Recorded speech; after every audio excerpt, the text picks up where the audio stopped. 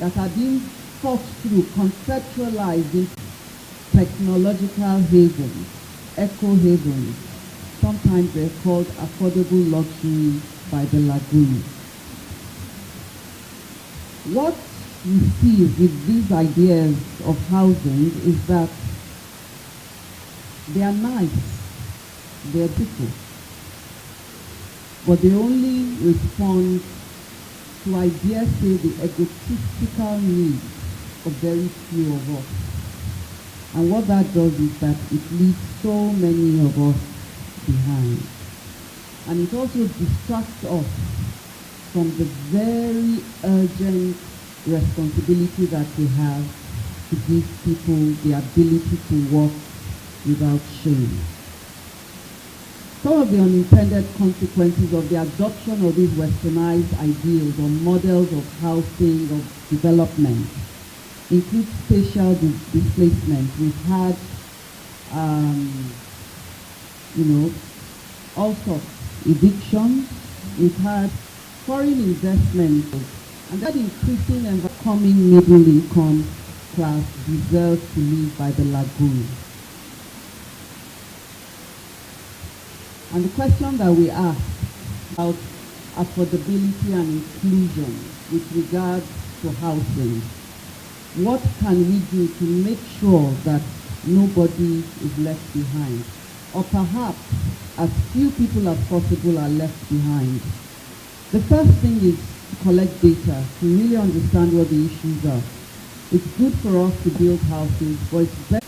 And then with regard to policy, to making sure that we are institutionalizing structures, institutions, laws, regulatory frameworks, policies that ensure that in the short run, in the longer term, fewer people are left behind, and that we can guarantee our people and their children the ability to work without shame. So, what needs to be done?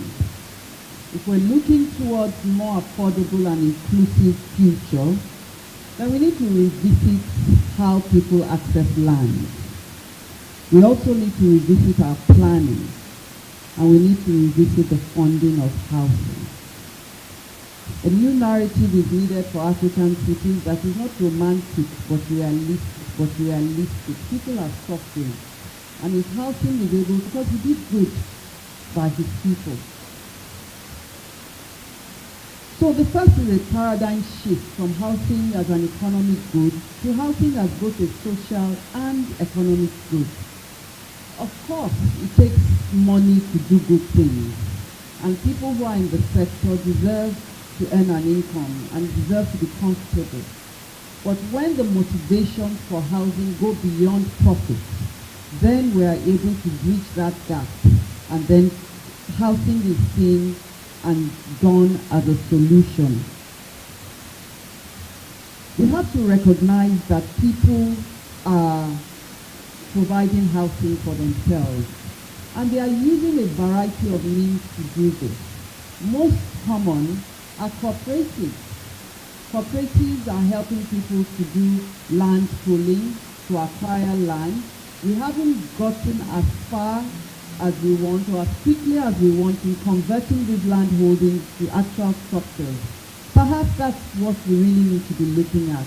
How do we make sure that those cooperatives that have acquired land are now able to put structures on those lands? After all, it's a communal effort.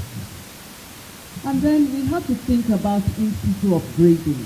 My personal conviction is that the housing deficit can go down if we are committed to providing infrastructure in a lot.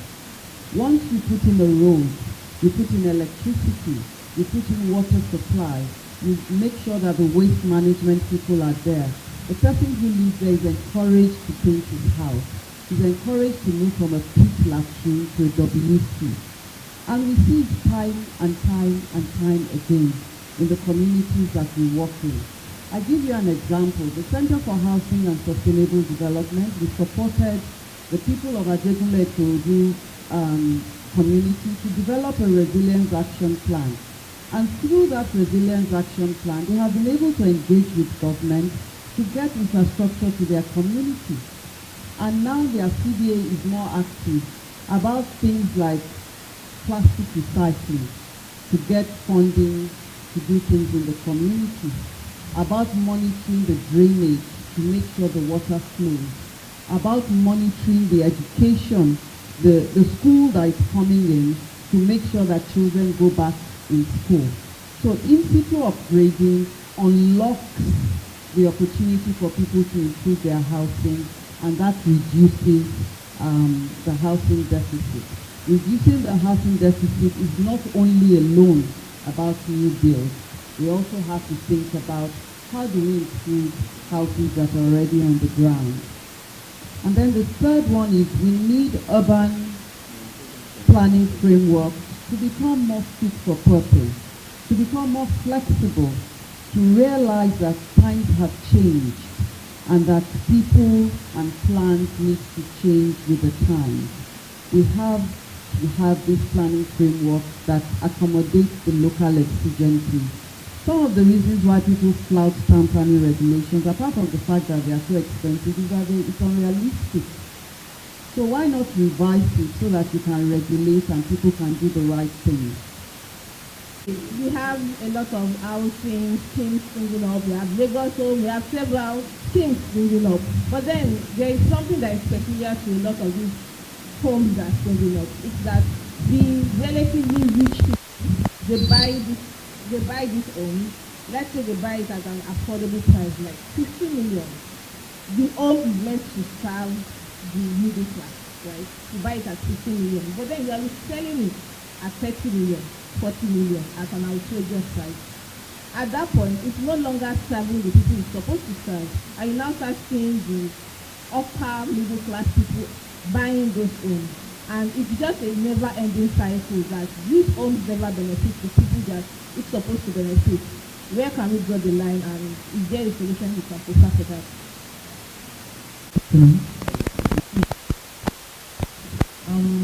My question, I have two questions actually.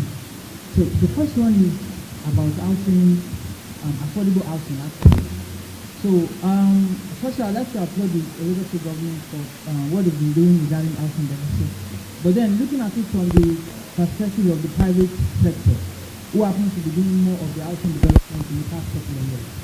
So there are a lot of factors affecting affordable housing. And what the government is doing in this regard, like issues of infrastructure, issues of like electricity, but there are national issues too, like the electricity, right? But aside all of these issues, there's this common issue with demolition happening now, right? Whereby you see real estate developers developing houses, and government gets to intervene after already doing that. And these things, development to happen. So finally,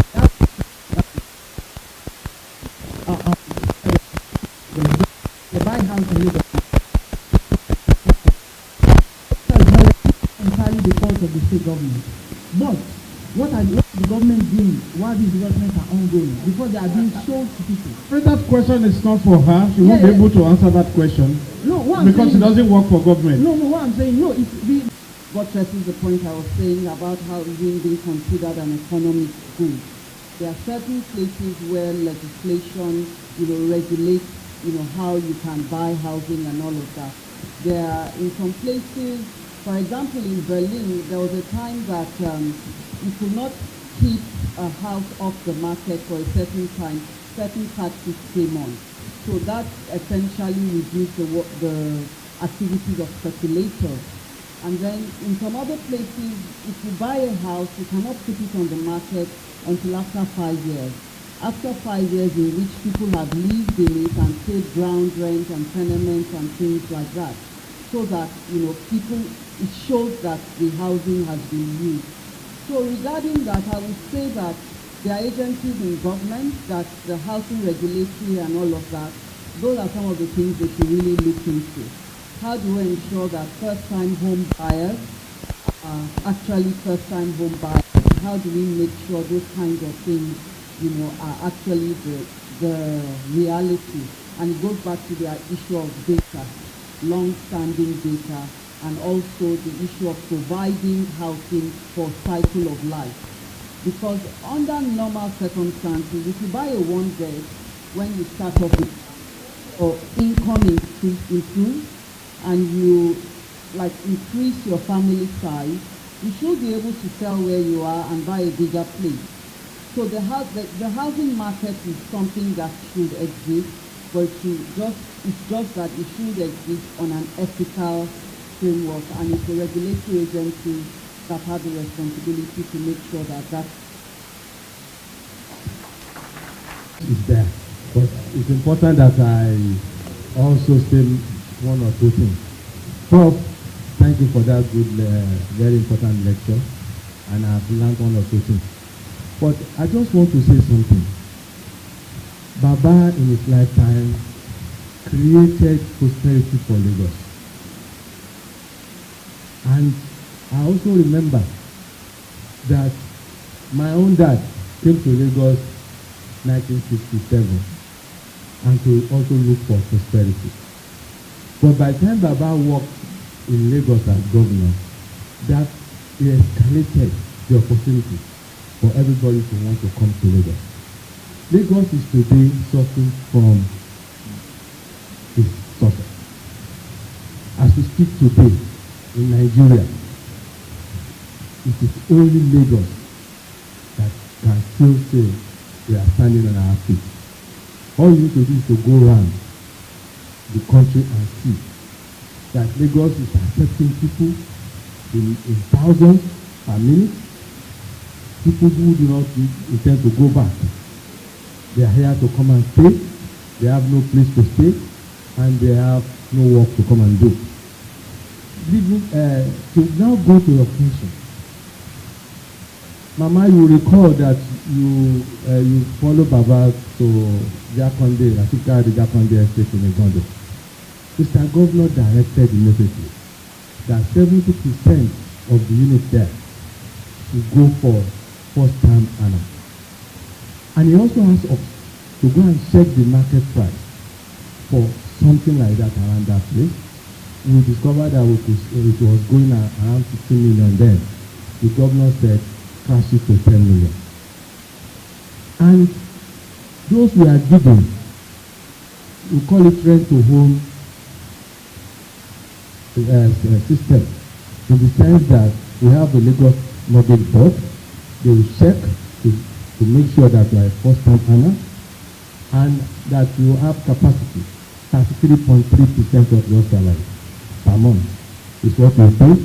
You pay 5% of 10 million if it is 3 bedroom, 5% of 6.5 if it is 2 bedroom, and 5 million of 4.5 if it is 1 bed. When you pay 5%, you move in and pay over the next 10 years at a simple interest rate of 5%. That is what we are doing, and Ministry of Housing has strategically focused on low-income earners. We also ensure that we increase what goes to the civil service from 10% to 20% in any of our estates, and at 40% rebate. That is what we have been doing. Change some of these rules and regulations so that the cost can come down. I don't want to say much because I still have to thank you. On the executive protocol established. My name is Ibrahim Nafad. I'm the zonal manager in charge of Lagos and Ogun.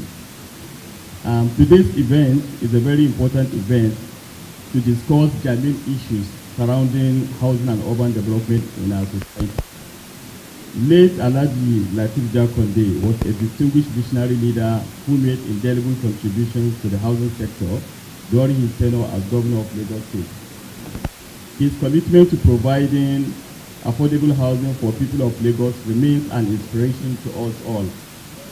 As we commemorate his legacy through this annual lecture, we honor his dedication and foresight in addressing the housing needs of our community.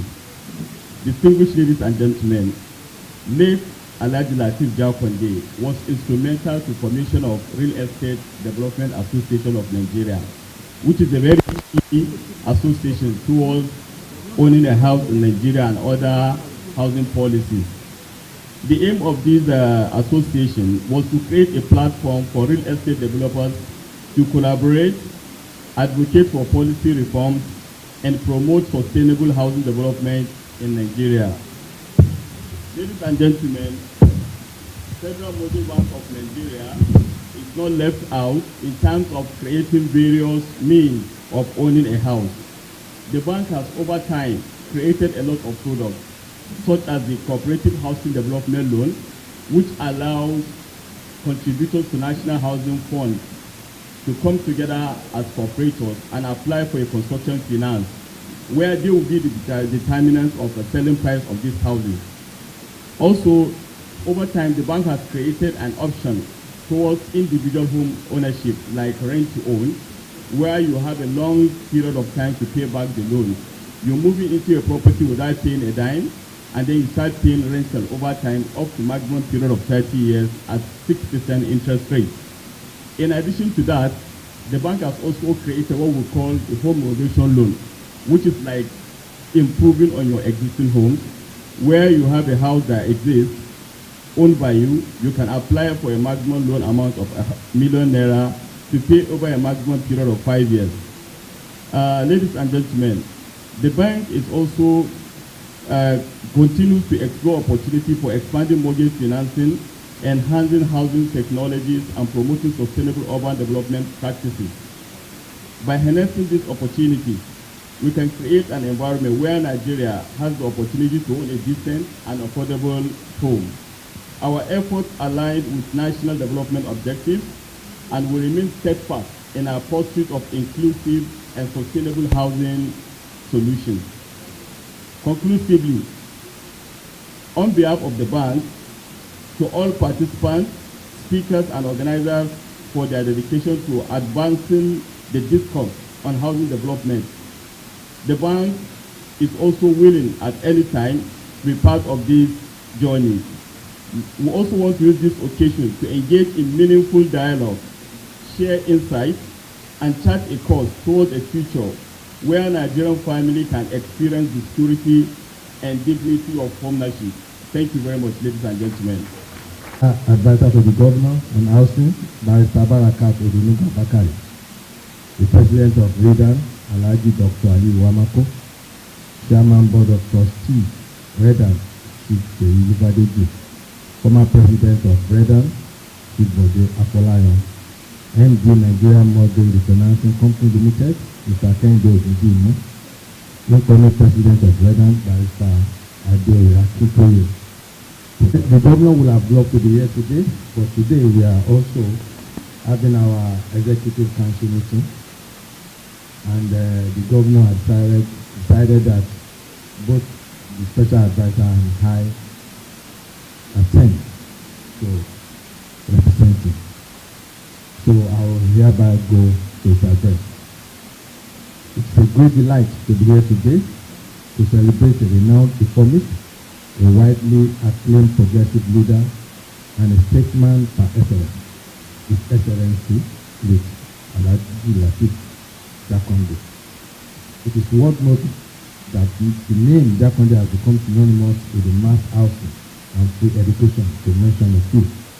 In 4 years, he changed the trajectory of governance and set the agenda for populist programs that positively impacted many dimensions.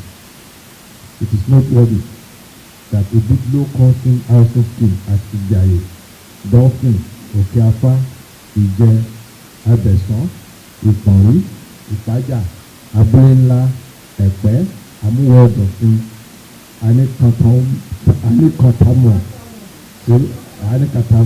Surulere, Iba, Ikorodu, Badagry, Ìṣẹ̀rí Olóore, Oríṣìíkún, and so on.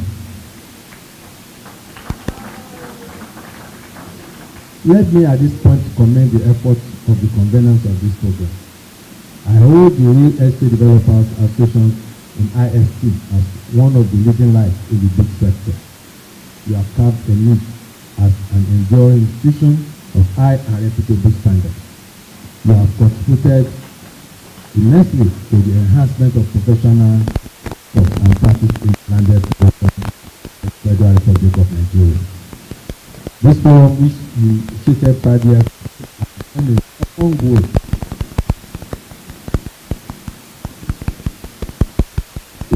Engineering the practice of real estate for optimal impact in the business sector. Once again, I really appreciate you for inviting me, and I hope our outcomes will be beneficial to all stakeholders.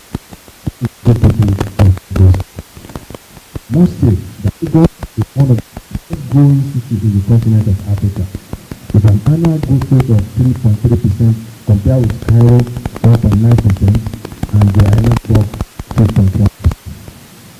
It is estimated that by 2025 there will be over 30 million people living in Lagos, in a limited land area of 3,577 square kilometers. This presents a part of existent housing, which is a basic human need for the residents. The available land is also the basic raw material for our infrastructural development, industrial projects, as well as agricultural schemes. It is obvious that the state has to think out of the box to achieve the mandate of increasing home stock and also enhance access to home ownership for the people. This we have done with all our energy, and we are still on the task, knowing that decent housing is a basic human right as established by the World Bank. Alhaji Lateef Jakonde has set a benchmark for housing development in Nigeria, and we have improved on that legacy of mass housing for all by doing more.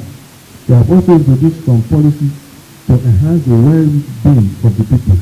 For instance, we now deliver housing along with well-built infrastructure such as roads, street lights, and sewage treatment plants and community halls. There is also an inbuilt mechanism now for the continual maintenance of our estate in a manner to forestall speedy depreciation. Now, the state government engages the service of facility managers to maintain the estate, particularly the joint facilities. I must also say that in thinking for the future, our dream is for a resilient city that is able to adequately respond to climate change and other unidentified events that could have adverse effects on our people. We expect the homes of the future to be smart, leveraging on the evolving technological development. Our vision is also that our evolving city will embrace a community life that is inclusive and balanced enough to sustain the social and mental well-being of the residents. In totality, it's our earnest desire in line with the New Hope agenda to grant all residents of Lagos access to decent shelter within good environment comparable with others in developed countries. Evidently, the vision of transforming the state into a 21st century economy through housing development is a central thrust and basic component of the Peace Plus agenda of our administration. This is because housing as a unit of the environment has the greatest impact on health and welfare of the people at large. Housing reflects the value of society as is the best index of physical evidence of civilization of a community. Housing sector, operating under the visionary guide of Peace Plus agenda for the past 4 years, has worked continuously in translating the high aspiration of our administration into a positive reality in the lives of many residents of the state. Over the years, and most recently, Lagos has the lighthouse of the nation. As the lighthouse of the nation, is experiencing an influx of people from various states. Even citizens of neighboring countries are moving into Lagos to enjoy the Lagos dream. They cannot be blamed because this is a national economy which boasts of 30.31 trillion gross domestic product and targeting 30-year development plan aimed at boosting its GDP. But since the rating, Lagos compared favorably in these cities in South Africa and Egypt. For this reason, one cannot keep out of the crowd. So, statistics have it that on daily basis, a total of 123,000 people migrate to Lagos, which translates to 85.4 immigrants per minute. They come in as visitors who do not intend to go back. Our administration has faced this challenge boldly with a sustainable housing policy that has led to completion of over 16 housing schemes in various parts of the state, namely Igode, Lekki, Igbogbo, Ibeshe, Odo-Onosa, Agbowa, Iporin, and Idale, to mention a few. There are still many more ongoing at different levels of completion in the 5 administrative divisions of the state. This will achieve through direct budgetary allocation as well as joint ventures with our private partners. Other efforts made to increase housing stock, including creating a conducive atmosphere for private sector participation in housing delivery through various ease of doing business initiatives such as the realization of land titling, thereby reducing bottlenecks in land documentation and removal of excision in some community land, to mention a few. Real estate activities are also being closely monitored through Lagos State Real Estate Regulatory Authority (LASERA), with various efforts targeted at protecting those within the rental bracket from fraudulent estate agents. By modeling international practice, Lagos is particularly about building policies, standards, and regulations. Hence, our regulatory ministries and agencies are committed to accelerating strategies and programs that will enhance sustainable and high performance building in terms of standard, affordability, and availability. However, we are still pressing in the area of innovation. In this regard, we are intent on providing homes in thousands and not in chickens. We are also seeking meaningful solutions to our housing financing mechanism. We are looking at leveraging on fintech to provide tailor-made solutions to our pertinent problems of creating convenient mortgage options for our people. Some of the areas we are looking at include greater collaboration with our neighboring states to enhance the potential of their vast land resources to resolve our housing challenges. We have also opened our door to partnership with investors who have innovative ideas that will result in shorter terms of completion, cheaper homes, and convenient mortgage packages. We had a partnership that leveraged on building technology, whereby a two-bedroom flat were completed within 14 days. It also came with energy-saving design that reduced water and power usage, thereby adjusting costs for home owners. This partnership gave the state government 252 bungalows in a green space at Idale Badagry. In looking ahead, we have digitized the process of our department for increased efficiency and greater customer satisfaction. While acknowledging our strides in provision of home for all, I want to charge all stakeholders in the business sector to do more than also leading edge research into innovative building technologies that could help reduce cost of building. The scenario that I have painted thus far shows the abundance of opportunities in the entire housing value chain. Given our ambitious goal of providing 10,000 homes by 2027, our doors are open to partnership and collaboration, both in the present and the future. Of course, we will go vertical in providing stable homes to our people. We also anticipate that as our population increases, the number of vulnerable will also increase, so we must make provisions for social housing. The future is there already, and we can easily project that generation of the future will require smaller smart homes. We will expect a reimagining of the expectations of the future urban dwellers, which of course may exclude home ownership. We expect to see more effort in terms of house rental and co-housing. For this purpose, we are already reviewing some of our laws, mainly property law of Lagos State 2010 and rental law of Lagos State 2011, to take care of the interests of both investors and end users. May I use this opportunity to underscore the fact that government cannot do it alone without the complementary efforts of private sector. In all parts of the world, housing is provided by both the private and the public sector. Hence, I urge many more investors to partner with the state government in the area of provision of mass housing. Definitely, the rewards are great, both for the investors and the economy. In providing housing, more jobs are created and the financial system of all stakeholders thrives better. I also want to charge prospective investors to look beyond the urban areas and break new frontiers in the rural and sub-urban areas. Currently, the burden of infrastructure deficits in our rural areas is being systematically addressed. We still want a more vibrant partnership with the private sector in providing homes. This can be achieved at various levels of collaboration, from provision of homes, packaging of convenient mortgage, and implementation of people-oriented home rental programs. We are open to talk on partnership with any reputable stakeholders in all these areas. This challenge of housing deficit is real in Lagos, but I want to assure Lagosians that our administration is determined to reduce the shortage by implementing policy that will continue to make decent homes available to all. This pledge encompasses everyone, irrespective of their ethnic or religious background or political affiliation. Our plan is that no one is left behind, as we make arrangements to ensure that all categories of people in the rural or urban settings have decent application befitting the state of our exalted status. In conclusion, I want to once again appreciate the Real Estate Development Association of Nigeria for organizing this summit and for giving us the opportunity to illustrate our administration's commitment and dedication to promote innovation, opportunities, and quality control for the real estate sector.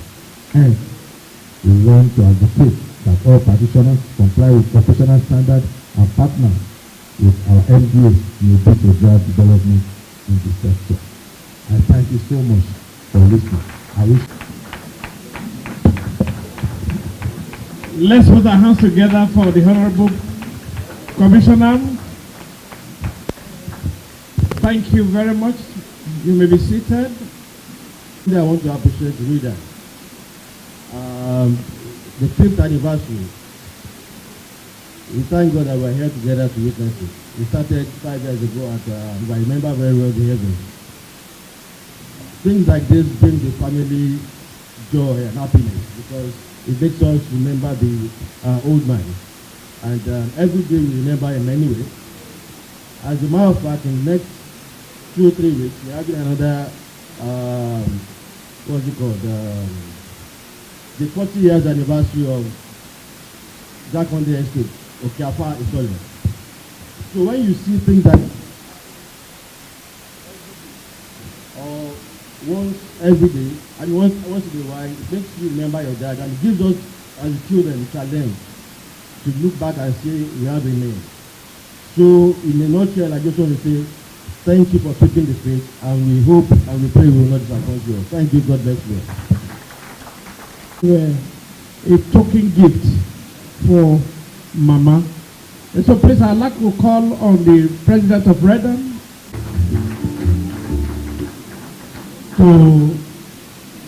to our esteemed, highly respected Mommy Ali Haja. Mommy, you are so beautiful. And, you know, I remember as a young lawyer, resuming in the house every morning as a legal officer to Baba. It was so wonderful. You accepted all of us as your children. And today, you still see us as part of the family. Mommy, thank you so much. Thank you for holding forth. Thank you for the legacy. And when we see you as great ambassador of housing, because you did everything with Baba. Thank you so much. On behalf of Redden, we present this token to you. Thank you, Mommy. Thank you very much.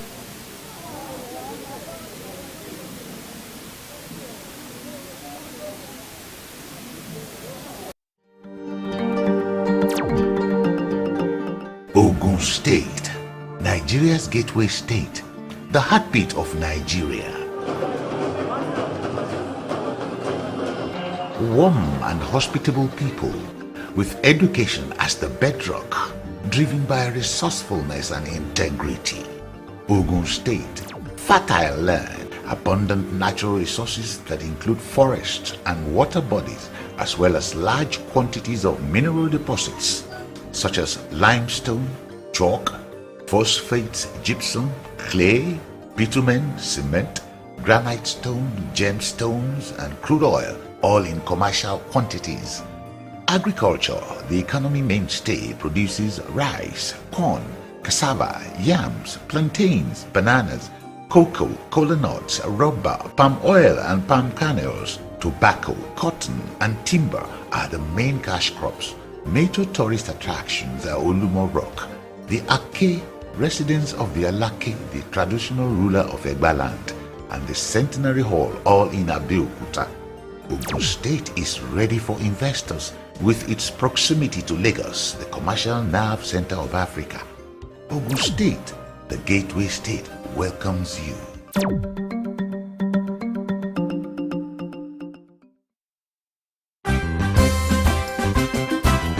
Nigeria, a land diversity, yet with one destiny. From the north to the south, straight to the east, down to the west, we share a common bond.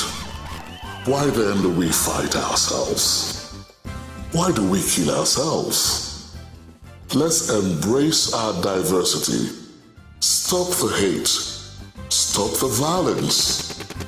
Together, we can do it.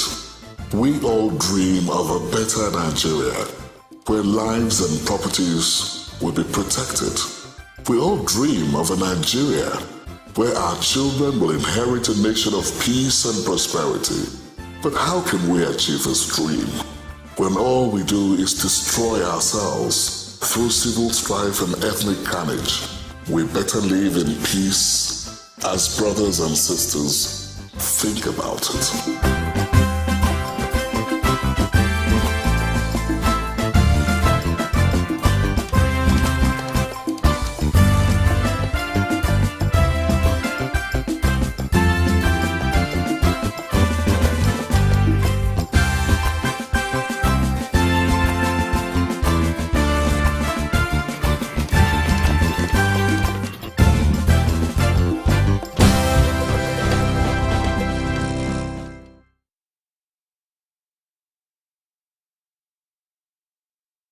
With the imminent commencement of the 2024 African Cup of Nations in Ivory Coast, a sense of eager anticipation permeates Nigeria and the football-loving continent at large.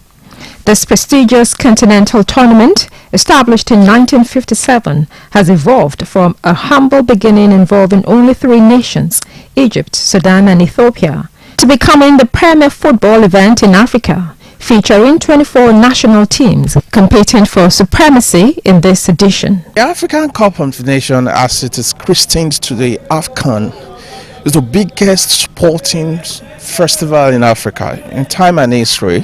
During the days of the Green Eagles of Nigeria, the Black Stars of Ghana, and then the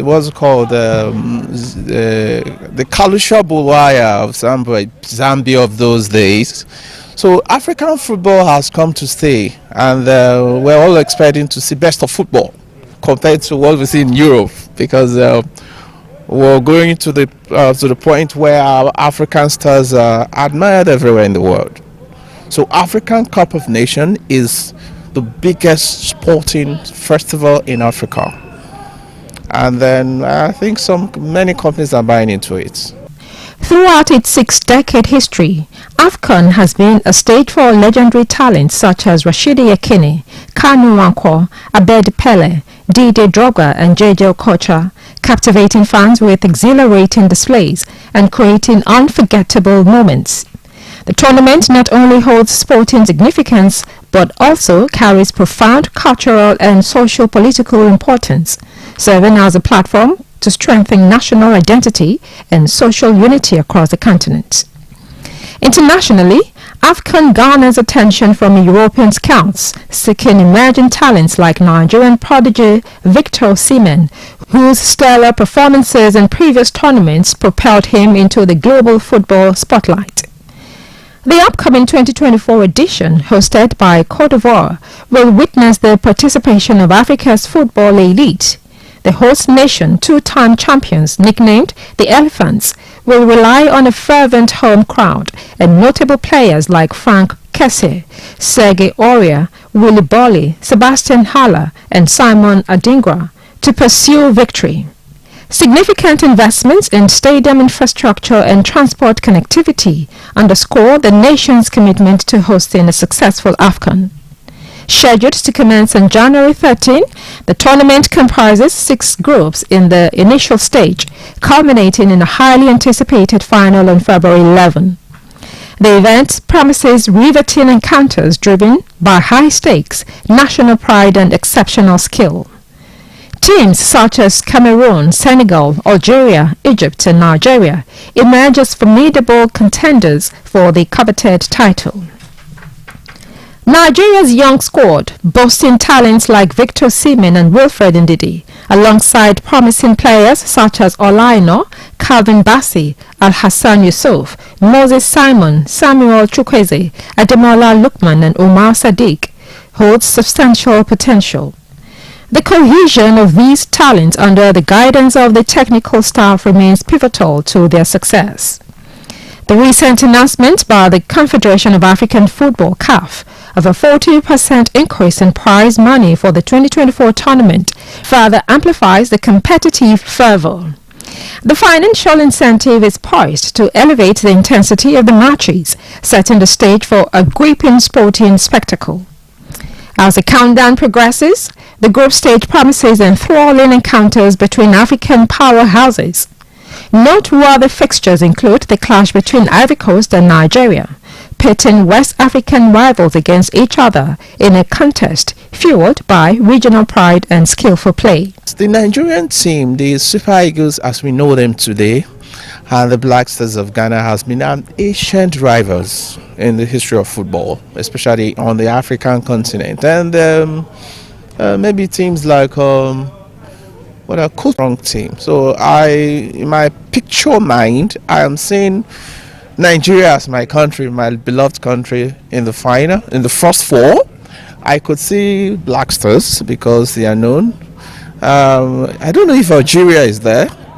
Algeria from the North Africa. Algeria is also, I remember those days of Rabamaja. These are great stars of Africa. Zambia is there. So these are the 4 strong teams I perceive to be in the finals of the semi-finals of the African Cup of Nations. Right now, as it is, with the situation of the way things are in the football industry as a whole, I'll pick 1, Tunisia, 2, Ivory Coast, and 3, I've also seen the way Algeria has been playing for some time now, so I'll also pick Algeria. And lastly, let me just use Ghana. If you look at the players they have, coupled in line with the home base and the professionals, those mentioned countries, they have it, and they've been playing abroad. For instance, look at Nigeria, look at our forward, look at our midfield. So we have the caliber of player to win it this year. If Nigeria fail to win it, it could be back to back to the Senegal or the host country. First on my list, I will say Nigeria. Then I'll pick Morocco. I'll call Senegal. Then Egypt. One of them definitely will win, but I'm rooting for those 4 countries to win the AFCON. You pardon me to put Nigeria first. Being a Nigerian, I think I have to go with the Super Eagles of Nigeria.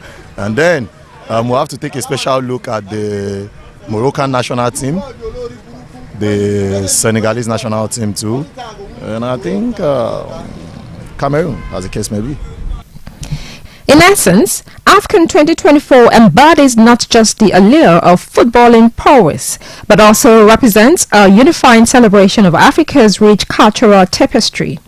From the electrifying stadiums to the continental viewership, the tournament encapsulates the vibrant spirit of African sport, fostering camaraderie and solidarity across diverse nations. In those days I was in schools when I was much younger than this. When it's about the Nations Cup, we in schools then, that's secondary school, we discuss more football than our academics. Whether you're from Ghana, whether you're from Togo, it's a unifying force. it's a melting pot for the African civilization, if you ask me. Just like the World Cup, like they call it the Great Mondial. So it's a melting pot. It's where African cultures meet, African ideology, African philosophy, because there is philosophy in football. There are ideologies in football. So all these that make we Africans proud people. Then there's a meeting point which gives us one sense of unity in diversity.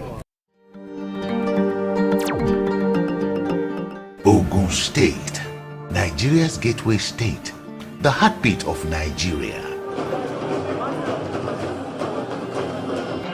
Warm and hospitable people with education as the bedrock, driven by resourcefulness and integrity.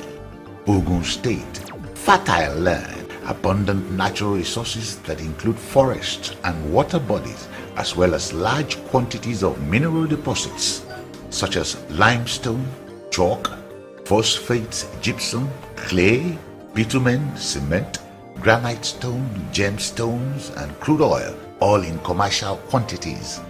Agriculture, the economy mainstay, produces rice, corn, cassava, yams, plantains, bananas, cocoa, cola nuts, rubber, palm oil and palm kernels, tobacco, cotton, and timber are the main cash crops. Major tourist attractions are Olumo Rock, the Ake, residence of the Alake, the traditional ruler of Egba land, and the Centenary Hall welcomes you.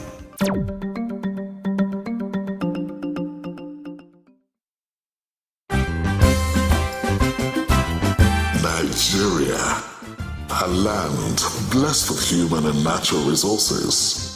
Nigeria is naturally endowed with resources. Many are lying there undiscovered. Nigeria, a land with a rich ethnic diversity, yet with one destiny. From the north to the south, straight to the east, down to the west, we share a common bond. Why then do we fight ourselves? Why do we kill ourselves? Let's embrace our diversity. Stop the hate. Stop the violence. Together, we can do it. We all dream of a better Nigeria, where lives and properties will be protected.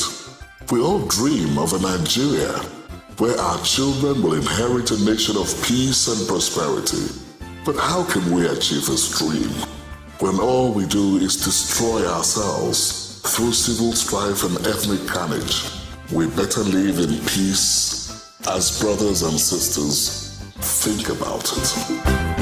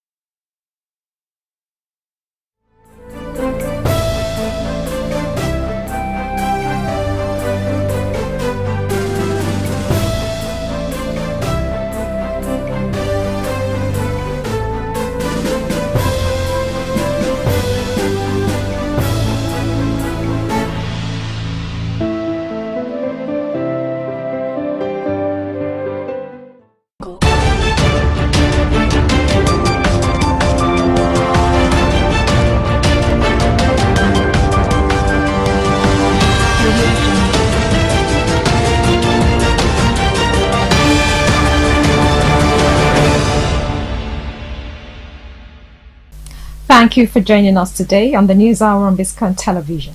I'm Stella Opara. First, the high points of the news. On the national scene, using asphalt for road construction not banned, says federal government. Falana leads protest as Lagos lawyers demand probe of colleagues' assault. In business news, Tinubu receives brief on $10 billion investment prospects in Nigeria's steel sector. On the foreign scene, US, UK carry out strikes against Houthis in Yemen.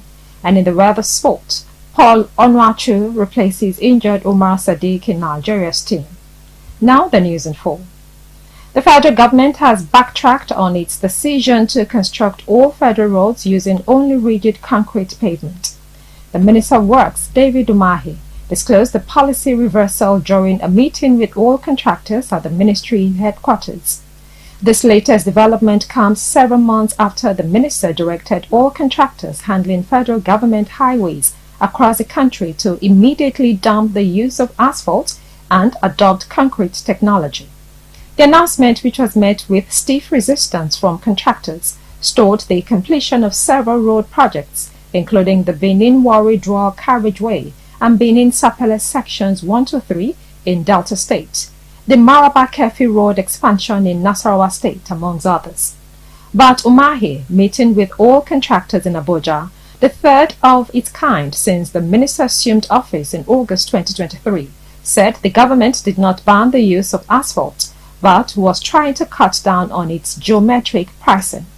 He, however, gave a caveat that specific road projects will be constructed using concrete pavement. Now, human rights lawyer and senior advocate of Nigeria, Femi Falana, has joined other legal practitioners in Lagos to protest the police brutality on lawyers and Nigerians. The protest is coming especially on the heels of the recent detention of a Lagos-based lawyer, Olumide Shonukwe, by the police at Gowon Estate Police Station, Lagos, for 2 days. Shonukwe was reportedly hospitalized after detention by the police on December 30, 2023, over an alleged assault of a police officer during negotiations. Days after the development, hundreds of lawyers who condemned this incident and other recent incidents of harassment and assault by the Nigerian police gathered at the Bar Center of the Nigerian Bar Association, from where they marched peacefully to the headquarters of the Lagos State Police Command. Briefing journalists in Ikeja, Falana said the 5 branches of the NBA in Lagos met with the State Police Commissioner Adegoke Fayode, whom he said assured the lawyers that a thorough investigation has commenced into the incident. In another story, President Bola Tinubu has met with Rivers State Governor Siminalayi Fubara at the presidential villa in Abuja. The reason for the visit is yet to be ascertained at the time of filing this report. He also did not speak to the press after the meeting. This is Fubara's first visit to the presidential villa since the signing of the 8-point agreement after President Tinubu waded into the controversy between him and the Minister of the Federal Capital Territory, who is also his predecessor, Nyesom Wike. Rivers State has been embroiled in a crisis between Fubara and Wike. The rift between Wike and Fubara split lawmakers in the House, with 27 of them decamping from the People's Democratic Party to the ruling All Progressives Congress, a party in whose central government Wike currently serves as minister. The feud also saw the emergence of parallel sittings, an impeachment plot against the governor, the demolition of the assembly complex, and a gale of resignations of pro-Wike commissioners in Fubara's cabinet. You're watching Biscon TV News. Up next is business news. Stay tuned.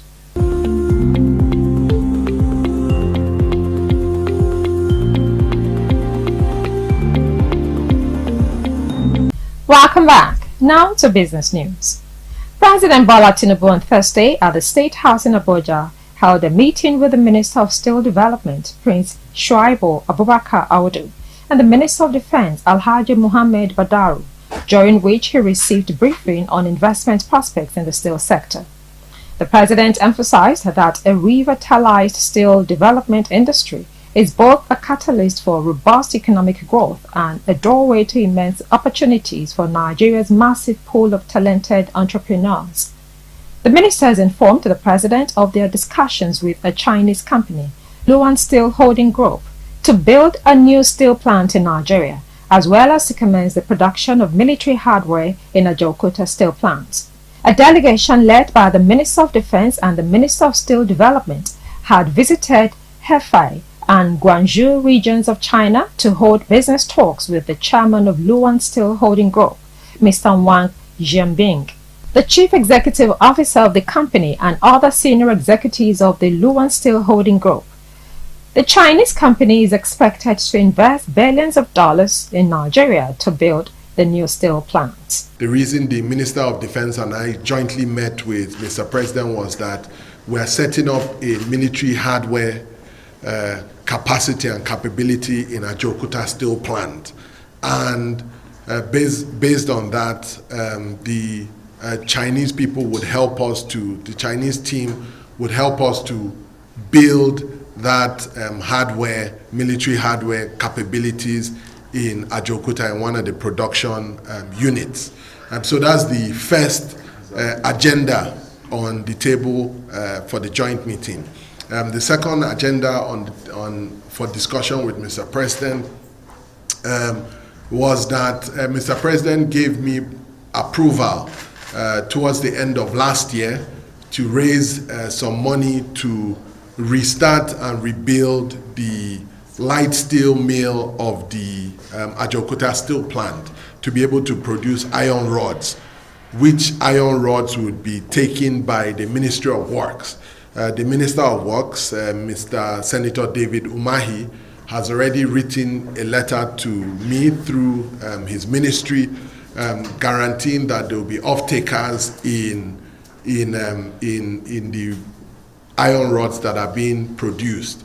Basically, the President, under the Renewed Hope agenda, which the Minister of Works is driving, plans to construct about 30,000 kilometers of road across Nigeria, where they will need about 7 million metric tons of iron rods. We can produce about 400,000 tons of those iron rods in Ajokuta if we're able to restart the steel plant. We take another short break, and when we come back, we'll bring you foreign news. Stay tuned.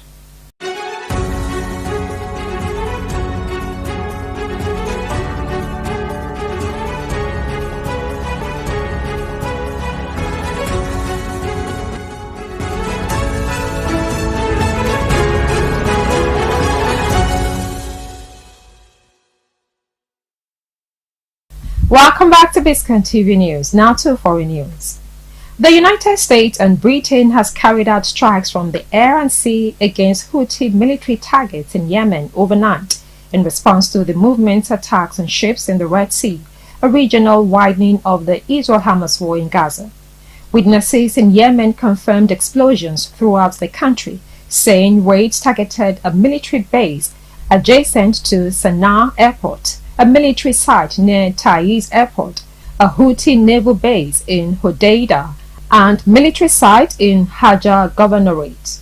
Britain's Defense Ministry said in a statement that early indications are that to threaten merchant shipping has taken a blow. James Heapy, our junior defense minister, said the strikes were in self-defense and no further action was planned for now. A Houthi military spokesperson said 73 strikes had killed 5 of the group's fighters and wounded 6 others. The attacks would not go without punishment or retaliation, and the group will continue to target ships headed for Israel, he said. We take another short break, and when we come back, we'll bring you sport news. Join us again.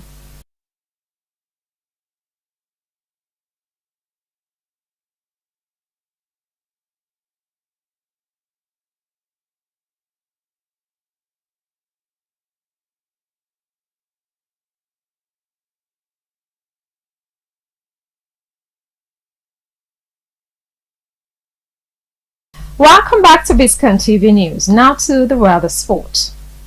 Trabzonspor striker Paul Onwachu has been called up as a replacement for Omar Sadiq, who is the latest Super Eagles player to suffer injury ahead of the 2023 Africa Cup of Nations. Onwachu was confirmed as Sadiq's replacement on the Super Eagles official social media page on Friday. Sadiq is the latest Super Eagles player to miss out on this year's tournament due to injury. Victor Boniface, Wilfred Ndidi, and Taiwo Awoniyi had to also pull out after suffering injury setbacks. Onwachu was on target for Trabzonspor in their 2-1 home win against Samsunspor in the Turkish Super League on Thursday night. It was the 29-year-old's 9th goal in 15 appearances for Trabzonspor in the league this season. The Super Eagles will take on Equatorial Guinea in Group A in the first game of the AFCON 2023 on Sunday, 14 January. They will also face host Cote d'Ivoire and Guinea-Bissau in the group. You're still watching Biscon TV News. Coming up next is entertainment news. Stay tuned.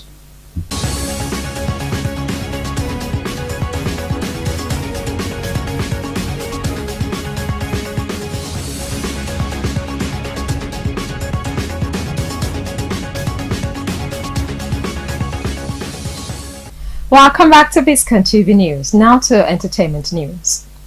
ESPN has returned more than 30 Emmy statuettes after the award host uncovered a ploy in which some network employees used fake names to circumvent eligibility rules. The network has said the ploy was a misguided attempt to recognize on-air talent that were not eligible for certain categories. The awards won were reportedly re-engraved with the real names of the on-air personalities. Details of the ploy were first uncovered in a report on Thursday by sports publication The Athletic. The National Academy for Television Arts and Sciences, the organization behind the Emmys, told The Athletic that it had identified a number of fictitious credits submitted by ESPN to multiple sports Emmys competitions. Natters then notified ESPN's senior management of this finding, who has since apologized and reprimanded those who were responsible. The Athletic's report centered around ESPN's College Game Day program, which nabbed 8 Emmys for Outstanding Weekly Studio Show between 2008 and 2018. Until 2023, that category prohibited submissions from on-air talent in an effort to avoid duplicate wins for a single program. And that's it for now on Biscon Television News, compiled and produced by Tomiloba Abalari. We leave you with this last line. If you want to know the end, look at the beginning. I'm Stella Opara. Thank you for staying with us.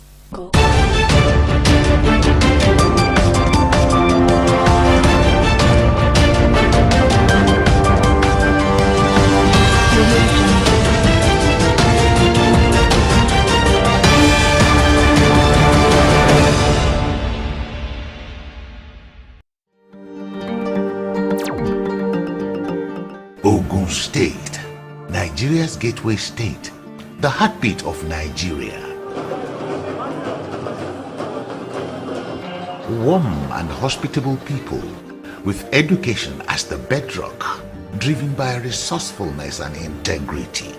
Ogun State, fertile land, abundant natural resources that include forests and water bodies, as well as large quantities of mineral deposits such as limestone, chalk, phosphates, gypsum, clay, bitumen, cement, granite stone, gemstones, and crude oil, all in commercial quantities. Agriculture, the economy mainstay, produces rice, corn, cassava, yams, plantains, bananas, cocoa, kola nuts, rubber, palm oil and palm kernels, tobacco, cotton, and timber are the main cash crops. Major tourist attractions are Olumo Rock, the Ake, residence of the Alake, the traditional ruler of Egba land, and the Centenary Hall, all in Abeokuta. Ogun State is ready for investors with its proximity to Lagos, the commercial nerve center of Africa.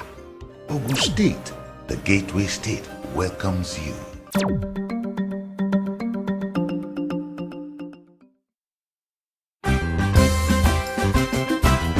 Nigeria, a land blessed with human and natural resources. Nigeria is naturally endowed with resources.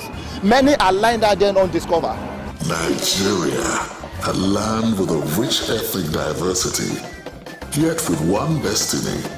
From the north to the south, straight to the east, down to the west, we share a common bond.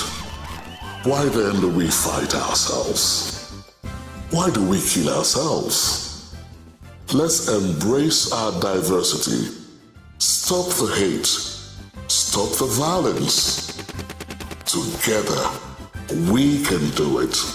We all dream of a better Nigeria, where lives and properties will be protected.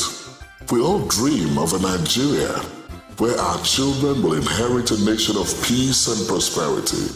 But how can we achieve this dream when all we do is destroy ourselves through civil strife and ethnic carnage?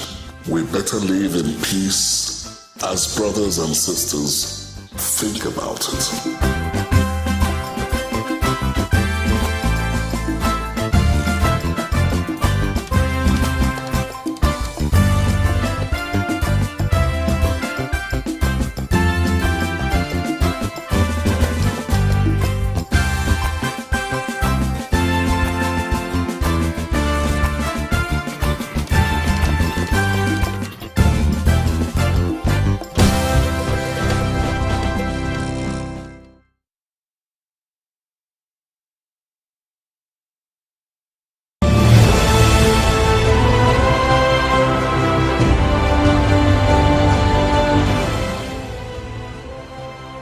The International Conference Center in the nation's capital city of Abuja, which has become the fastest growing city in the world since Nigeria's administrative capital shifted from Lagos to Abuja in 1991, brimmed and shimmered with Nigeria's brightest minds in all areas of calling who have broken the glass ceilings to positively position Nigeria's image on the global scale, converged to be honored with the highest honors of the land.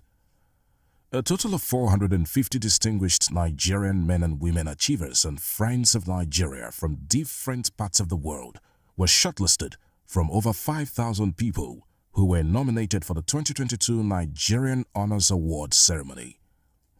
The 2022 National Honors Award ceremony, which is the first under President Muhammadu Buhari since he assumed the reins of power as the Commander-in-Chief of the Armed Forces of the Federal Republic of Nigeria, will also serve as a valedictory assignment for him to end his 2 terms as the President of Nigeria, which will end on the 29th of May, 2023. The 2022 National Honors Award ceremony, which was held on Tuesday, the 11th of October, 2022, began in earnest with the arrival of President Muhammadu Buhari and the recitation of the national anthem. The first set of awards were the second highest awards of the land, the Grand Commander of the Order of the Niger, GCON. In this category were the Chief Justice of Nigeria, Honorable Justice Kolawole Ariwola, the immediate past Chief Justice of Nigeria, Justice Tanko Mohammed, the Senate President, Senator Ahmad Ibrahim Lawan, Dr. Ngozi Okonjo-Iweala, the DG of the World Trade Organization, Ms. Amina Mohammed, Deputy Secretary General of the United Nations General Assembly, Nigeria Permanent Representative to the UN, Professor Tijani Muhammad Bande.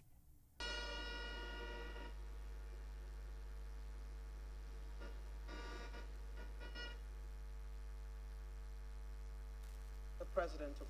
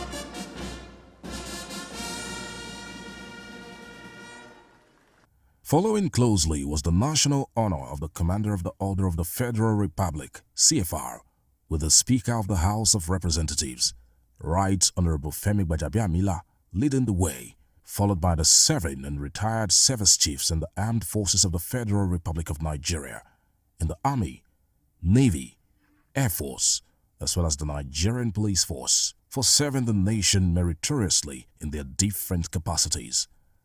Notable first-class traditional rulers from the West, North, East, South, and Middle Belt region of Nigeria were honored in the Commander of the Federal Republic CFR category. Among them are the Ooni of Ife, His Imperial Majesty Ooni Adeyeye Ogunwusi Ojaja II, the Emir of Kano, Alhaji Aminu Ado Bayero, the Olu of Warri Kingdom, His Majesty Ogami Atuashe III, His Royal Majesty Dandisin Jaja, the Amayanaba of Opobo Kingdom, the Akarigbo of Remo Land, Oba Babatunde Adewale Ajayi, His Royal Highness Abubakar Shehu Abubakar III, His Majesty Oba Dr. Alade Toyibo Alade Lucy, His Majesty Ukwu-Akpolokpolo Ewuare II, His Royal Majesty King Alfred Data Spiff, among many others. Also in the CFR category are key players in Nigeria's private sector who have contributed to the development of the country, among whom are Sir Dr. Kessington Adebukun Oladebutu, Mr. Tony Elumelu, founder of UBA and Heirs Holding, Mr. Jim Ovia, founder of Zenith Bank, Chief Oluwole Oladakpo Olanikpekun, SCN, among many others. Those who received the award for the Commander of the Order of the Niger CON were Right Honorable Ahmed Idris Wase, Deputy Speaker, House of Representatives, His Excellency Oluwarotimi Akeredolu, SCN, Governor of Ondo State, His Excellency Abubakar Atiku Bagudu, Governor of Kebbi State, Engineer David Umahi, Governor of Ebonyi State, Right Honorable Lawrence Uwanyi, Governor of Enugu State, Professor Benayade, Governor of Cross River State, Dr. Kayode Fayemi, Governor of Ekiti State, Dr. Ifeanyi Okowa, Governor of Delta State, Alhaji Lai Muhammad, Honorable Minister Mr. Babatunde Raji Fashola, Chief Ugbonnaya Onu, Mr. Timipri Silva, among many others. Contribution to the legal profession and elevation of the traditional institution, His Royal Majesty Babatunde Adewale Ajayi is being conferred to the National Honor of the Award of the Commander of the Federal Republic, CFR.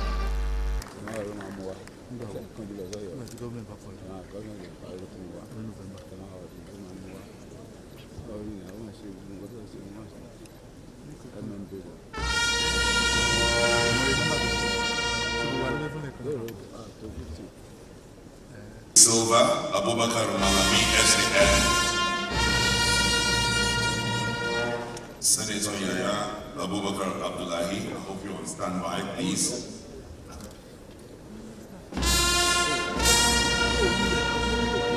Musa Mohamed Sani, Senator Michael Okpaye Bamidele, Senator Chukwuka, North Tazi, Senator Karo Ibrahim Jibril, and Senator Tolulo.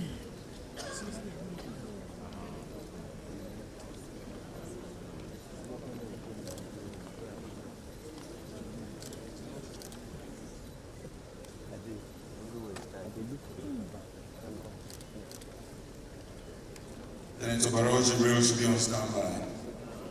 Senator Tolulope Odebi should be on standby. Next, Senator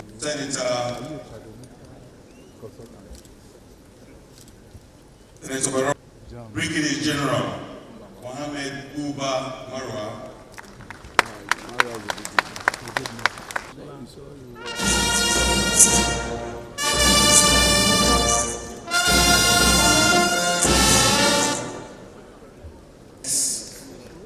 Engineer Dr. Chukwuemeka Obiora, be on standby. Okosa, be on standby.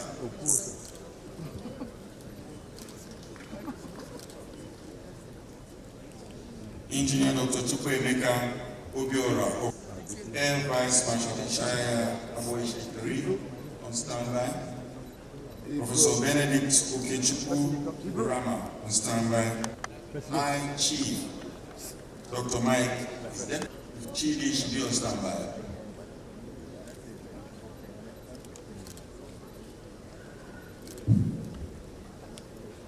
Stand by for His Royal Majesty Dr. Benjamin Ikechukwu, Igwe Professor Lars Edward Ekweme, His Royal Majesty Michael Omeru, Royal Highness Mustafa Umar Mustafa, Royal Highness Ibrahim Highness Alhaji Haruna Kadil Rashid, Alhaji Dr. Barrister Shehu Chindo Yamusa III.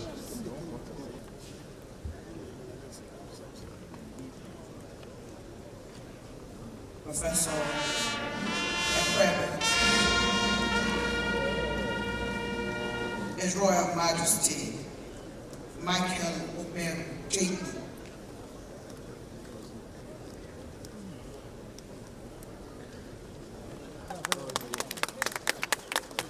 Princess Adejoke, Honorable Justice Benedict Lekwa Kanye, Honorable Justice Cosmos Aondesa Inye.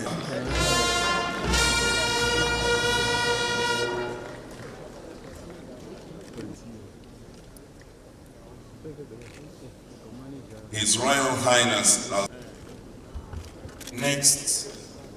We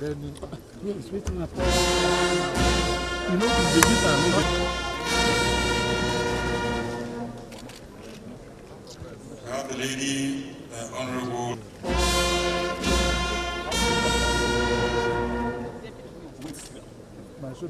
Right Honorable Indidi. This is the second element. Okay. We call on the next Honorable Shaban.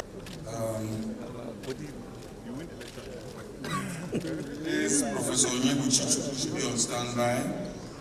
Chief Honorable Hafiz Mohammed Kaw Ibrahim.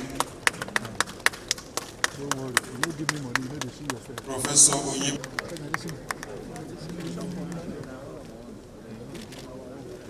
It's our own.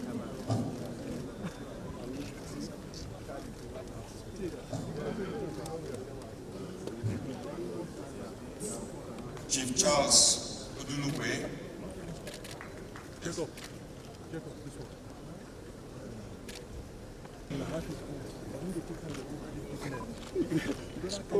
And Nuruddin Lebo.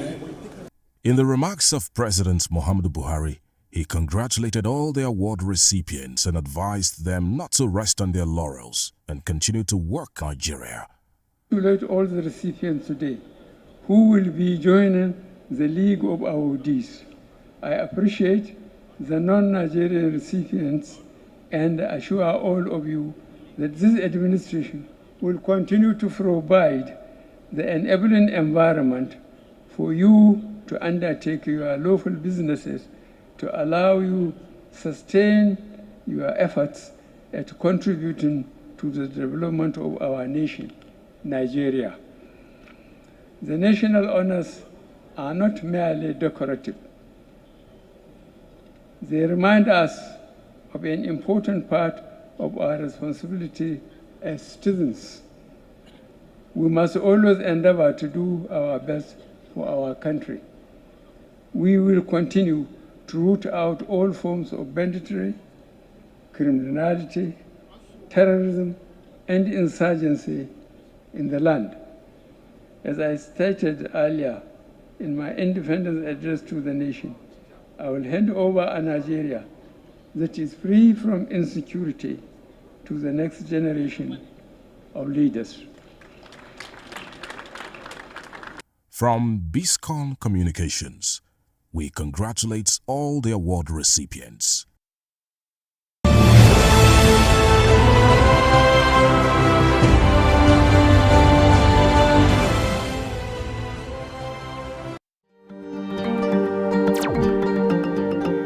Ogun State, Nigeria's gateway state, the heartbeat of Nigeria.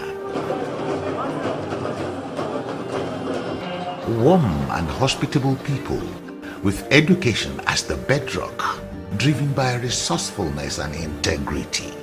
Ogun State, fertile land, abundant natural resources that include forests and water bodies, as well as large quantities of mineral deposits such as limestone, chalk, Phosphates, gypsum, clay, bitumen, cement, granite stone, gemstones, and crude oil, all in commercial quantities.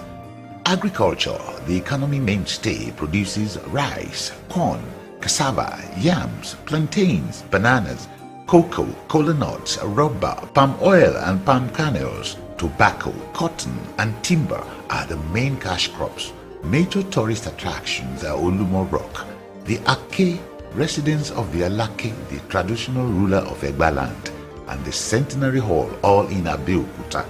Ogun State is ready for investors with its proximity to Lagos, the commercial nerve center of Africa. Ogun State, the gateway state, welcomes you.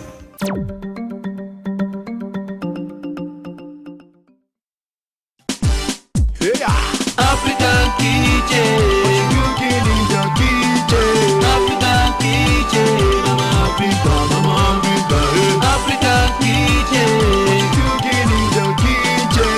African kitchen, Mama Africa, African mama, let me feel that day. I can't wait no longer for the steel on fire. Now give me the chair, give me the table, give me the bowl, make I wash my hands. African kitchen, cooking in the kitchen. African kitchen, Mama Africa, African kitchen, cooking in the kitchen. African kitchen, Mama Africa, African mama, let me feel that day. I can't wait no longer for the steel on fire. Now give me the chair, give me the table, give me the bowl, make I wash my... Glory to Almighty God for making us to see another day. I'm welcoming you to another episode of African Kitchen. I am your host, Buki Ogunote. So please stay glued to your TV sets, don't go anywhere. Because right about now, I am bringing in my guest. Give me that rap. When I'm riding on the street, and when the players set the street they hit, my eyes and my ornaments speak, announcing, they were bouncing, spin the record, listen to my flow. This ain't about luxury and do. Come on, get my baggy jeans and my clothes. Microphone, bring it on. I'm losing my patience, I'm in the cage. Yeah. Release, I'm in the kitchen. Yeah, the kitchen. Releasing my anger on the page. Okay, now. I'm giving the other rappers a rage. I'm afraid. I'm making waves. I'm a promise, not spoken. It is a full moon coming too soon. Coming too soon. That's how we roll. And the man is here, man. Coming too soon has come. Yes, now. Oh, very high five. Auntie B, what's up now? I do, my brother. You look cute. You look wonderful. Big Pikin. That's how we roll. Oh, man, what did they happen to Big Pikin? Big Pikin been just say make you go see the world small. Make it no be like say as my papa don't travel out. Make it no come be saying a family curse. I say I must break that yoke. Even a curse, I broke it. I just broken. I went to Cotonou. All international country. At least my passport was stamped. Abi? So I just went to see the world. That's I'm back. Thank you for having me. You're welcome. It's nice to have you. All right. Once again, in your own way, I want you to tell my people your real name now. Okay. My name now, Carlo Ezawa Christiantus. That Christiantus no follow come for the name, you know. Now when I come decide to enter into the Christendom with the church, now they come baptize me, come give me the name Christiantus. But my real name where my papa and mama couldn't give me before they depart. Because my papa they die now in the day my labor. As my papa they go now in me and they come name me Carlo Ezawa. Carlo, I don't know the meaning. Ezawa, I know Eze na cake, but that hour na cassava, so that means I be king of cassava. But today, na Big Pikin be my name, na my stage name be that. So I'm from Abia State. No, Abia State, God's own state. I beg greet them in your darling. Yes, and tutu na kwa na kwa no heme ku onwenyi. Ezawa eku. anọ nwere Lagos Nigeria anọ nwere African kitchen ọ when this ma be siara ofe so but ndị bekee ku ya fisherman's soup but ofe so bi ha nye pinya afolelo nkase dị nwere bo sam dị nwere bo anụ na man dị nwere bo na lo nwo dị nwere bo mma nri dị nwere bo nke ejili eme ya ụtọ ọ dị nwere bo oso dị nwa nnu dị nwa ihe ọ dị nwa crayfish ihe anya ku ya bụ ọbụ dị nwa eji ọzịza gwu egwu ọzịza dị nwa eji dị nwa anyị m dị nwa so ihe niile ezuola oke na nwa arịra dị nwa rịbọ ihe nke ọ bụ azụ ndị Yoruba wee ku ya kpanla rịbọ so amamihe ku ya rụwa ọrị but ihe ọ bụkwa azụ dịkwa rimmi so ịnọtụọ ndị agbese ndị ututu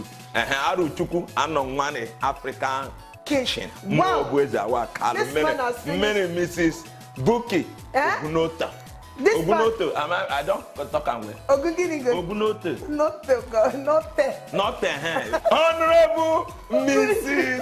Buki Ogunote. Honorable. You too much. In fact, if not, we say you be woman, I forgive you the title man. I get that. Oh, yeah. 1, 2. Make my village people not call me. So my language, I talk say this one age.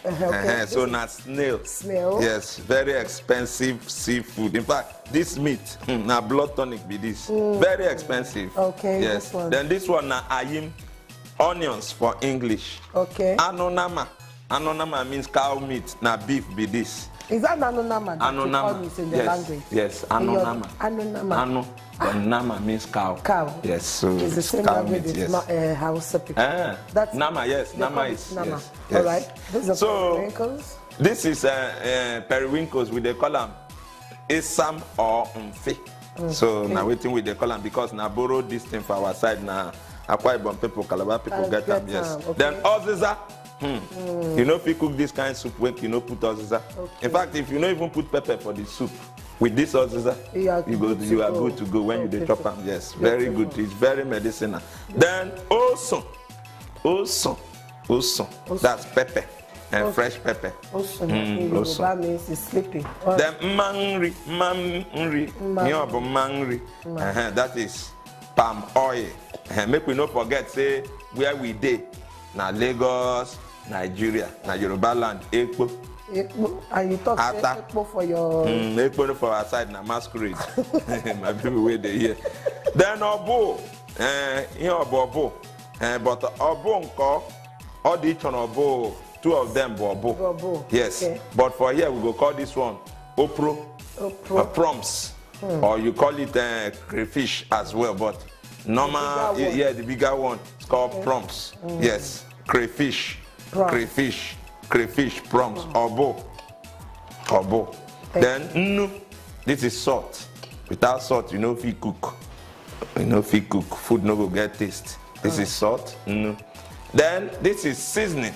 Okay. Seasoning. Now seasoning things to make them sweet. Now we will take spice the food, make the food sweet. I don't know the name for our language. Then our nkase.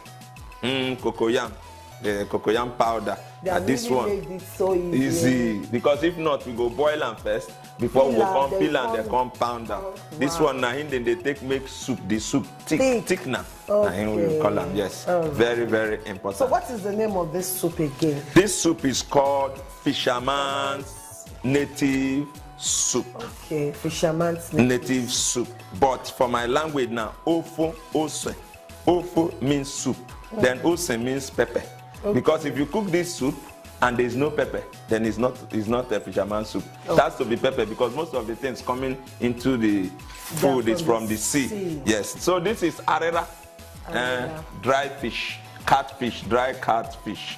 Just like I said, this one, I didn't call it any name in my tribe. It's just normal fish, but Yoruba we call it panla. Then if you want to call it English, it's called pan. Pan. Yes. Let's get prepared to start. Get your paper, get your pen and paper too to learn how to cook this soup for those of you that play around the sea because it helps cold to disappear. Our water is boiling. We'll start with the pan. But meanwhile, the fish, we need to remove the head and the bone so that when you are eating, it will be smooth. This water is hot and I dropped some salt there. Okay, yes, better because it will remove the dirt. Yes. And the reason why we wash it is because of sand, the head. If not, we are supposed to put it like that. So the snail will go into the pot because we need to boil it a little. Yes. If it was meat that we are boiling, you don't put much water, just a little water. When it steams, it now boils with water. But since it's snail, you need to put a little quantity of water. Yes. I don't know how you do your own, but me, I like to add my salt so that the taste will come out. Just a little pinch of salt. It's always good to use your hand to measure salt so that you don't over add it. As for that, and we would have pounded this head. So what we'll do, we put the head away because at times, because of that. Yes. You don't need to throw it away. It's very nutritious. All you need to do is to grind it. You can use it to cook anything, even moi. So we can keep this for ourselves. Yes. I also like to put onions. If it was meat as well, since it's still snail. I like onions so much because it helps the sight. You don't need to pieces this fish, do you? I will, the head. Okay. And I'll deal with the head. When I wake up in the morning, first thing first, I check on my family. Okay. Make sure they are all sleeping well.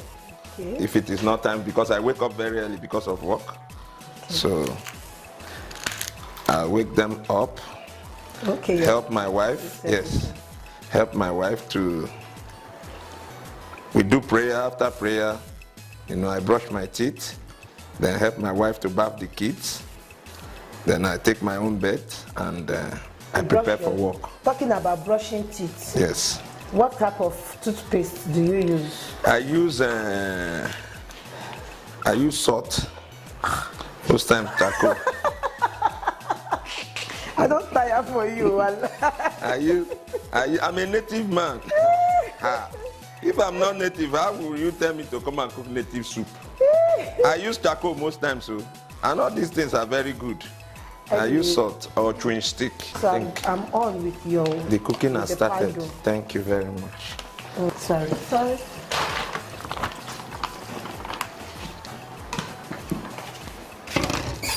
And if I will say, I am a TV presenter. That is what I do every day. And that's the secret of you looking beautiful. Yes, because it involves exercise, going to the street to talk to people. Now the periwinkles are going inside. Oh. One after the other. Viewers, I want to believe that you're following how this man's been preparing his fisherman soup. So the oziza leaf comes last. Okay. Oh, now the pepper is just going. And this pepper, you have to take little quantity because it looks pepperish, so that we will be able to enjoy it. The crayfish is going in. Not forgetting seasoning. And look at that, our pando yam is also ready. This is ready. Viewers, our pando yam is ready. Wow, lovely. Because you don't like too much salt. Yeah, I forgot. The main. So now oil. You don't put plenty of oil inside this kind of soup. It's little. Because it's supposed to be white soup. Okay. Yes, so it's just a little. Yes. Just to garnish it. Yes. Make it not be like say you chop everything, add fat and oil. It's okay, I need more pepper. Oh, you do? I thought you said you don't want to do. Are you sure this pepper will still cook? Yeah, it go cook. It go cook. No, it go cook. Because I never put the cocoyam. And now I go put the cocoyam. Oh, so they go do together. Yes, without the cocoyam self. Without the cocoyam, can also eat the soup. You can decide to just do it like this. Soup. Yes, it's very good. But as you want Adam, she not go form lumps. No, you mix no. The gas is the big. Go sprinkle and small. You not go too much. Even if you form the lumps, people go to chop and things say na meat. When you add it, you discover that it's not enough, then you can add another more. one. So now let's. Oh, you're not going to stay it No, yet? no, no. Oh, really? Yes. There are different professions. Okay. Because Kalu is a comedian, he's good at what he's doing. Thank People God. accept him. Though, is that a guarantee or a ticket or a visa for me too? Either I have the trait, the quality or not. Okay. Is that a guarantee for me that I will be successful if I become a comedian just because Kalu is successful? It's not because I'm successful that you have to go into it for you to be successful, because everything is discipline. At the long run, if you are not a disciplined person and you go into such career, you might end up not even getting anything. So this thing go form lump. So Yes, at times. Now, so At times when it form like that, you can't break am. we feel break am. Because you don't talk, say you won't make me think say na meat you dey shop. If we no feel break am, this at times we dey bring them out like this. Okay. But the way I see this one, it's like saying a stubborn cocoa. Okay, if that is how we're going to do, we will now have to mix the rest with liquid water. So as you're breaking that, let me try and see how we can. So, but not all, though. Oh, really? So will it be too much? So that the soup won't turn to pando. A DBC pando. Let it not be thick. But for like you, it. it's not. This one is not thick yet now. No, it doesn't need to be thick that much. Okay. And that was it. Should I give you water for that one? No, it's okay. It's okay. Yes. So can I pour this one now? Yes, let's pour that one. This one is okay. Yeah. Nothing good comes easy. I tell you. Now the cocoyam thickener has gone in. So it's going This to... is division of labor. It's good. I'm enjoying it. Okay, so now I will add the oziza. Meanwhile, the oziza leaf too. You don't have to put everything. Okay. Because remember I said it has pepper in it too. It's okay. Doesn't need to be much. So check it. And usually at times when it cools down, it becomes thicker. Yes, that's when it stays overnight. Oh, okay, when it stays on. That is even. You still want to put pepper? No, salt. That's when it's sweeter. Because by that time, according to what we say, when it's daybreak, that means spirit would have put hand in it so that it will be sweeter. You know, when you cook soup now, you won't feel the taste. But the next day, you see that the soup is sweeter.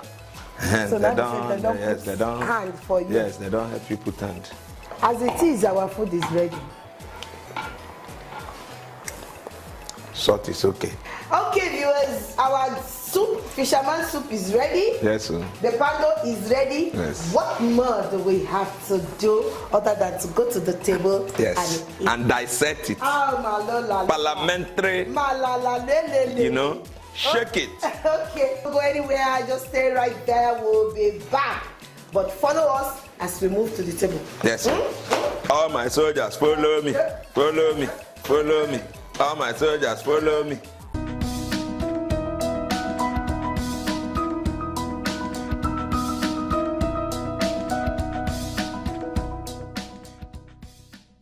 Okay, viewers, you're welcome back. Wow. Fisherman soup. Let me start from my extreme right. Let's meet you, madam. What's your name, ma'am? Ashaolu Oluwagbemisola. Ashaolu Oluwagbemisola. What do you do, ma'am? Dressing. Okay, dressing. Okay. I'm sure you must have an affiliation with people from probably Igbo, Delta, Edo, and the rest. Okay. This one is called fisherman's soup with some seafood, sea protein and stuff like that. Madam the madam, mama of the house, let's meet you. Some of us, we know you, so let the viewers at home meet you. Yes. Hello viewers, my name is Amarachi Kalu. Izawa Kalu. Okay, you see the up and down, Yes. so you know what it Up means. and down. Alright, but that does not mean anything. I trust her. She will not cover him up. She will not. Alright, settle down, let's eat this food. I'm going there to eat my own as well. I'll see you after this time. Enjoy your meal. I want to see that. We don't do it like that. The thing no go enter belle well. Are you serious? So this was good. That where me I come from, if we never do it like that, the thing no go work. Ah, may the soul of my mama rest in peace. Well, that he teach me all these things. Gonna.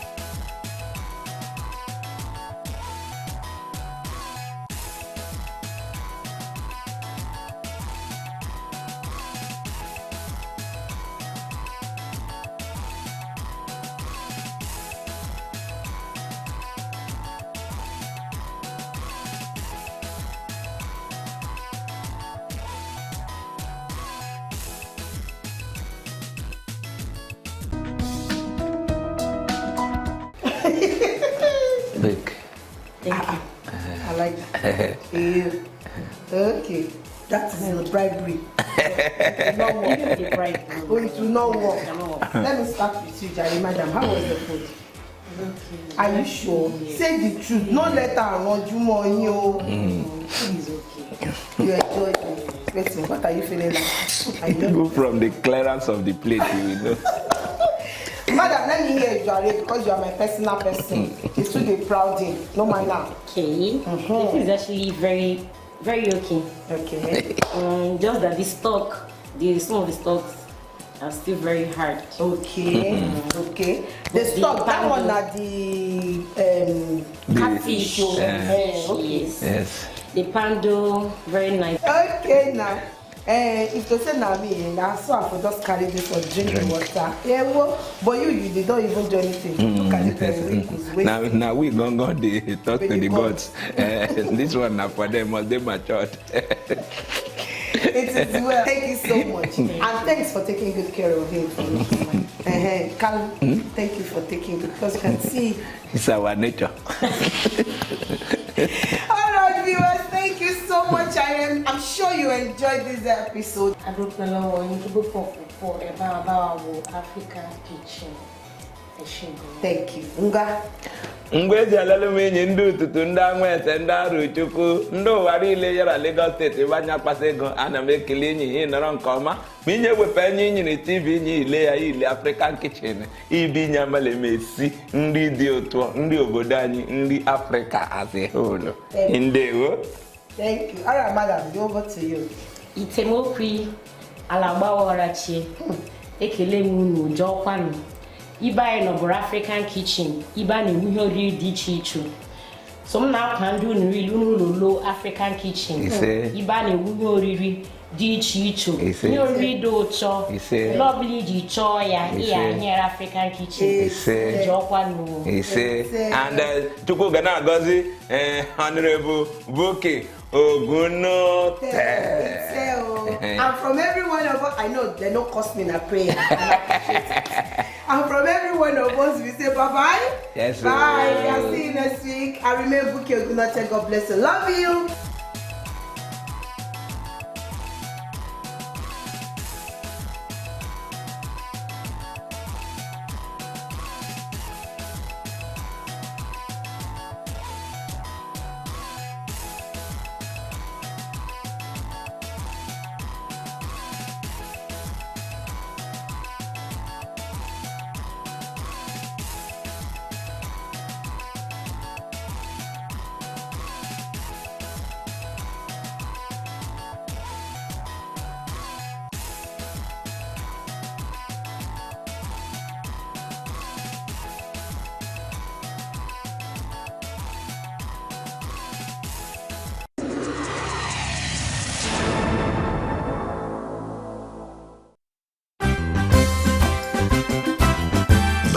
Nigeria, a land blessed with human and natural resources.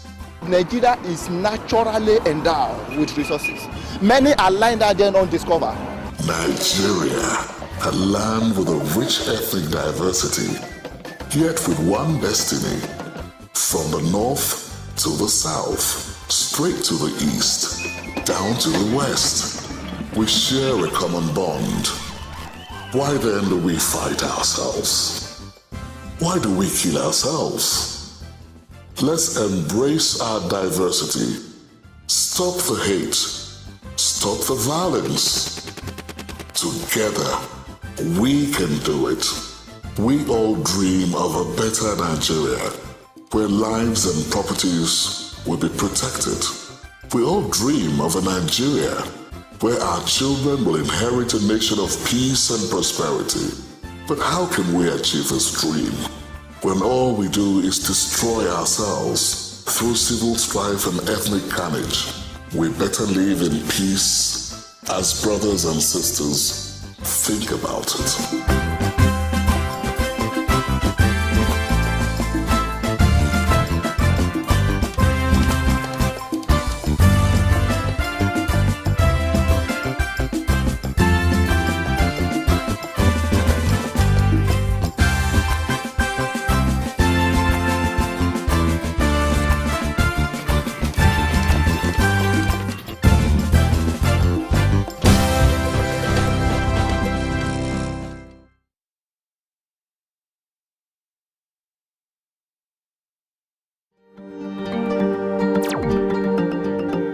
Ogun State, Nigeria's gateway state, the heartbeat of Nigeria.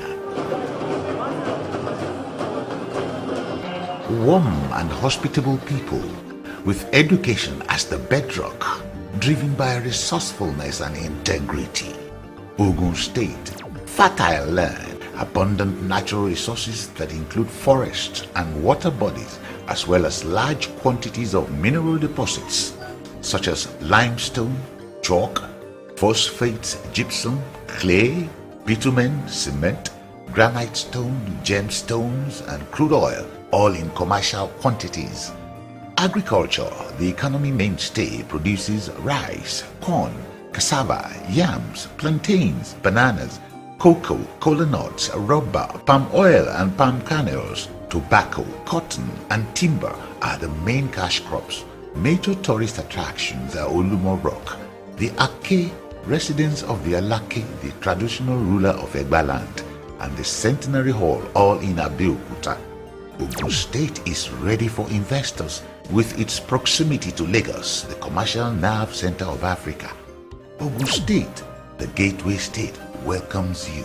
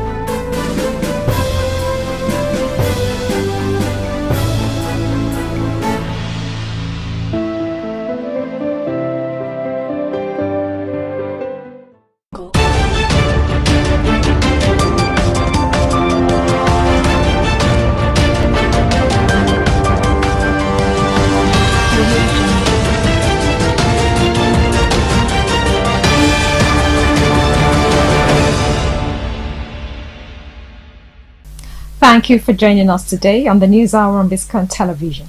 I'm Stella Opara. First, the high points of the news. On the national scene, using asphalt for road construction not banned, says federal government. Falana leads protest as Lagos lawyers demand probe of colleagues' assault. In business news, Tinubu receives brief on $10 billion investment prospects in Nigeria's steel sector. On the foreign scene, US, UK carry out strikes against Houthis in Yemen. And in the weather sport, Paul Onuachu replaces injured Umar Sadiq in Nigeria's team. Now the news in full. The federal government has backtracked on its decision to construct all federal roads using only rigid concrete pavement.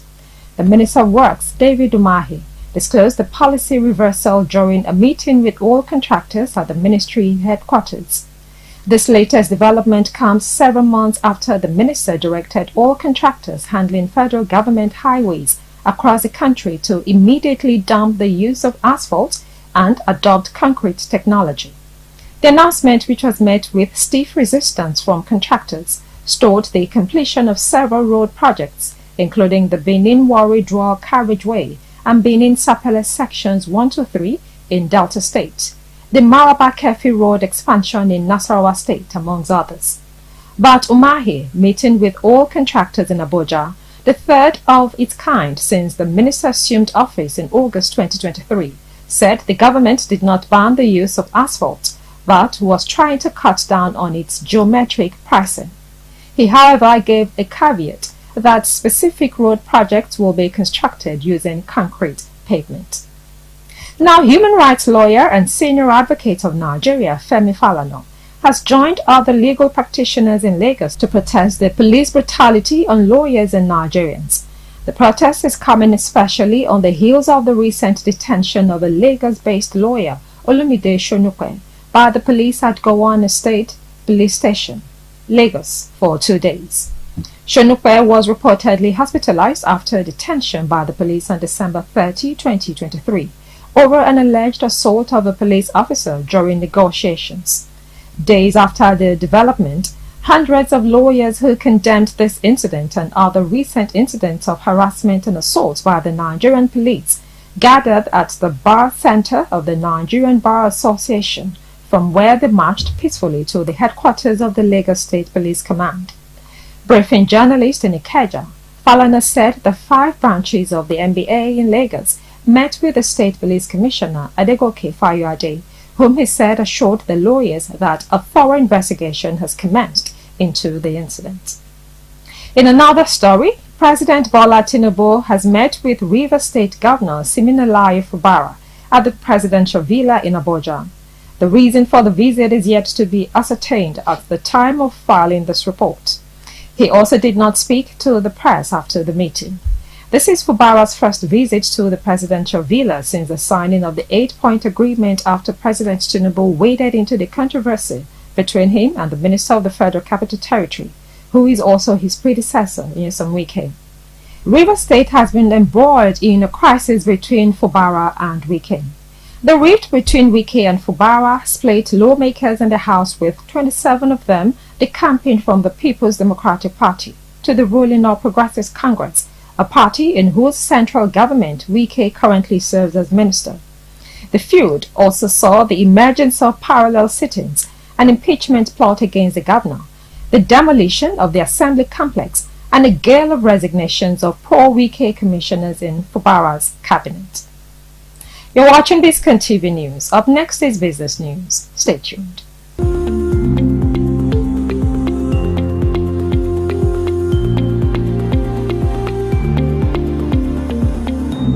Welcome back. Now to Business News.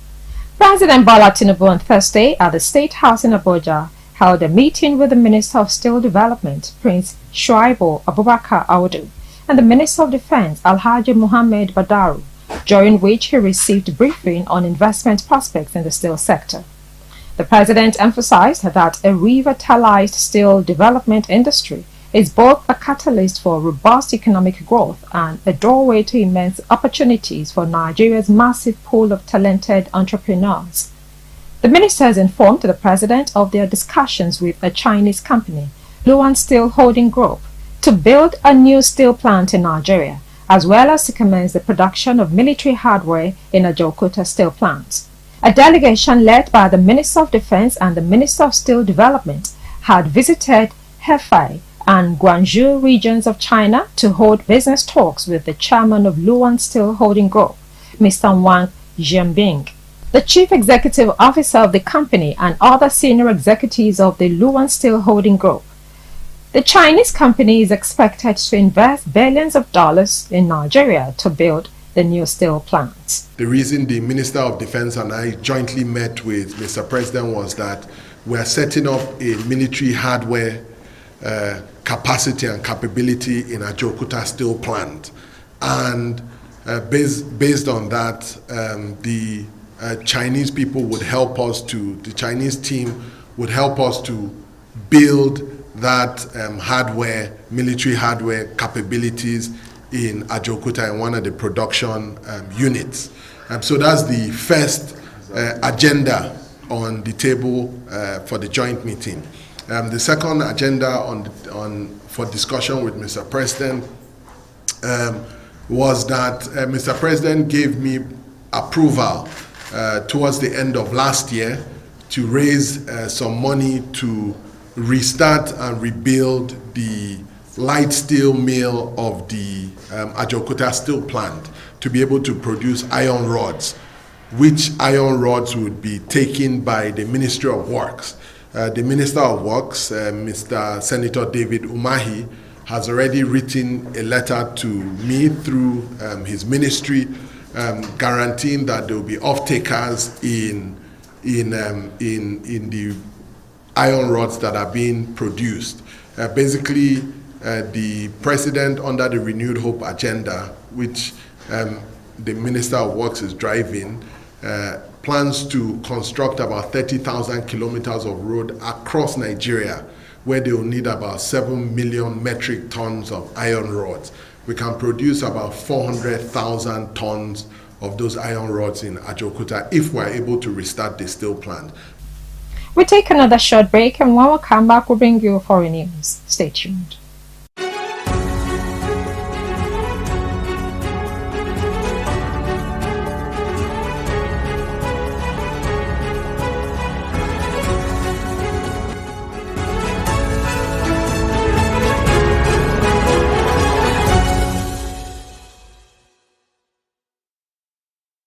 Welcome back to Biscon TV News. Now to foreign news.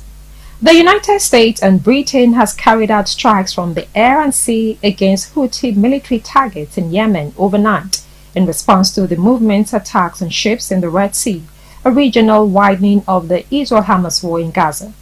Witnesses in Yemen confirmed explosions throughout the country, saying raids targeted a military base adjacent to Sana'a Airport, a military site near Taiz Airport, a Houthi naval base in Hodeidah, and military site in Hajar Governorate. Britain's Defense Ministry said in a statement that early indications are that the Houthis' ability to threaten merchant shipping has taken a blow. James Heapy, our junior defense minister, said the strikes were in self-defense and no further action was planned for now. A Houthi military spokesperson said 73 strikes had killed 5 of the group's fighters and wounded 6 others. The attacks would not go without punishment or retaliation, and the group will continue to target ships headed for Israel, he said. We take another short break, and when we come back, we'll bring you sport news. Join us again.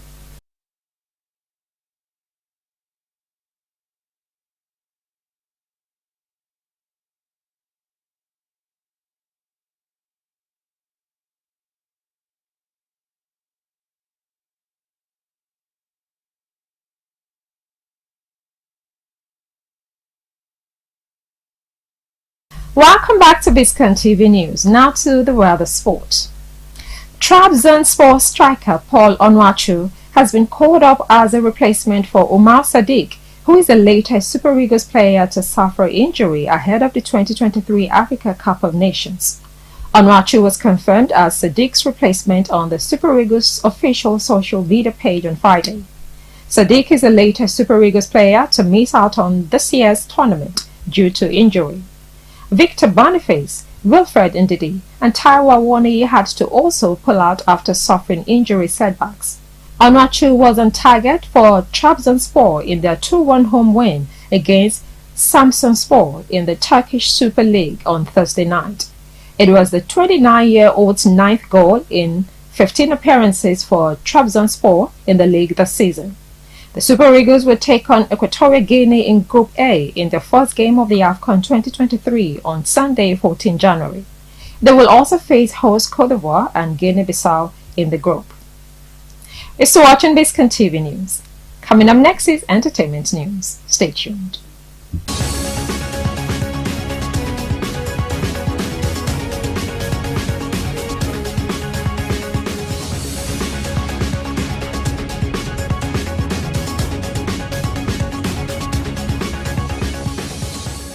Welcome back to Biscon TV News. Now to entertainment news. ESPN has returned more than 30 Emmy statuettes after the award host uncovered a ploy in which some network employees used fake names to circumvent eligibility rules. The network has said the ploy was a misguided attempt to recognize on-air talent that were not eligible for certain categories. The awards won were reportedly re-engraved with the real names of the on-air personalities. Details of the ploy were first uncovered in a report on Thursday by sports publication The Athletic. The National Academy for Television Arts and Sciences, the organization behind the Emmys, told The Athletic that it had identified a number of fictitious credits submitted by ESPN to multiple sports Emmys competitions.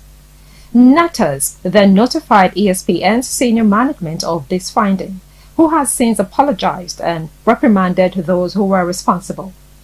The Athletic's report centered around ESPN's College Game Day program, which nabbed 8 Emmys for Outstanding Weekly Studio Show between 2008 and 2018. Until 2023, that category prohibited submissions from on-air talent in an effort to avoid duplicate wins for a single program. And that's it for now on Biscon Television News, compiled and produced by Tomiloba Abalari. We leave you with this last line. If you want to know the end, look at the beginning. I'm Stella Opara. Thank you for staying with us.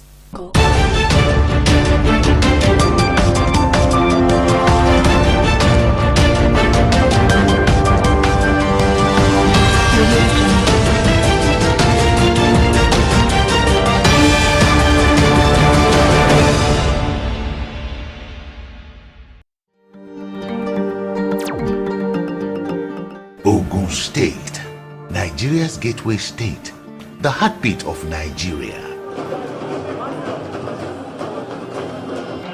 Warm and hospitable people with education as the bedrock, driven by resourcefulness and integrity. Ogun State, fertile land, abundant natural resources that include forests and water bodies, as well as large quantities of mineral deposits such as limestone, chalk, phosphate, gypsum, clay, bitumen, cement, granite stone, gemstones, and crude oil, all in commercial quantities. Agriculture, the economy mainstay, produces rice, corn, cassava, yams, plantains, bananas, cocoa, kola nuts, rubber, palm oil and palm kernels. Tobacco, cotton, and timber are the main cash crops.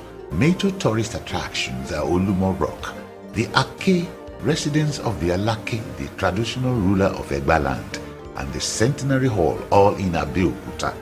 Ogun State is ready for investors with its proximity to Lagos, the commercial nerve center of Africa. Ogun State, the gateway state, welcomes you.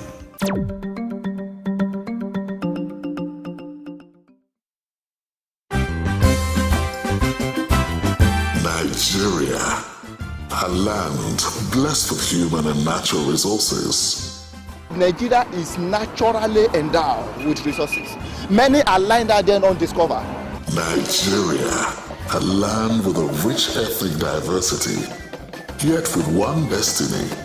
From the north to the south, straight to the east, down to the west, we share a common bond.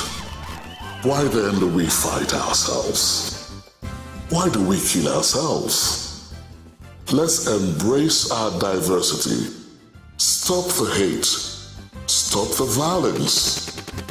Together, we can do it. We all dream of a better Nigeria. where lives and properties will be protected. We all dream of a Nigeria where our children will inherit a nation of peace and prosperity. But how can we achieve this dream when all we do is destroy ourselves through civil strife and ethnic carnage? We better live in peace as brothers and sisters. Think about it.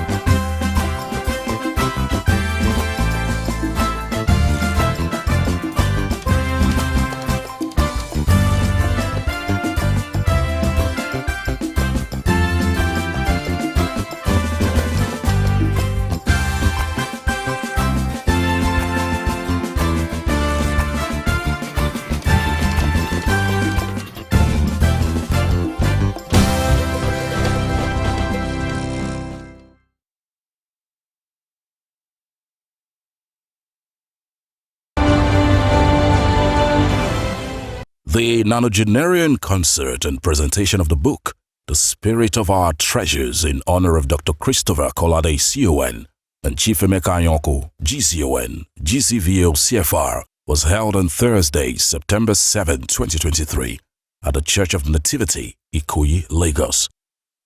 Dr. Christopher Kolade, born on the 28th of December 1932, was one of the pioneer broadcasters in Nigeria. A diplomat, scholar, and administrator with leadership excellence and outstanding integrity. In well over 6 decades, Dr. Kolade has distinctly modeled leadership excellence and integrity in various positions held within and outside Nigeria, including as Nigerian High Commissioner to the United Kingdom, Director General, Federal Radio Corporation of Nigeria, FRCN, Chairman and Chief Executive, Cadbury Nigeria PLC, among many others. Chief Emeka Anyonko, GCVO CFR CON, born on the 18th of January 1933, is a Nigerian diplomat, former Minister of Foreign Affairs and the 3rd Commonwealth Secretary General. Aside his international career, Chief Emeka Anyonko continues to fulfill the duties of his office as Ichie Adazi of Obosi, a traditional Ndi-Ichie chieftainship in Anambra State. In attendance were the honorees Dr. Christopher Kolade CON and wife, Mrs. Beatrice E. Kolade, Chief Emeka Anyonko, GCON, GCVO, CFR and wife, Princess Bumi Sholanke Anyonko. Former President, Chief Olusegun Obasanjo GCFR, was represented by his wife, Chief Mrs. Bola Obasanjo. The Governor of Lagos State, Babajide Sanwo-Olu, was represented by the Secretary to the State Government, Barrister Mrs. Abimbola Saluhu Deyi. Catholic Bishop of Sokoto Diocese, Bishop Matthew Hazan Kuka, who was the keynote speaker. Renowned Professor of Biology, Professor Anya O. Anya.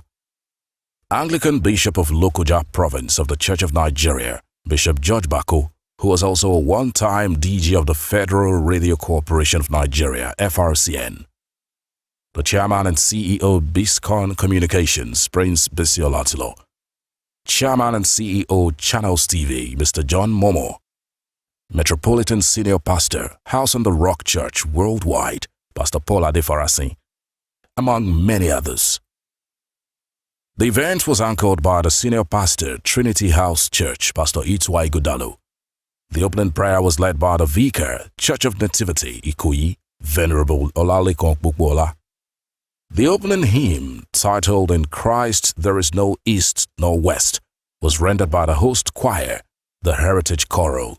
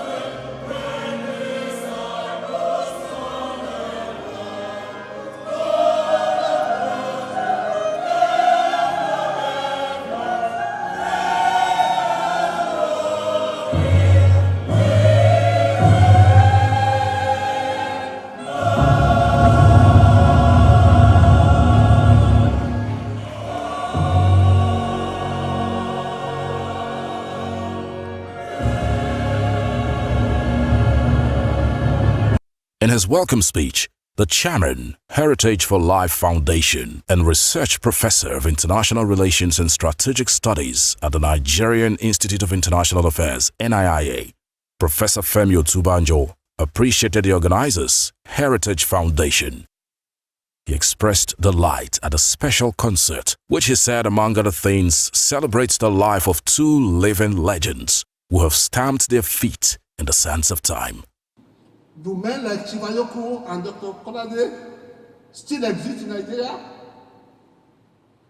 The Heritage for Life Foundation is not interested in the what, why, and who of our moral decline.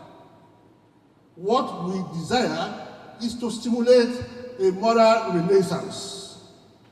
Fortunately for us, we are again at the beginning of a change of political leadership. The last 8 years were years of horrors in this country, in every respect. It is a new opportunity to begin the rebuilding of not just our economy, but the moral fabric of our nation. A great nation with great potentials. Ladies and gentlemen, as we were taught in Ecclesiastes 44, let us now praise famous men and our fathers that begot us. Their names lived forevermore. The people will tell of their wisdom, and the congregation will show forth their praise. Speaking at the event, Lagos State SSG Barrister Mrs. Abimbola Salohudeyi, who represented Governor Babajide Sanwo-Olu of Lagos State, read out the address of the governor, where he expressed gratitude to the organizers, Heritage Foundation, for the invitation and described the honorees as shining stars of their generation, considering the values, virtues, and principles that they are both known for, which, according to him, are worthy of emulation. Mr. Governor is particularly proud of the organizers of this event. So on behalf of Mr. Governor, I want to say a big thank you to Heritage for Life Foundation. Thank you for organizing this once again. Pastor, you know, when your father and the Lord says you should do something, I want to believe it's prophetic. But at the same time, you also have to be realistic in a society like this. So, sir, I would like to be honest with us. I would not be able to state any amount, but I want to assure this gathering that because this has to do with values and what Mr. Governor stands for, he's very interested. And I know when Heritage for Life Foundation brings up their papers, they will definitely get the positive results that I can tell you. Thank you. Thank you for clapping for Mr. Governor. Thank you. I would also like to say this, that I know that we all know that he refuses to be called His Excellency. His greater reason is because he believes it is only God that is excellent, because he's a man of God. And that's why he respects the church, he respects men of God anywhere they are. So I want to appreciate us once again. I was afraid when they said Bishop Kuka would speak, because I know what he says to the government sometimes. But I thank you, sir, that tonight you have encouraged us to pray more for Nigeria. Thank you very much, sir. I also want to thank my Lord Bishop, who is actually my in-law. You know, I'm married to him. Thank you, sir. Chief Mrs. Bola Obasanjo, who represented her husband and chairman of the occasion, former President Chief Olusegun Obasanjo, stated that the honorees deserve to be immortalized for their immense contributions to the development of the country. The first Bible reading was taken by Chief Emeka Anyoko from the book of Psalm. It was followed by the hymn, "Oh, Praise Ye the Lord."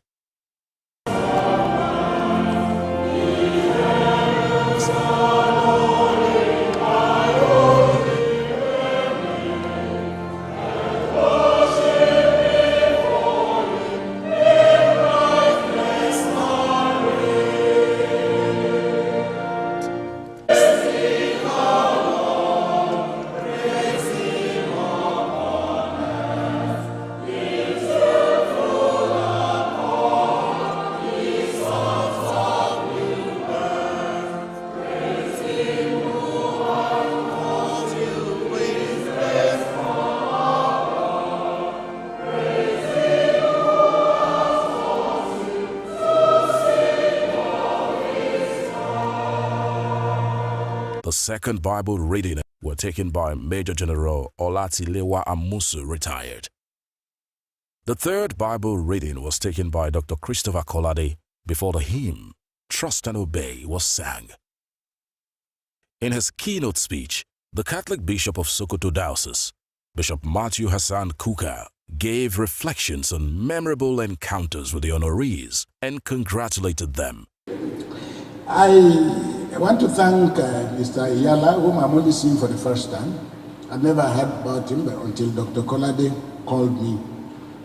And I was so excited, one, to hear from him, because I've been feeling quite uncomfortable and feeling so guilty. Every time I come to Lagos, I say I pray I never come to Lagos again until the traffic situation has been sorted out. And I kept looking for a day that I will personally come to Lagos and pay my respect to Chivanyoku and Dr. Kolade simultaneously, when I heard about their celebrations of their 90th birthdays. So when I got the call from Dr. Kolade asking me to do this, I thought, among other things, only a stupid man would refuse to accept two for the price of one.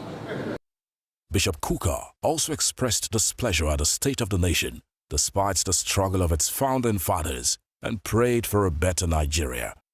But I think we must also take cognizance of the fact that for building a nation, the challenges are far more than we can understand. And the success of the challenges lie in, if we use a relay race as a metaphor. Because no matter how good you are as a relay team, your success depends on the quality of your collaboration and cooperation, and how successfully we hand the baton. So the challenge of our society is how to hold the collective narratives of our nation today. And here there is no greater guide than history, because without history, our lives will be an endless, frustrating chain of accusations and counter-accusations, buck passing, praise singing, and condemnation. And yet, in reality, history is a contestation of ideas, because it continues with a culture of interrogation. And the more we interrogate the events of history, the better it is for us. But of course, if this interrogation is not sustained, memory lapses. And this is why, even amidst all the things we hear about Nigeria and about our country, the anger, the frustration, the quality of self-recrimination, the things we say about ourselves and against ourselves. I'm saying this because, look, what you find about Nigeria, this noise, is wonderful noise. But it is also noise of an extraordinarily talented group of people who don't take no for an answer. So our capacity to interrogate almost every question should be taken as a plus. This was followed by a special solo rendition by the coordinator, Heritage Choral, Lemuel Liala.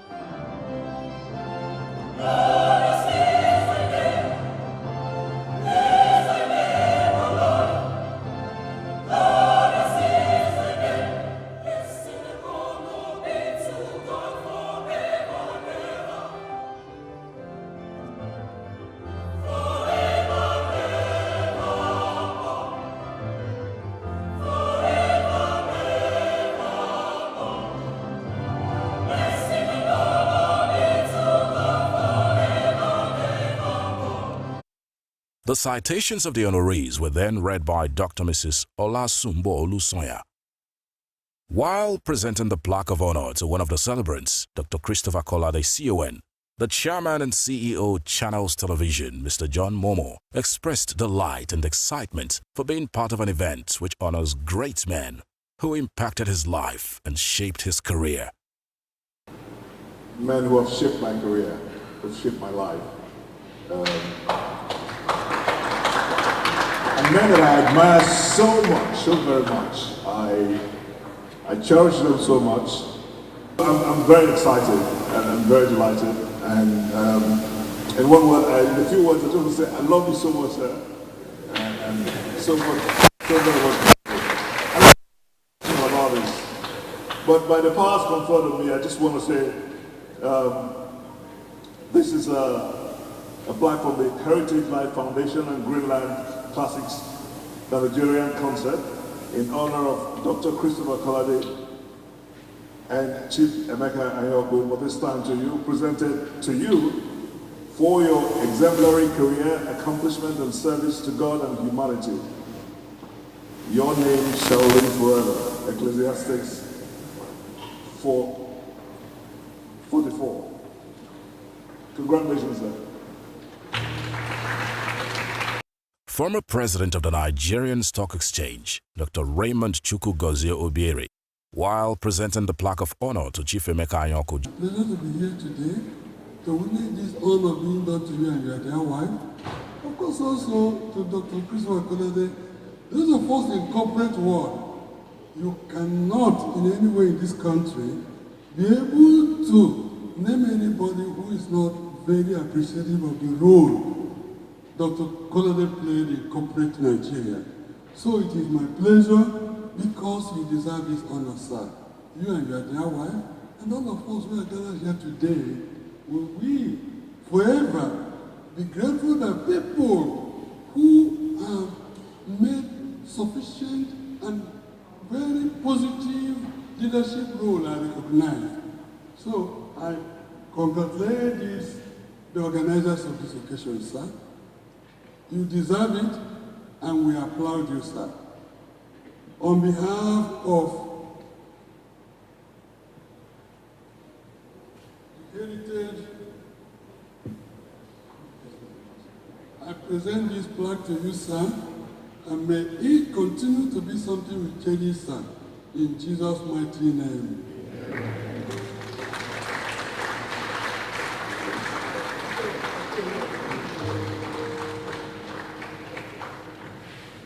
The commitment of the Hall of Virtue Projects was handled by the senior pastor, Trinity House Church, Pastor Itzwai Godalo, while presentation of the book, The Spirit of Our Treasures, was handled by the wife of former President, Chief Olusegun Obasanjo, Chief Mrs. Bola Obasanjo, alongside Bishop George Bako of Lokoja Anglican Diocese. The cutting of the cake was coordinated by renowned professor of biology, Professor Anya O. Anya. Give me a J. E. S. U.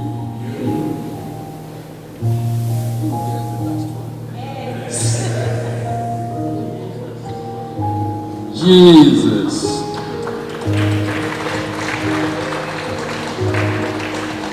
The event also featured a brief special presentation and tribute to the honorees by the Catholic Bishop of Sokoto Diocese, Bishop Matthew Hassan Kuka. In his response, Chief Emeka Anyoko appreciated the organizers of the event for conceiving and organizing the concert in a splendid way. He further expressed gratitude to everyone who participated. Then for all of you who have come here, I'd like to especially thank you. I would not want to run the risk of mentioning, singling out names to mention, because there are so many who are here who I regard as friends. I must especially also thank the Secretary to this Lagos State Government, Barrister Abemola Udeyi, who is representing Governor Sanwo-Olu and did the representation, in my view, excellently. Yes. She gave us Dr. Sanwo-Olu's very riveting speech. Dr. Christopher Kolade, in his response, appreciated God and the organizers of the event for finding him worthy of the honor. He expressed pleasure for being linked with the co-honoree, Chief Emeka Anyoko, GCON, and thanked everyone present. Traditionally, I took decisions that were questionable. I was forgiven, I was corrected, brought back on track with God's plan. So I can say without doubt or hesitation that everything has happened as permitted by God in fulfillment of His divine purpose. Now, this is not strange, and I believe it is God's way of relating to all of us as human beings. The Word of God says that we are His workmanship, created in Christ for good works. Created in Christ for good works, which God prepared beforehand that we should walk in them. God's word also says that it is God who works in us, giving us the desire and the power to do what pleases Him. The vote of thanks and special tributes, titled "To God Be the Glory," were presented by the coordinator, Heritage Koro, Lemio Leila. Chief Emeka Anyoko, GCON, GCVO, CFR, also took time out to pray fervently for the anchor, Pastor Itu Ighodalo, and everyone present at the event. This was followed by the closing hymn, titled "Life is Great to Sing About It." The closing prayer was said by the Bishop of the Diocese of Lagos, Right Reverend Ifedola Okupuve, while prayers for the honorees and benediction were said by Right Reverend Adebayo Ayinde. The nonagenarian concert and presentation ended with a resounding Hallelujah chorus.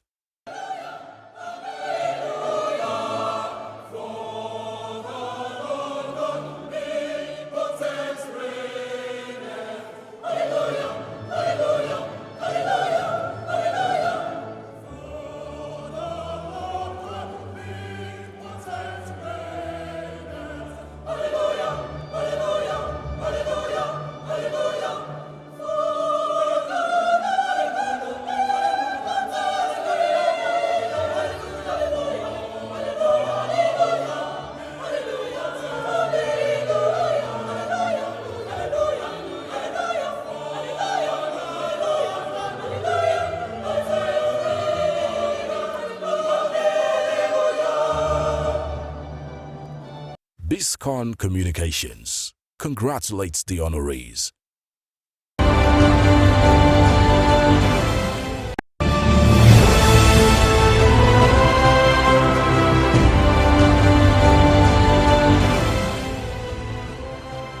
Delina Confectionery Limited holds Independence Day Food Fiesta with the theme, Unity Through Food. The event was held on Sunday, the 1st of October at Glover Memorial Hall, Custom Street, Tinubu, Lagos. The event was anchored by Choma BBB, while entertainment was supplied by DJ Electra. The CEO of Delina Confectionery Limited is Mrs. Fumi Ajose Adeogun, daughter of Chief Alex Duduyemi, the Ashiwaju of Ile-Ife the Source. Delina has been in the food business for the past 32 years, providing the most preferred food service to a wide variety of clientele. For Delina, food service is not just a business to the company, but means a lot more, and so taken very seriously by all staff. Delina believes that food is an integral part of the day-to-day living of individuals, and so hygienically prepared, freshly made food is served. Delina puts utmost priority to food safety and hygiene, which is why it has succeeded in creating a reputable and successful brand, which continues to grow. Delina offers an extensive range of Nigerian, continental and oriental menus to suit every taste, budget and occasion. Delina caters for various occasions, private functions, corporate events, weddings, anniversaries and more. Delina manages in-house canteens, lunch rooms for corporate organizations, providing breakfast and lunch menus to suit their desired budgets. Nigeria is a country of over 250 ethnic groups, speaking about 500 distinct languages, with unique and interesting cultures and traditions. Nigerian foods are known for their richness and variety, and this was what Delina showcased on the day. Present at the event were the chief host and managing director of Delina Bakery and Confectionery, Fumi Ajose Adeogun, veteran Nollywood actor Olu Jacob and wife, Joke Silver, the chairman and CEO Biscon Communications Global Media Network, Prince Biscon, among many others. All those who attended the third edition of the Delina Food Fiesta were able to savor not less than 63 foods made from a selection of dishes around the country to celebrate Nigeria's 63rd independence anniversary. The event showcased rich, mouth-watering cuisines from different parts of the country, as well as drinks, indigenous snacks, and locally brewed gin of all kinds. Testimonies given gave a huge pat on the back for the Delina team, led by Mrs. Fumi Ajose Adeogun, who was a seasoned banker before she delved full-time into the food business. Those who spoke were Bolanle Austin Peters, lawyer and film director and producer, Joke Silver, Nigerian leading actress, and Prince Biscon, the chairman and CEO Biscon Communications Global Media Network. Well done. I went round and I was like, my goodness, we have so much food in Africa and Nigeria obviously, and a lot of vegetables, and I love vegetables. And I just think this is a brilliant idea to bring us all together, food, which is my best friend. And I couldn't miss this, honestly, because of Auntie Joke. She's one of my best souls. I love her. She's always supporting me. I had to support her today. So I hope this is the beginning of more and more of this. Amen. And it's from little things that big things come out of. So by the grace of God, this will get bigger and better as well. Thank you. Ever since she took the restaurant upstairs, it's been like a match made in heaven. You know, the food is excellent. And when she did this last year, it was nice and cozy. It was nice and cozy. And then this year, she just she went to town. You know? And it was from when you came in, from early on when you came in, the music, the cultural dances, and the music, and then you came inside the hall and the food. You do okra, you do kokore, you are just taking a little, until the stomach could not take a little more. And they all tasted wonderful. Thank you so much. I believe in your vision of that unity. But let me say this is something very special, and we'll tell the world about it. You don't think so, but I have read through the thing I was watching. I've read through everything. I haven't seen anything like this in Nigeria.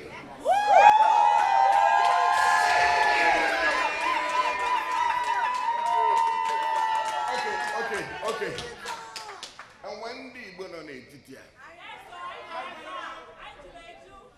You can have belly, but no, Konaga.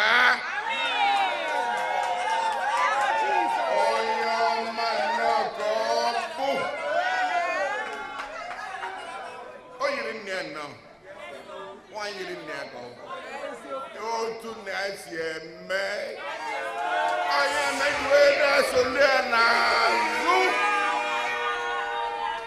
The Independence Day Food Fiesta also featured cultural dance performances, which showcased the diverse cultural heritage of Nigeria.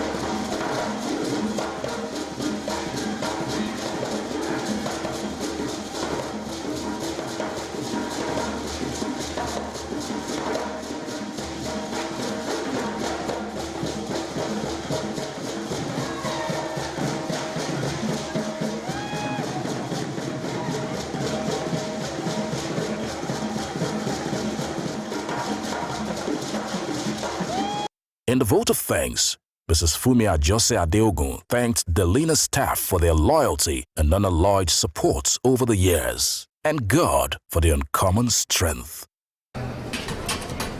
These people behind me, they are my treasure. These people.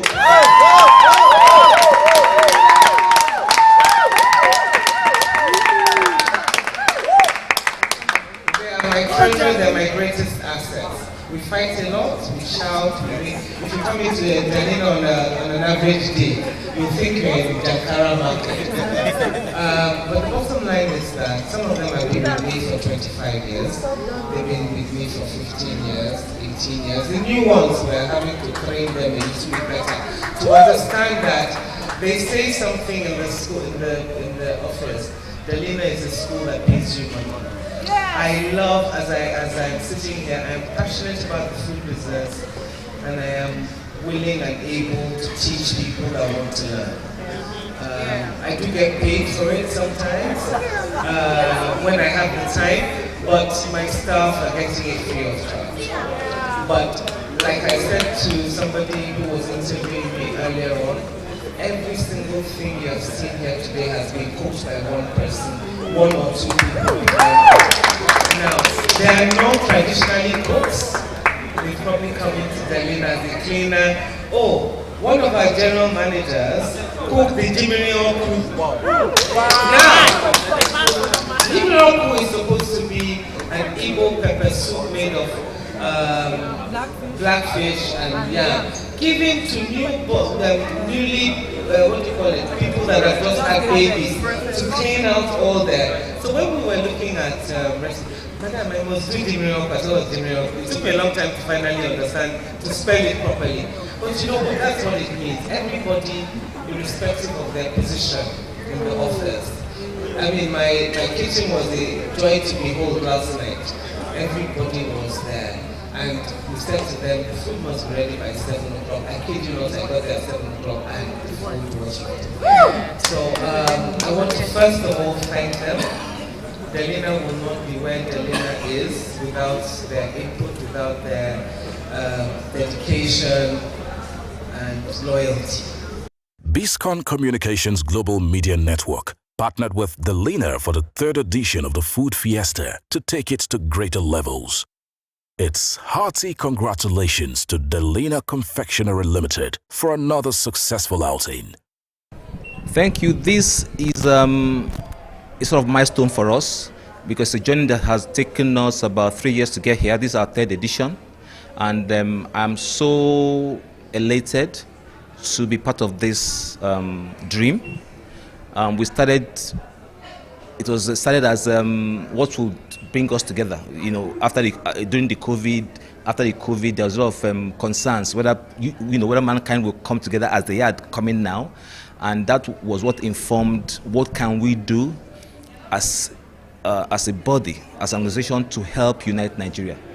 As we all know, we are going through a lot in this country, and we want to use our culture, which is food, to bring us together. This, I think, for me personally, this is the first time I've seen an organization, a catering company, create such culinary artistry. It's not been done before. We have a situation whereby different organizations are doing it, but what you saw here today, over 100 meals, singly created by Delina. Both food, snacks, and drinks, made and gotten from Nigeria. So I think it's a way to unwind. Thank God it's Independence Day. It's a way to bring families together, bring friends together, bring colleagues together. And I also want to thank our sponsors, because without them, this would have also been possible. Because they've seen us do the 1st, 2nd edition, they've have had confidence to say, okay, you know what, we'll support you in making it a bigger function. And we're very grateful for this. I think it's lovely. The vibe is so wonderful. This is the 2nd time that Delina's is going to have the food fiesta. The first one was last year, so this is for 2023. Last year there weren't as many dishes. This year there are 100 different dishes, and they're all very delicious. I also love the idea that Delina has used for this food fiesta, because as she tags it, food unity through food. And it's very interesting because you're tasting the different foods from different parts of Nigeria, and there's some that you're saying to yourself, but this one tastes like this, so you find that there's quite a lot that unites us, even though we are so diverse. Our foods may be slightly different, but there's a lot of similarity in them, which is exactly like us in the country. Yes, our language is different. Sometimes our outfits are different, but we all belong to, like my very good friend in there has said, we all belong to one tribe, the human race. We're all and first and foremost, we're all Nigerians. So that is a unifying factor. Yeah. 3 years ago, this is our third year, we were just thinking about, in a meeting, we had a meeting with my managers, and it was a troublesome time in the country at the time, and the question came, what unites us? What will unite us? And somebody said football. I said, well, everybody knows that football unites Nigerians. What else? They said food. So I said, okay, unites us. Let's do something to unite people through food. And the first edition we did in 2.5 weeks. And then people liked it and said, do you want to do it next year? So we did it again. And then this year we did. But we keep challenging ourselves each time. For example, today, and I'm sure you've seen it, we have over 95 items on that buffet. All right, and the idea is to just go to other parts of the country, seek what they have, and it is quite interesting the amount of food we have. We have food in this country. Most people say, "Oh, we don't have food here." It has been a surprise to us that the sheer diverse nature of our foods that people eat from region to region, and this I hope will be an educational experience for people to come and see. I hope people will be adventurous. I don't know that. Which is why the idea is to taste. Go around, taste this, and know that at least there's some foods that you've tasted. And then there are also foods there that we haven't tasted since we were young. Okay, and then you're like, oh, where did that one come from? I haven't seen it in a long time. So there's a sense of nostalgia also there. So that's what we're trying to do.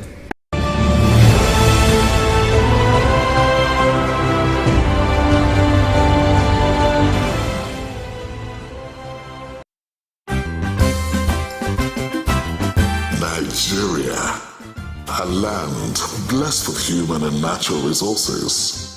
Nigeria is naturally endowed with resources. Many are lying there undiscovered. Nigeria, a land with a rich ethnic diversity, yet with one destiny. From the north to the south, straight to the east, down to the west, we share a common bond.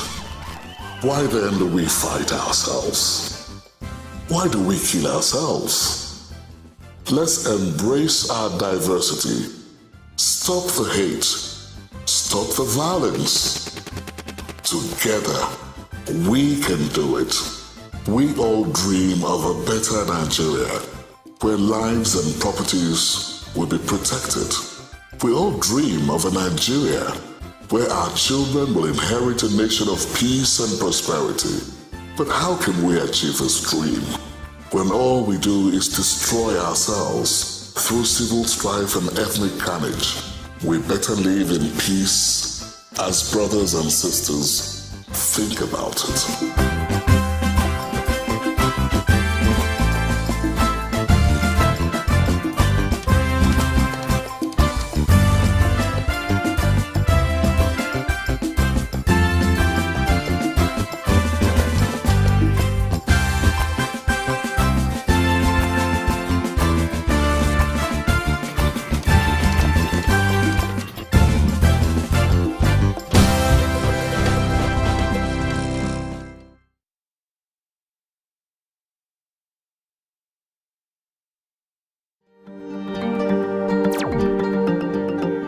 Ogun State, Nigeria's gateway state, the heartbeat of Nigeria.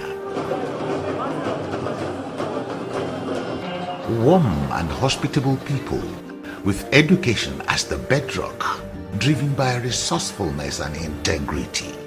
Ogun State, fertile land, abundant natural resources that include forests and water bodies, as well as large quantities of mineral deposits such as limestone, chalk, phosphates, gypsum, clay, bitumen, cement, granite stone, gemstones, and crude oil, all in commercial quantities.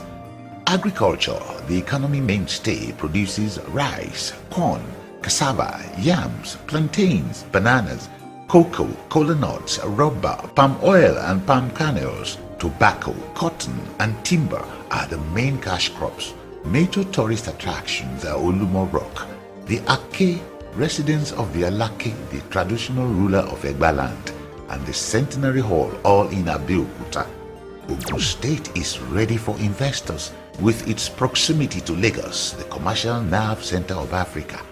Ogun State, the gateway state, welcomes you.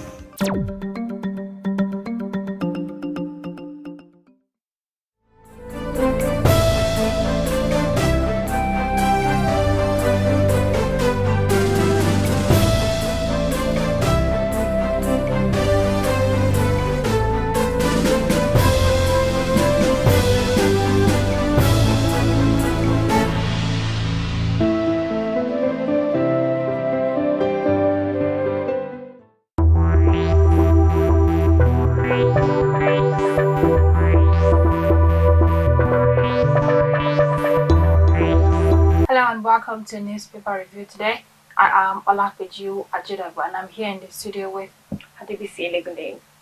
And today we're going to be reviewing the newspaper together. And I'll begin with the first newspaper for today, Vanguard, today, Friday, January 12th, 2024. And I'll begin with the first headline for Vanguard. 2024 budget. How we settled for 800 naira to dollar exchange rate. And that's according to the federal government, and you can read the story on page 2. For the next headline, no grief for anybody. Lawyers fought police caution as army adopts slogan to fight insurgents. And you can read the story on page 4. Nigeria can't make progress without true federalism, and that's according to Obongata, and you can read the story on page 2. Educate. APC governors Peter Obi backed Tinubu on probe. The governors asked Nigerians to be patient, says Tinubu will take final decision after investigations. As APC professionals support the president's move to send strong signals to government officials. Don't spare anybody, Peter Obi tells Tinubu, and you can read the story on page 5. Attacks. Governor Alia bars LG chairman from leaving domains, and you can read the story on page 2. Alleged $6 billion fraud. Ex-Power Minister Aguloye gets a 50 million naira bail, and then you can read the story on page 9. Moving on to the next headline, new bank CEOs reverse confidence. NECA, ASSBRFI analysts, and you can read the story on page 20. 32-year-old bank staff commits suicide over harsh economy. That's on page 7. Owela Kenver. The Israeli plan to deport Palestinians to Africa is an insane one, but so also was the pogrom before it was put into practice. And you can read the story on page 17. And for the last and final story for Vanguard newspaper, 2023 AFCON. Another injury scare for Eagles as Umar misses training. And that's on page 31 of the sports section. And that's the last headline for Vanguard. And on the Nigerian Tribune today, January 12, 2024, I'll begin with the first headline. Federal government to probe 33 billion naira Ajaokuta steel electricity debt. You can read the story on page 7. Israel committing genocide in Gaza. South Africa tells UN court. And that's on page 25 of the Tribune newspaper. 2024 budget. Why federal government choose 750 naira per dollar exchange rate. That's according to Bagudu. Now moving on to the next headline, we have CBN appoints interim management for Union, Keystone, Polaris Bank, and that's on page 6 of the newspaper. Raji retires as GMD Odua Investment. UNISA takes over, and that's on page 6. Tinubu Fubara meets in Asorok. You can read the story on page 5. As Supreme Court decides, Zamfara, Plateau, Kano, 4 other governors no fate today. Governor Eno of Akwa Ibom wins. Judgment reserved in Ogun appeal, and that's on page 5. Lagos female banker kills self inside toilet. You can read the story on page 27. Now to the next headline, we have Nigerian pilgrims diverted to Rome, Greece over Israel-Hamas war, and that's on page 19. Falana decries police brutality as Lagos lawyers protest, on page 19 as well. And the last and final story for the Nigerian Tribune today says, alleged $6 billion Mambila power fraud. Court grants Agule 50 million naira bill. And that's the last headline for the Nigerian Tribune today. Moving on to The Guardian, and the first story here for The Guardian.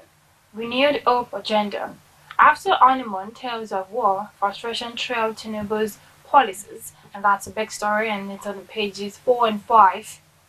Dangote refinery to reach full capacity in June as crude demand up by 2 mbpd. That's in business, and that's on page 24. Female banker commits suicide in Ikorodu, blames economic hardship. That's on page 9. Schools, banks, others shut as Supreme Court decides Kano governor, and that's on page 29. A Sislak, Ford, Ennington's appointment. Azobi insists no sacred cows, and that's on page 6. Terrorists kill community head, 9 others abduct women in Castina, and that's on page 8. 2024 budget. Where we settled for $800 naira benchmark, minister, and that's on page 6. And the last story for The Guardian. Now on the Nigerian News Direct newspaper, I begin with the first headline. Above the masthead we have UBA unveils new digital offerings as chatbot clocks 6 years, and that's on page 8 of the newspaper. Lagos lawyers protest brutality, unlawful detention on page 2. Over 60 million Nigerians registered for BVN ahead of deadline on page 9. Ajaokuta steel mill. Federal government to probe 33 billion naira electricity debt. Targets fresh 35 billion naira investment on page 3, and the writer says, Tinubu approves restart of light steel section. You can read the story on page 3. Now moving on to the next headline. After 10 years of meritorious service, Raji bows out of Odua's GMD on page 3. Adeleke banks on revival as cocoa production to boost economic fortunes of Osho on page 8. And the last story for the Nigerian News Direct today says, Supreme Court reserves judgment in Ogun Gubar, affirms Governor Eno's election on page 2. And that's the last headline for the Nigerian News Direct today. For The Punch, the first story here for The Punch newspaper, Humanitarian Ministry, EFCC, summons 20 directors, others. Tension in Kano as Supreme Court decides Yusuf's fate today. And that's on page 7. Farmers Industrialist Okoya clocks 84, advises federal government on economy. And you can read that on page 25. Union Polaris Keystone, CBN plans shareholder summit, compiles new directors list. Apex Bank to discuss the bank's future with stakeholders, new chairman, EDs to be named soon. And that's on page 19. Lagos NBA protesters storm police headquarters over brutality against lawyers, and that's on pages 4 and 5. Widows of soldiers killed in 1992 plane crash demand compensation, and you can read the story on page 18. Netizens mourn as female banker kills self, pens suicide note, that's on pages 4 and 5. TB Joshua made childless couples to exchange spouses with ex-worker, and that's on page 3 in the last story for The Punch. And on the New Telegraph today, I begin with the first headline. National Carrier. Federal government in talks with Boeing, others for cheaper leases on page 3. Federal government, while we benchmarked dollar at 800 naira in 2024 budget. You can read the story on page 8. We have Hamid debunks arrest, killing of Fulani in Kaduna forest. Says terrorists, commanders are walking dead. And that's on pages 2 and 29 of the newspaper. Tinubu meets Rivers governor in Aso Rock. It's a private meeting, says Fubara, on page 2. Alleged $6 billion fraud. Court admits ex-minister Agunloye to 50 million naira bail, on page 26. Federal government. Kano dry port will decongest Lagos. Oil prices rise as Middle East tensions eat up. And that's on pages 7 and 28 of the New Telegraph newspaper. Moving on to the 2023 Guba poll. We have 8 governors no faith today as Supreme Court delivers final verdict on appeals challenging Kano, Bauchi, Nasarawa, Cross River, Plateau, Delta, Lagos, Abia elections. Reserves judgment in suit seeking to nullify Governor Abiodun's election. Affirms Eno as Akwa Ibom governor. Police warn against violence in Kano. Ogun governors aid go spiritual. You can read that on pages 2, 4, 6, and 26 of the New Telegraph newspaper. Now moving on to the next headline. Supreme Court judgment. Kano disbands medical legal teams. Secure services of ex-AGF, on page 3 of the new newspaper. Current hardship demands 60% cut in governance court. No travels, says Obi. Says there shouldn't be sacred cows in Educate. Donates 75 million naira to hospital. You can read that on pages 3, 6, and 26. Nigerian artisans best world over, says ITF DG on page 2. Federal government to prove Ajaokuta Steel Company's 33 billion naira electricity debt. To source 35 billion naira locally to restart section of plant. Expect $5 billion investment. And that's on page 3. PGF meeting silent on Akerelu's death. Says Beta Edu shouldn't be crucified on mere allegations. Pledges support for Tinubu's policy. And that's on page 4 of the New Telegraph newspaper. And lastly, on the New Telegraph newspaper today, the study links forever chemicals to disease risk in unborn children. And that's on page 26. And for Daily Trust, I'll begin with the first headline for Daily Trust. Village Ed, son, 8 others killed in Castina. And that's on page 21. Army denies allegation of poor feeding of troops. And you can read the story on page 31. Bandits abduct 23 in FCT, and that's on page 12. Security beefed up as Kano, Plateau, 6 other governors no fit today. CP says others call for calm. Winners appellant upbeat. The issues at stake, that's on page 4. Worry over 50% TSA deductions from aviation agencies, that's on page 23. Educate. Don't spare anybody, Obi tells Tinubu, and that's on page 14. Man arrested for stealing 20 cartons of Quran. Audits in Kwara, and that's on page 21. For the last story here, ICJ hearing. South Africa wants Israel held accountable for genocide in Gaza, and that's on page 10. This day is about today, January 12, 2024. I begin with the first headline. $800 million trapped fund. Foreign airlines miffed with federal government over $61 million paid. Says it's insignificant. Threatens to reveal operations in Nigeria, and that's on page 5. Tinubu receives briefing on $10 billion investment in nation's steel sector, and that's on page 5 as well.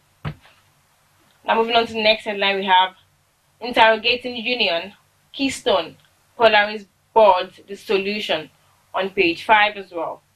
Now boldly written here says, Supreme Court delivers verdict on Kano, Plateau, Lagos, 4 others today.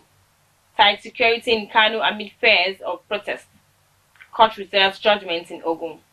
It fights as Apex Court upholds Enos victory, and that's on page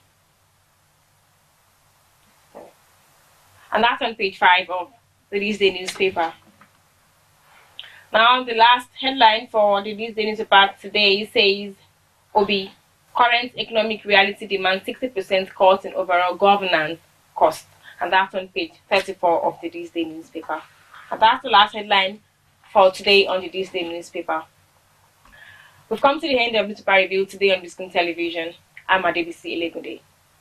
And I am Olakpeju Ajidagwa. Many thanks for watching. Have a nice day.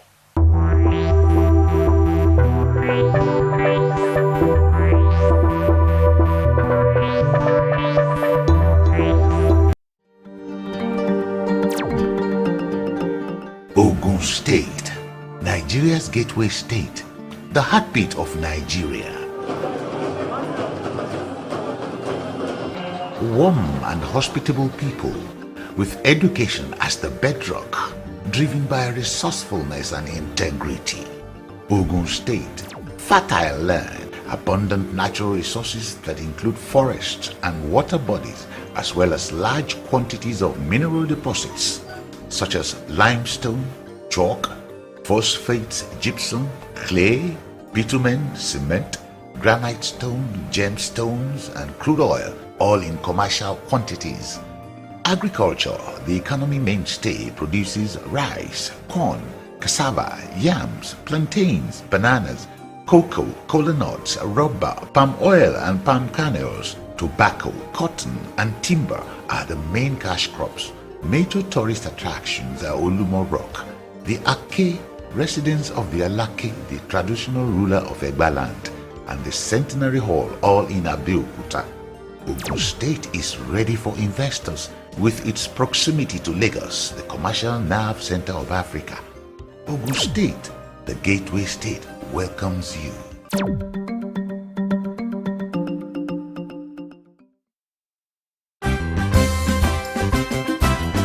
Nigeria, a land blessed with human and natural resources. Nigeria is naturally endowed with resources. Many are lying there then undiscovered. Nigeria, a land with a rich ethnic diversity, yet with one destiny. From the north to the south, straight to the east, down to the west, we share a common bond. Why then do we fight ourselves? Why do we kill ourselves? Let's embrace our diversity. Stop the hate. Stop the violence. Together, we can do it. We all dream of a better Nigeria, where lives and properties will be protected. We all dream of a Nigeria where our children will inherit a nation of peace and prosperity. But how can we achieve this dream when all we do is destroy ourselves through civil strife and ethnic carnage? We better live in peace as brothers and sisters. Think about it.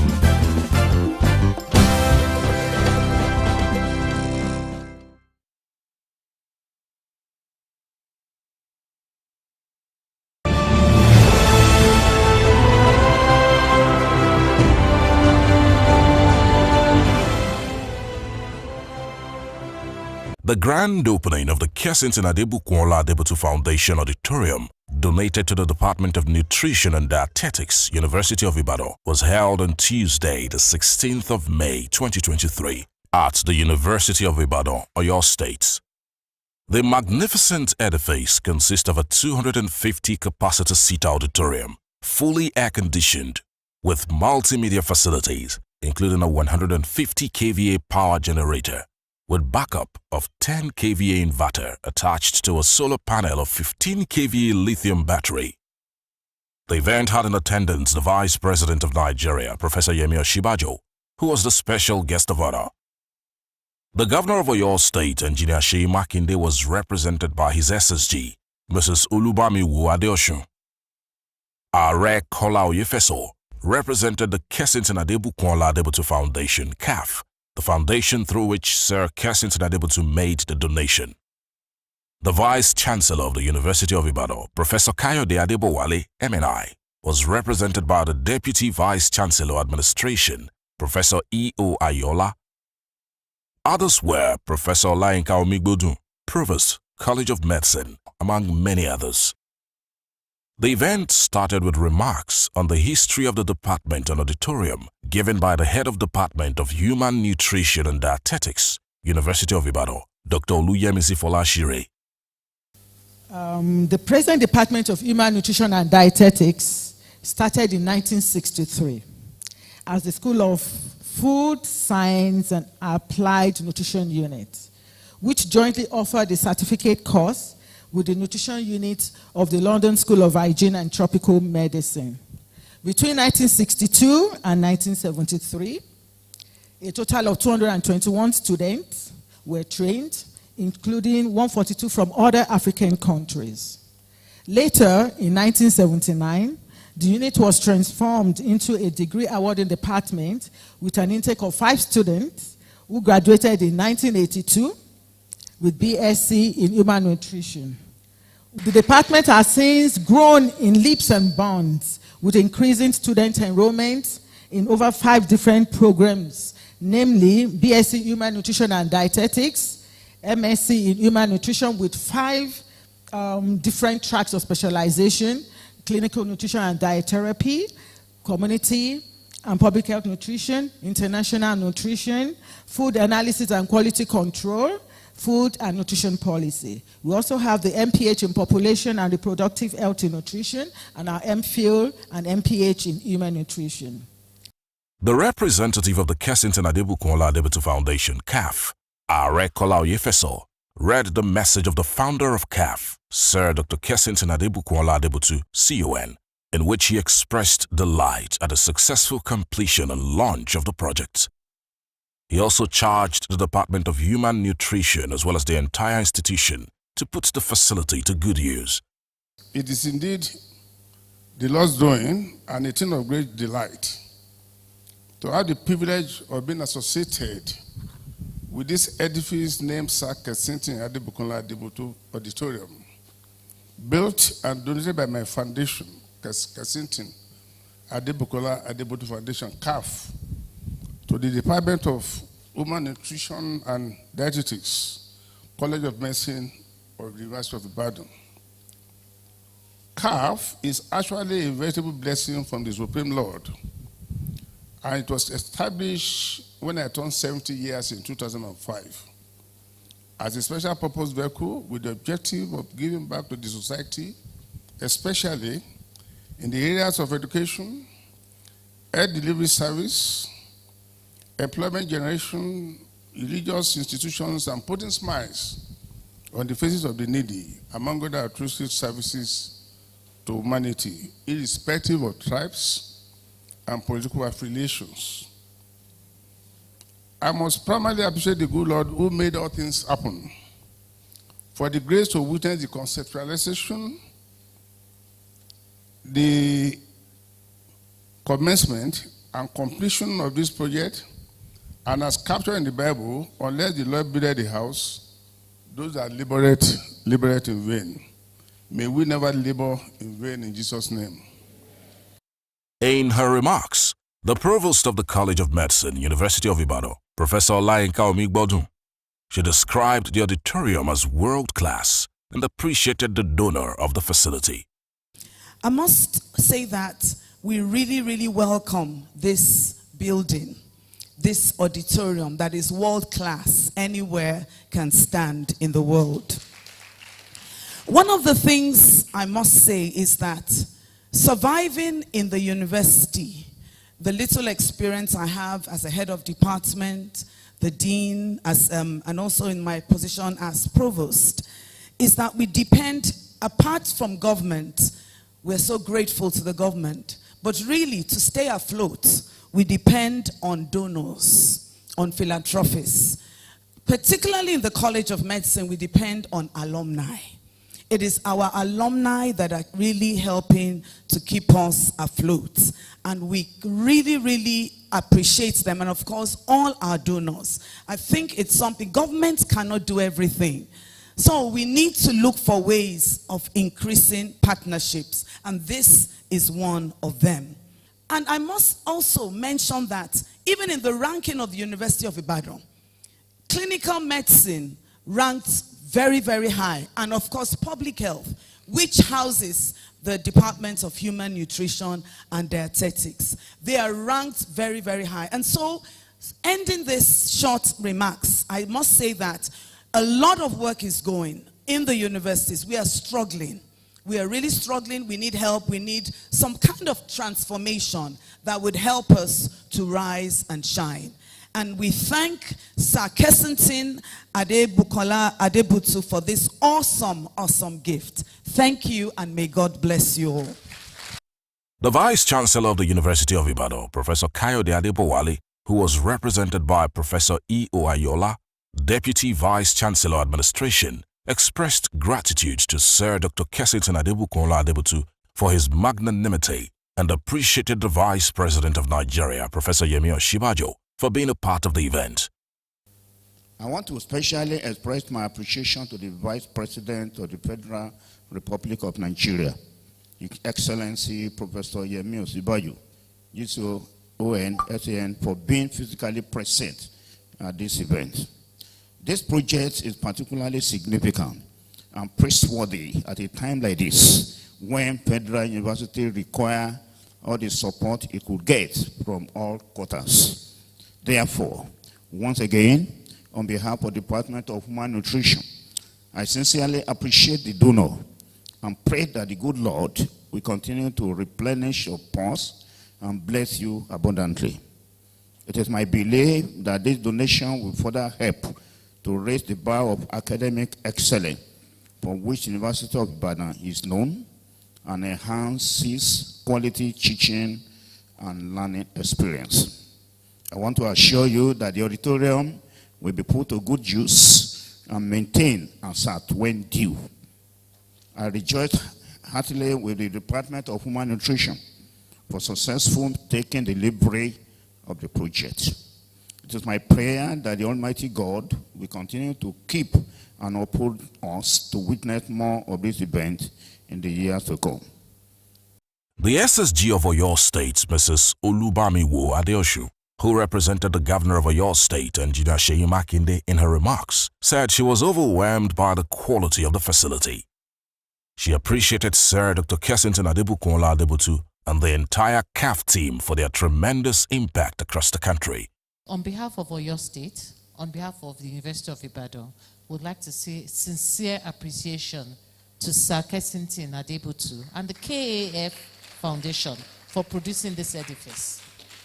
And I think when the head of department was given the history, she said it was done in a very short period. Even with COVID, causing a delay, it still came in quickly. So that shows as well the intent and the importance that the foundation puts to putting things and putting, structures around the country. And I also appreciated when you were speaking, Are, you talked about it was irrespective of political affiliation, irrespective of tribes. What the KAF does is just makes impact around the country. So please continue, because this is what will speak. This is the legacy that you're putting behind in our country where a lot of help is needed. So thank you very much. In his goodwill message, the Vice President of Nigeria, Professor Yemi Osinbajo, appreciated Sir Dr. Kensington Adebutu and the Kensington Adebukola Adebutu Foundation, CAF, on behalf of President Muhammadu Buhari. Chief Adebutu is one of the most prominent philanthropists in Nigeria.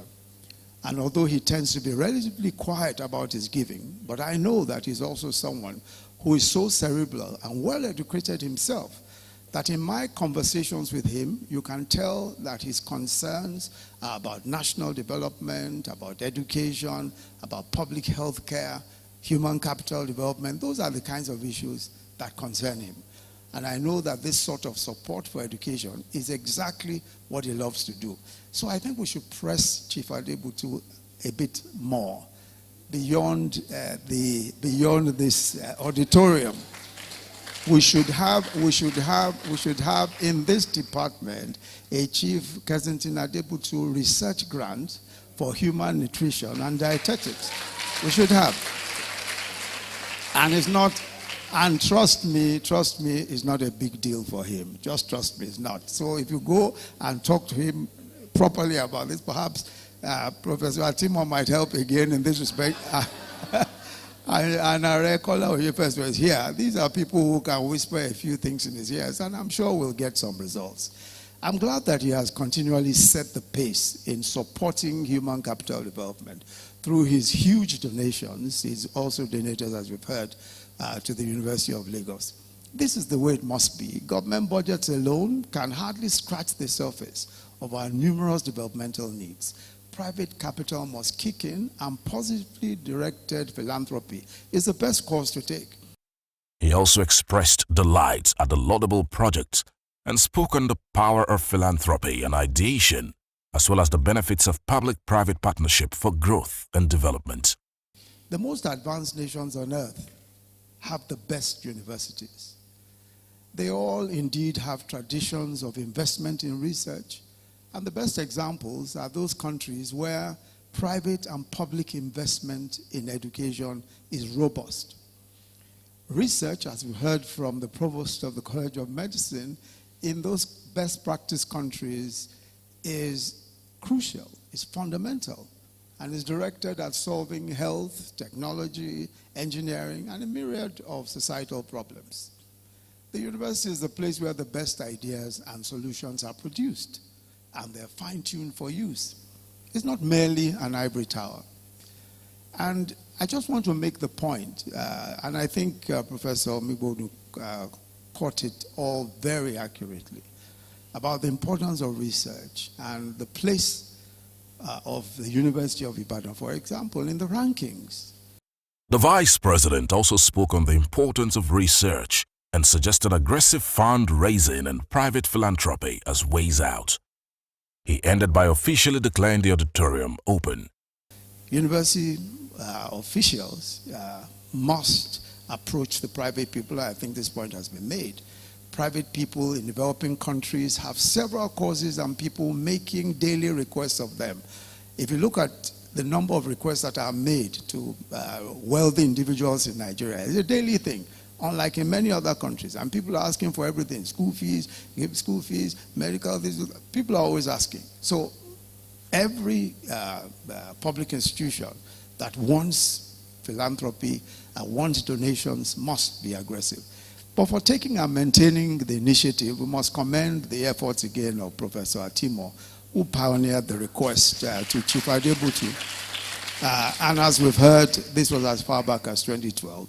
And Dr. Thomas Adepoju, who I think it was in 2018, who followed up this request, presented a plan and design to Chief Adebutu and showed the donor the initial costs and all that. So again, let me, on behalf of the visitor to this university, President Muhammadu Buhari, thank the patriotic and forward-looking philanthropist, Chief Kensington Adebutu, for the wonderful support given to the University of Ibadan's Department of Nutrition and Dietetics. It is my special privilege and pleasure to officially then commission the KAF auditorium of the Department of Human Nutrition and Dietetics for the use of the students and staff of the department and the benefit of the Nigerian people and to the glory of the Almighty God. Thank you. The event also witnessed the unveiling of a plaque to mark the official opening of the CAF auditorium at the Department of Nutrition and Dietetics, University of Ibadan, by the Vice President of Nigeria, Professor Yemi Osinbajo.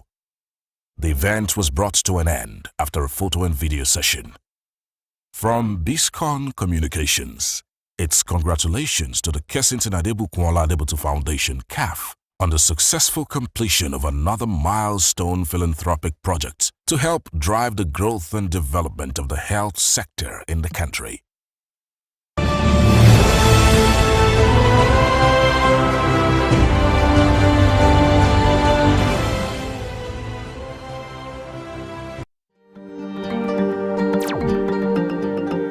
Ogun State, Nigeria's gateway state, the heartbeat of Nigeria. Warm and hospitable people with education as the bedrock, driven by resourcefulness and integrity. Ogun State, fertile land, abundant natural resources that include forests and water bodies, as well as large quantities of mineral deposits such as limestone, chalk, phosphates, gypsum, clay, bitumen, cement, granite stone, gemstones, and crude oil, all in commercial quantities. Agriculture, the economy mainstay, produces rice, corn, cassava, yams, plantains, bananas, cocoa, kola nuts, rubber, palm oil and palm kernels. Tobacco, cotton, and timber are the main cash crops. Major tourist attractions are Olumo Rock, the Ake, residence of the Alake, the traditional ruler of Egba land, and the Centenary Hall, all in Abeokuta. Ogun State is ready for investors with its proximity to Lagos, the commercial nerve center of Africa. Ogun State, the gateway state, welcomes you.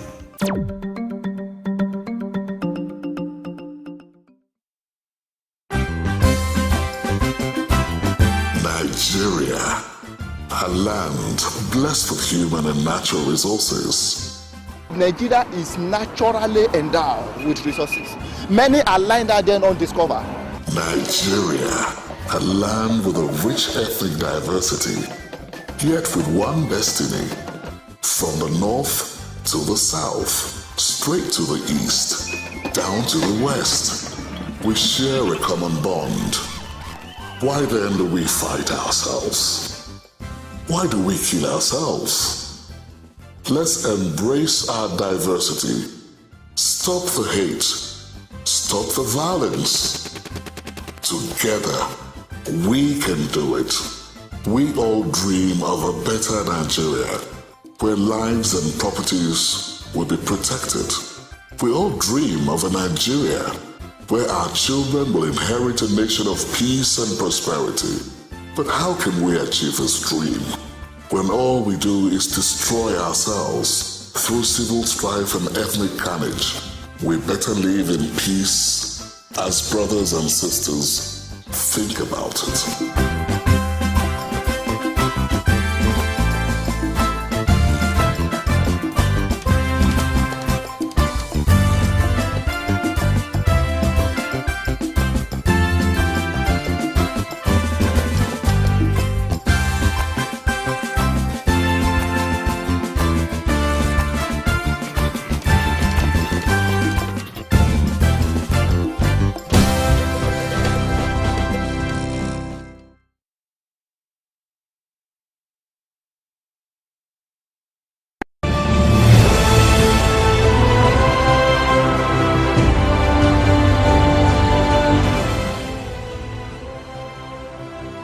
Nigerians across the country went to the polls to discharge their constitutional approved franchise on Saturday, the 18th of March 2023, in the governorship and state assembly elections. As political pundits and seasoned analysts projected in series of interviews with them on Biscon TV Political Roundup in the run-up to the elections, there were a lot of upsets and surprises.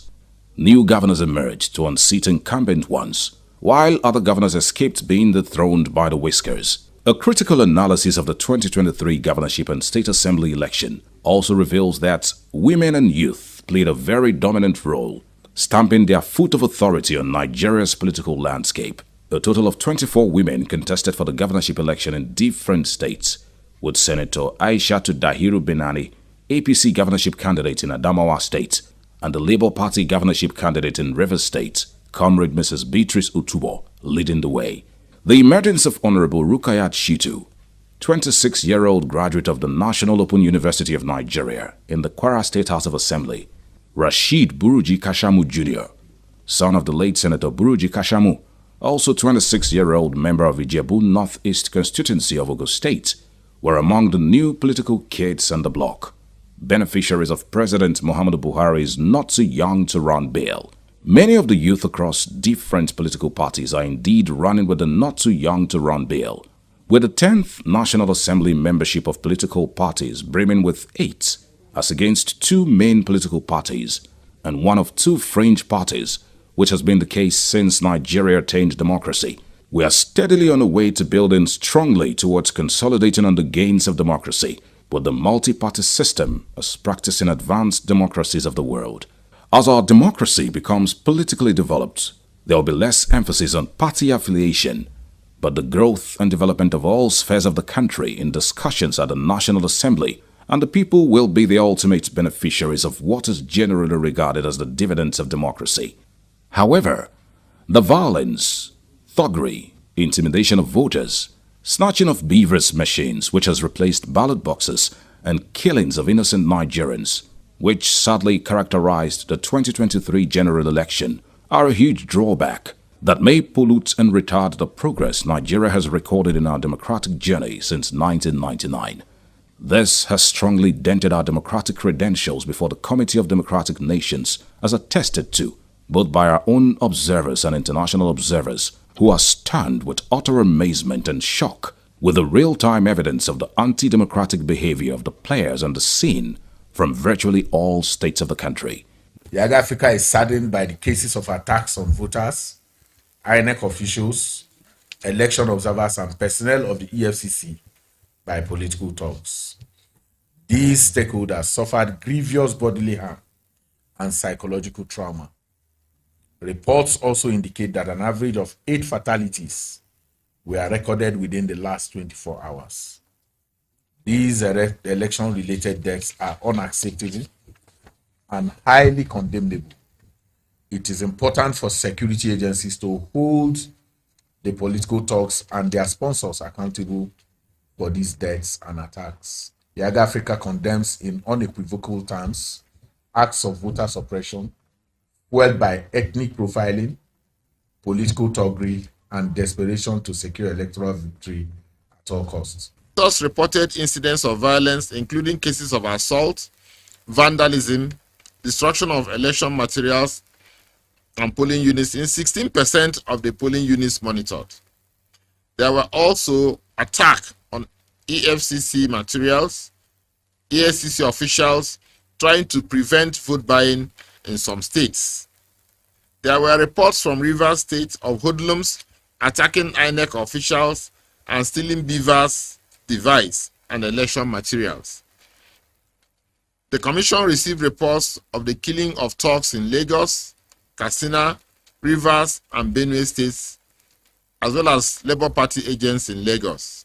Our monitors also reported 192 incidents of vote buying, which is a disturbing trend in our electoral process. When we're in a democracy and people will come out with canes and flog you to vote in a particular direction, that's not a democracy. When you're a democracy, yesterday we were all at the police office to make the same complaints to the police. They refuse to listen to us. Why would they refuse to listen to us? We're citizens, we're key stakeholders in the election, and we were saying something that was visible to the entire world, and nothing was done about it. Brazen rigging and falsification of figures orchestrated by desperate politicians, incumbent governors who are bent on installing their anointed cronies in office to cover their backs, or in some cases, for them to retain power in the states and houses of assembly. The blame for all of these untoward attitudes can only be put on the doorstep of our politicians who have compromised all the key participants in the electoral process, the electorate with vote buying. My experience is nothing to write home about. People are buying vote openly. How can you vote and you show who you are voting for, and the APC person is capturing you to go and give you money? Is that the society we are trying to change? They are not saying anything. Even the police are not saying. They are watching and they are not doing anything. I've not noticed. I've not seen that. Meanwhile, who are they going to buy? We are ourselves. So irrespective of whatever we are just arguing about, so we are going to. Of course, The process has been very peaceful and very transparent, and we believe that at the end of the day they will transmit as they have promised. So any other thing is left with INEC, and that is it. The compromised policemen and security agencies look elsewhere, even when serious infractions are being committed right before them. The party agents of different political parties switch their allegiance against their own parties on the altar of illicit bribery. And worst of all are INEC officials whose conscience have been hugely compromised with money. The most dangerous aspect of all the drawbacks noticed during the 2023 general election is the ethnic slurs and profiling, as well as the religious and ethnic cards played by politicians to win votes. This has the unsalutary effect of whipping up the various fault lines, which has been the bane of uniting Nigerians. Still a very hard nut to crack for successive administrations in Nigeria since independence. I think it's a time for us as a people to see and to understand that this process is not meant to be a process of violence. Election that leads to a democratic process is the best form of a validation of what true democracy should be about. And so I want to reiterate again that this contest is about peace, it's about progress, it's about prosperity for our state and our country at large. These issues rear their ugly heads during elections in Nigeria, which also shows that Nigerian politicians have a lot to do to help cement unity among Nigerians. It's a mix. Already in certain wards in Abonima, there's been cases of ballot snatching, and that's troubling. In other cases, there have been issues of vote buying and intimidation. You still have manual recording, collation, and upload of results, and that aspect of it is still vulnerable. And that's why we are urging INEC that the technology to accredit, vote, and upload at the same time electronic voting is something that must be done. Now, for this election, as usual again, this election, like the presidential election, the policemen were compromised and the police was working with INEC. So you have a situation in Rivers State in which both the police and INEC are partisan. I had said earlier that APC was running an election not against PDP but against police. As I'm talking to you now, they've arrested the APC coalition agent in Lobiabo. He's in police detention. Completely condemn the entirety of this election in every clear term. This was a sham of an election. It was a compromise. It was an illegality that has not been perpetrated in Lagos since I've been born. This was an election where entire agents of a party were chased away from their polling units. This was an election where people were standing, and if you came to vote and you were not Labour Party, they were beating you. I've had to pay the bill for over 12 people. One was in concussion, he just woke up today. One's leg is completely broken, he has to go into surgery.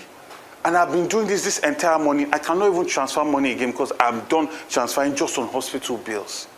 So I condemn this. I will never call Babajide Sanwo-Olu to congratulate him for this shambolic, this sham of an election, this violence that's literally setting a precedent for war in the next election, because nobody is going to come into elections believing that they will discuss ideas and issues anymore. I believe that there are many more people who want to come out to express their franchise, but the overwhelming presence of security men and the lockdown of the city, if I were not the governor, I'm not sure I would have been able to get to my polling unit. I mean, the lockdown is extreme. If the police army cannot protect us here, we will show them.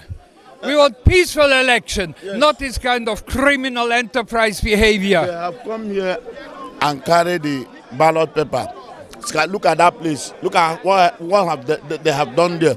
They have scattered everywhere. That's not what it's supposed to be. You see, it's free and fair election. They're not supposed to come and scatter everything like this. Even the other side, they beat one boy up because he's Labour candidate. It's not fair like that. It's a general election that everybody have to do. Honestly, I think we are safe. You know, this where I am is not a very dangerous area for voters. So I don't think there's much problem. But in as much as I'm seeing a lot of policemen around, so I don't see too many problems. I have voted, although initially there were some people that came to intimidate, but with the quick intervention of with security people, so many of them ran away. Even you can testify from this polling booth. When you get there, they will tell you what really happened. Some people wear masks and came, and such shouldn't happen. Which is a civilized society. It shouldn't be happening. Where people want to disenfranchise people from voting, that is wrong. That is absolutely very wrong. Some people ran away. Even many of them now didn't want to come out and vote. Talking about the performance of the political parties, 18 of them in the governorship and state assembly elections, the APC seems to have capitalized on its victory at the presidential election, which has always had the bandwagon effect here, to win in the 15 out of the 24 states declared by INEC so far. The victory of some governors in their states can be adduced to their own performance, while some others were unseated because of internal wrangling among party members. Meanwhile, all those who lost in the different states have gone to court to challenge the result of the election in court, a precedent set this time around by the Labour Party presidential candidate, Mr. Peter Obi, who has formally dropped his petition at the Court of Appeal. APC won in Lagos, Ogun, Kwara, Yobe, Gombe, Borno, Jigawa, Sokoto, Katsina, Kaduna, Cross River States, Niger, Benue, and the Ebonyi State. The 8 states won by the PDP are Oyo, Bauchi, Akwa Ibom, Rivers State, Taraba State, Plateau State, Delta State, and Zamfara State. As at the time of writing this report, the governorship elections in Kebbi and Adamawa State were declared inconclusive by INEC, while collation of results were suspended in Abia and Enugu states. There will be off-season elections in Bayelsa, Edo, Ondo, and Imo states in November 2023.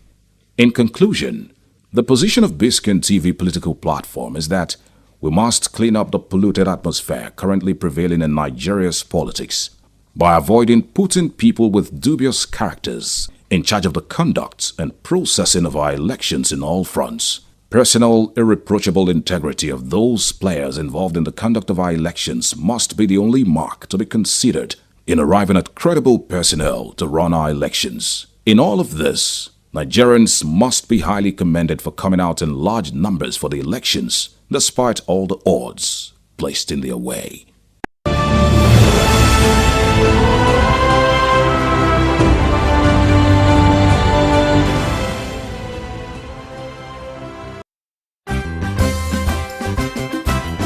Nigeria, a land blessed with human and natural resources. Nigeria is naturally endowed with resources. Many are lying there then undiscovered. Nigeria, a land with a rich ethnic diversity, yet with one destiny. From the north to the south, straight to the east, down to the west, we share a common bond. Why then do we fight ourselves? Why do we kill ourselves? Let's embrace our diversity. Stop the hate. Stop the violence. Together, we can do it. We all dream of a better Nigeria, where lives and properties will be protected. We all dream of a Nigeria where our children will inherit a nation of peace and prosperity. But how can we achieve this dream when all we do is destroy ourselves through civil strife and ethnic carnage? We better live in peace as brothers and sisters. Think about it.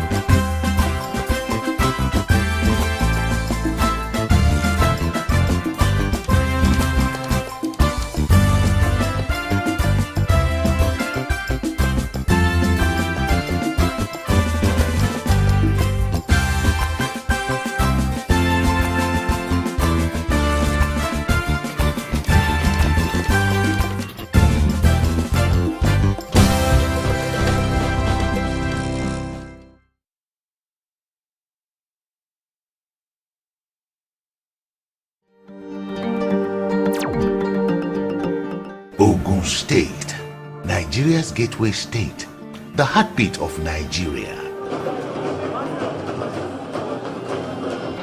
Warm and hospitable people with education as the bedrock, driven by resourcefulness and integrity. Ogun State, fertile land, abundant natural resources that include forests and water bodies, as well as large quantities of mineral deposits such as limestone, chalk, phosphates, gypsum, clay, bitumen, cement, granite stone, gemstones, and crude oil, all in commercial quantities. Agriculture, the economy mainstay, produces rice, corn, cassava, yams, plantains, bananas, cocoa, cola nuts, rubber, palm oil and palm kernels. Tobacco, cotton, and timber are the main cash crops. Major tourist attractions are Olumo Rock, the Ake, residence of the Alake, the traditional ruler of Egba land, and the Centenary Hall, all in Abeokuta. Ogun State is ready for investors with its proximity to Lagos, the commercial nerve center of Africa. Ogun State, the gateway state, welcomes you.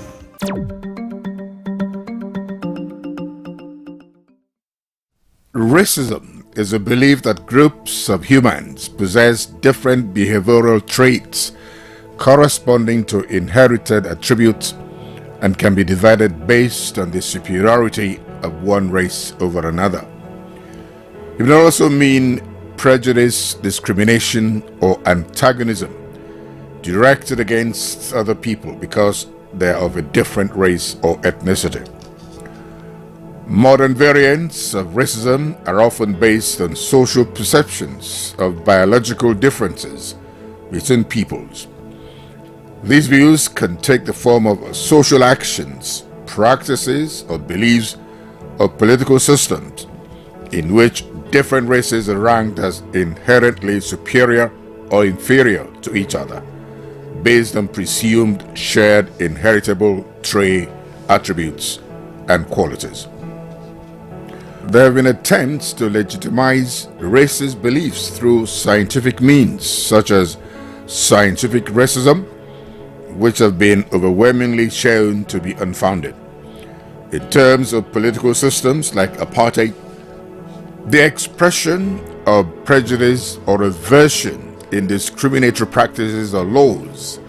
Racist ideology may include associated social aspects such as nepotism, xenophobia, otherness, segregation, hierarchical ranking, and supremacism. While the concepts of race and ethnicity are considered to be separate in contemporary social science, the two terms have a long history of equivalence in popular usage and older social science literature. Ethnicity is often used in a sense close to one traditionally attributed to race. The division of human groups based on qualities assumed to be essential or innate to the group, e.g. shared ancestry and shared behavior. Racism and racial discrimination are often used to describe discrimination on an ethnic or cultural basis. Independent of whether these differences are described as racial, according to the United Nations Convention on the Elimination of All Forms of Racial Discrimination, no distinction between the terms racial and ethnic discrimination. It further concludes that superiority based on racial differentiation is scientifically false, morally condemnable, socially unjust, and dangerous. The convention also declared that there's no justification for racial discrimination anywhere, in theory or in practice. Racism is a relatively modern concept arising in the European age of imperialism, the subsequent growth of capitalism, and especially the Atlantic slave trade, of which it was a major driving force. It was also a major force behind racial segregation in the United States in the 19th and early 20th centuries, and of apartheid in South Africa. 19th and 20th century racism in Western culture is particularly well documented and constitutes a reference point in studies and discourses about racism. Racism has played a role in genocide such as the Holocaust, the Armenian genocide, the Rwandan genocide, and the genocide of Serbs in the independent state of Croatia, as well as colonial projects including the European colonization of the Americas, Asia, and the population transfer in the Soviet Union, which include deportations of indigenous minorities. Indigenous peoples have been and are often subject to racist attitudes.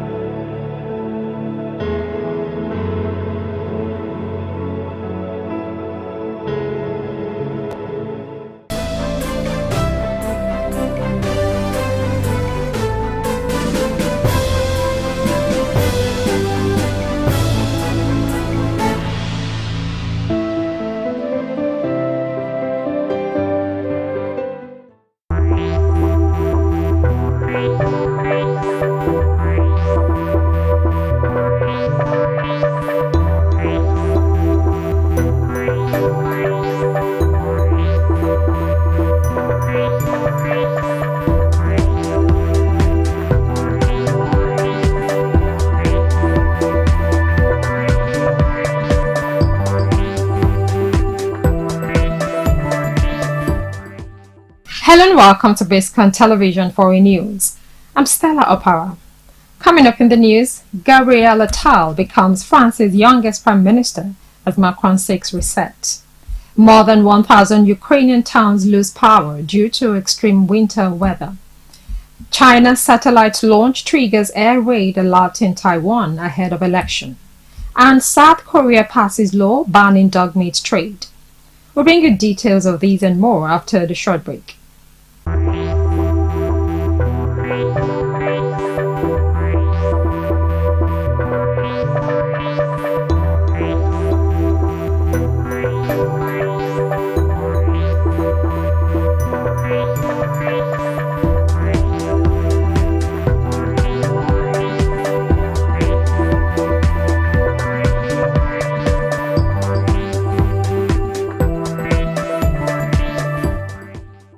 Welcome back. You're watching Biscon Television Foreign News. Now the news in full.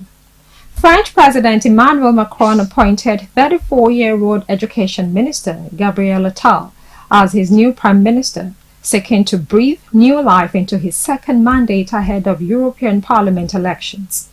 The move will not necessarily lead to any major political shift, but signals a desire for Macron to try to move beyond last year's unpopular pension and immigration reforms and improve his centrist party's chances in the June EU ballot. Opinion polls show Macron's camp trailing far-right leader Marine Le Pen's party by around 8 to 10 percentage points. Attal, a close Macron ally who became a household name as government spokesman during the COVID pandemic, will replace outgoing Prime Minister Elisabeth Borne. Attal will be France's youngest Prime Minister and the first to be openly gay. He and Macron have a combined age just below that of Joe Biden, who is running for a second mandate in this year's U.S. presidential election. Now, the Cuban government has announced a 5-fold increase in fuel prices as it struggles with shortages and a deepening economic crisis. It said that from February, the price of a liter of petrol would rise from 25 pesos to 132 pesos. The government, which subsidizes many goods, hopes this will help to reduce its deficit. It is the latest measure making life more difficult for cash-strapped Cubans. Finance Minister Vladimir Reguero said the cost of diesel and other types of gasoline would face similar markups. He also announced a 25% increase in electricity prices for major consumers in residential areas, as well as hikes in costs for natural gas. Regueiro said the government would also open 29 new petrol stations, which would solely accept payment in US dollars in order to raise foreign currency to purchase fuel on the international markets. Cuba has been hit hard by economic turmoil, blamed on the coronavirus pandemic, the tightening of US sanctions in recent years, and structural weaknesses. Cuba, which depends heavily on imports, has suffered growing shortages of food, medicine, and consumer goods for the last 4 years. Now, Ukraine's power grid operator has said severe winter weather left more than 1,000 towns and villages without electricity in 9 regions, and urged residents to conserve power as the energy system has been weakened by Russian strikes. Electricity consumption was at this week's highest levels as temperatures fell to about -15 centigrade in many parts of the country, grid operator Ukrenago said. The weather caused significant damage to distribution networks with strong winds, frost, and a thick layer of ice on equipment, which delayed repair works, Ukrenago added.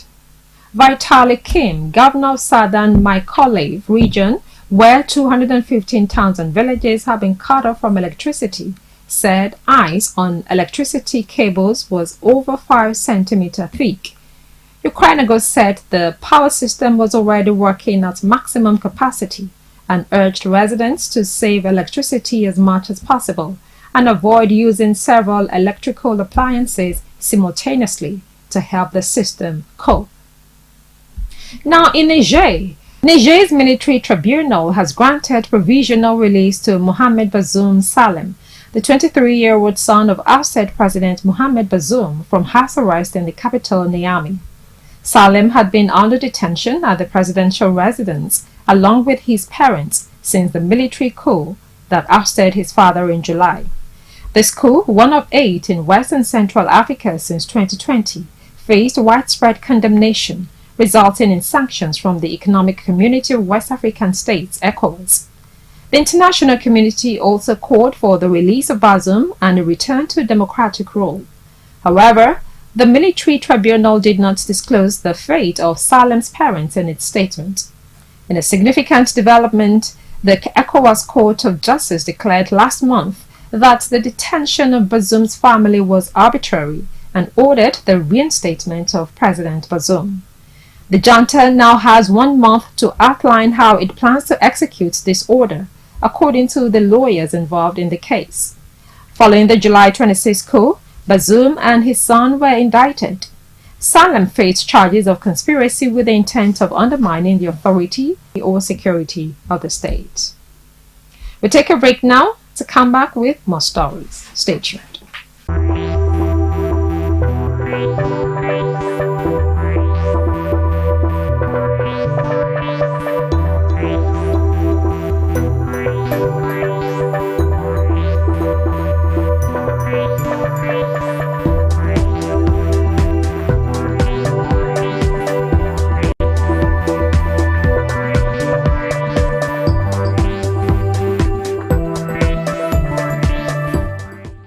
Welcome back.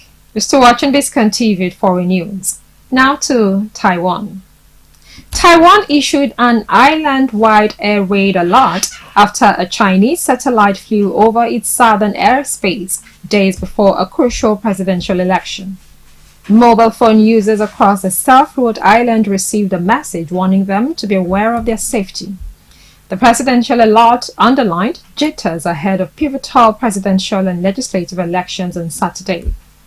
China has long claimed Taiwan as part of its own territory and has been accused of interfering in the vote.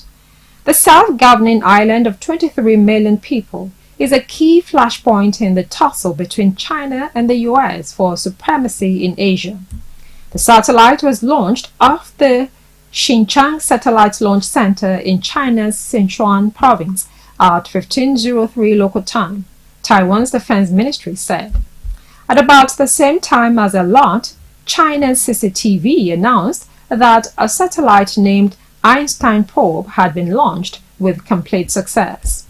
Taiwan's Foreign Minister Joseph Wu said the launch of a satellite over Taiwanese airspace so close to the election is a grey zone activity, Newsman reported. Taiwan said its defense ministry was tracking the trajectory of the satellite to appropriately alert and respond to the situation. The satellite was at high altitude when it crossed Taiwan's airspace, the ministry said. In another story, British Prime Minister Rishi Sunak's legislation to block further court challenges to the government's plan to deport asylum seekers to Rwanda will return to Parliament next week. Sunak faced the most serious threat to his leadership when he saw off a revolt by dozens of his lawmakers during the first parliamentary vote on the draft legislation last month. The government won the first vote more comfortably than had been expected, after about 30 Conservative members of Parliament decided to abstain rather than oppose the bill. But the rebels warned that they could vote down the legislation at later stages of the parliamentary process unless the bill was changed to make it tougher.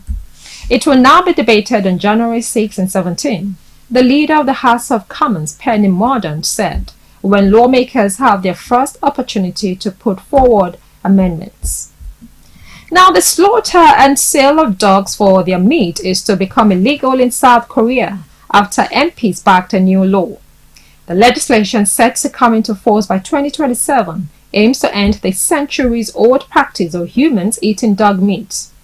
Dog meat stew, called boshintang, is considered a delicacy among some older South Koreans, but the meat has fallen out of favor with diners and is now no longer popular with young people.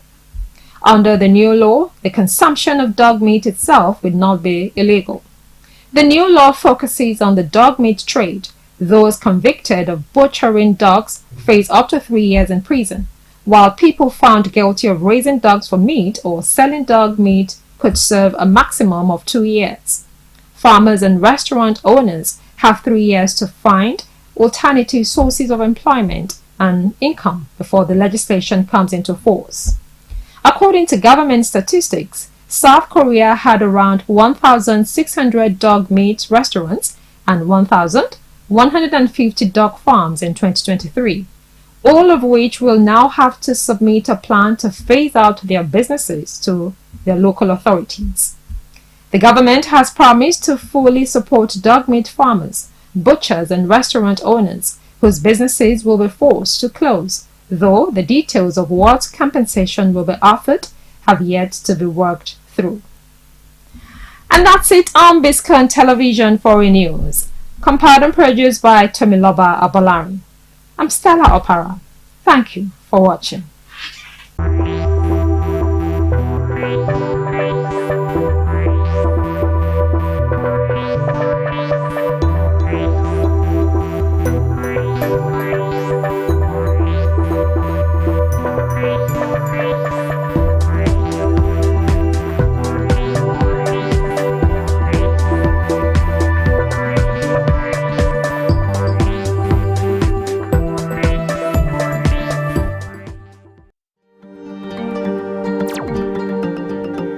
Ogun State, Nigeria's gateway state, the heartbeat of Nigeria. Warm and hospitable people, with education as the bedrock, driven by resourcefulness and integrity. Ogun State, fertile land, abundant natural resources that include forests and water bodies, as well as large quantities of mineral deposits such as limestone, chalk, phosphate, gypsum, clay, bitumen, cement, granite stone, gemstones, and crude oil, all in commercial quantities. Agriculture, the economy mainstay, produces rice, corn, cassava, yams, plantains, bananas, cocoa, kola nuts, rubber, palm oil and palm kernels. Tobacco, cotton, and timber are the main cash crops. Major tourist attractions are Olumo Rock, the Ake, residence of the Alake, the traditional ruler of Egba land, and the Centenary Hall, all in Abeokuta. Ogun State is ready for investors with its proximity to Lagos, the commercial nerve center of Africa. Ogun State, the gateway state, welcomes you.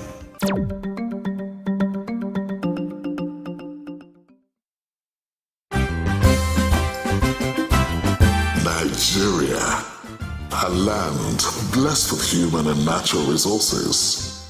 Nigeria is naturally endowed with resources. Many are lying out there undiscovered. Nigeria, a land with a rich ethnic diversity, yet with one destiny. From the north to the south, straight to the east, down to the west, we share a common bond. Why then do we fight ourselves? Why do we kill ourselves? Let's embrace our diversity. Stop the hate. Stop the violence. Together, we can do it. We all dream of a better Nigeria, where lives and properties will be protected. We all dream of a Nigeria where our children will inherit a nation of peace and prosperity. But how can we achieve this dream when all we do is destroy ourselves through civil strife and ethnic carnage? We better live in peace as brothers and sisters. Think about it.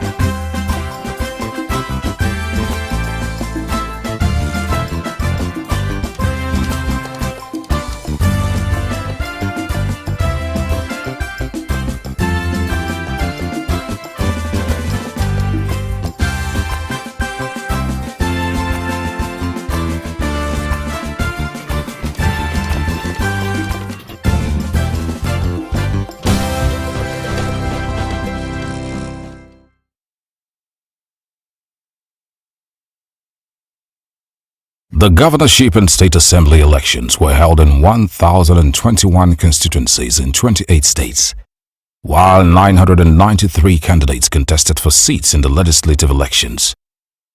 All the 18 political parties registered for the 2023 election by INEC are taking part of the exercise. It's interesting to note that 24 women are contesting the governorship election from different political parties.